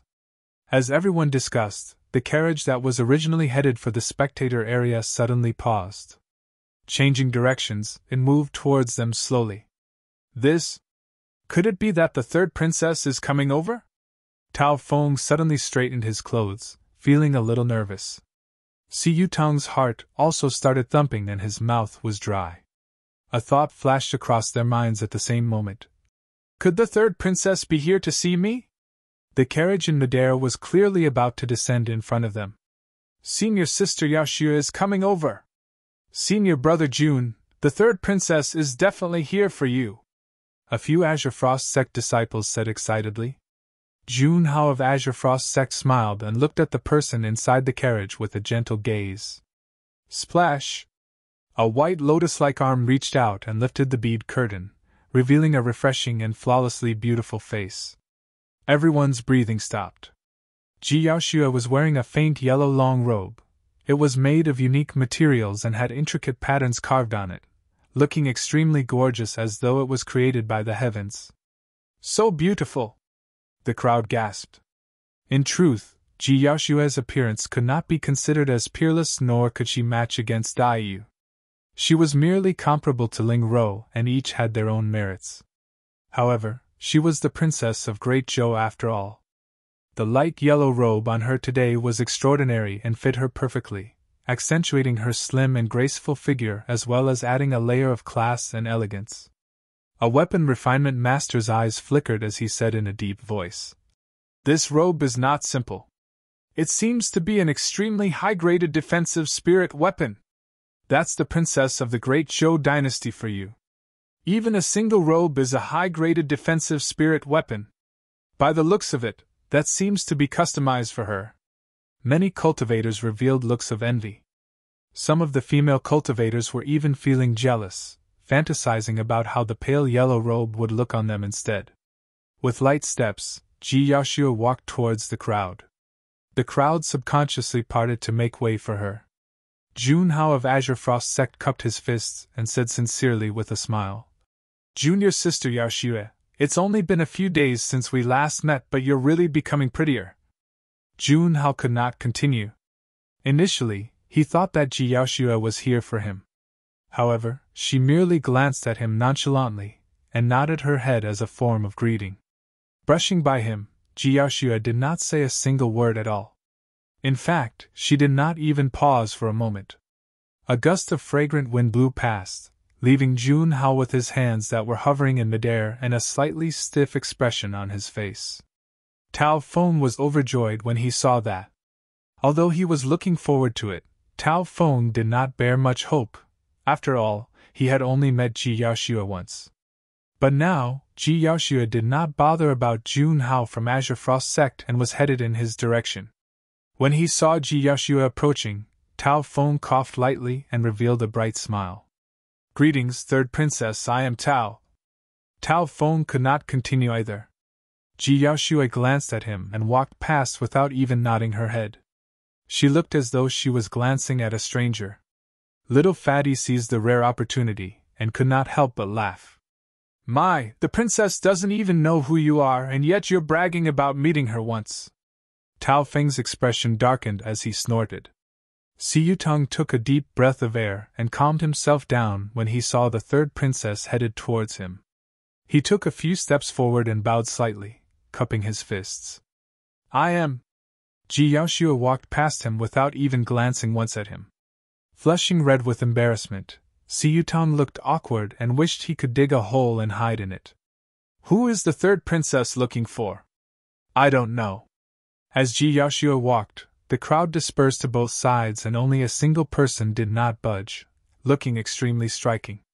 "Su Zimo, what are you still standing there for? Make way!" Shinmingqi frowned and hollered. Su Zimo did not say anything. Scoffing coldly, Shinmingqi continued, "Su Zimo, perhaps no one could do anything to you in the capital for offending True Fire Sect and Iridescent Cloud's palace. However, if you offend the third princess of Great Zhou, no one can save you." Su Zimo remained silent. "Why are you still as stubborn as when you were young? You refuse to kneel when you're asked to, and now, you refuse to move away as well."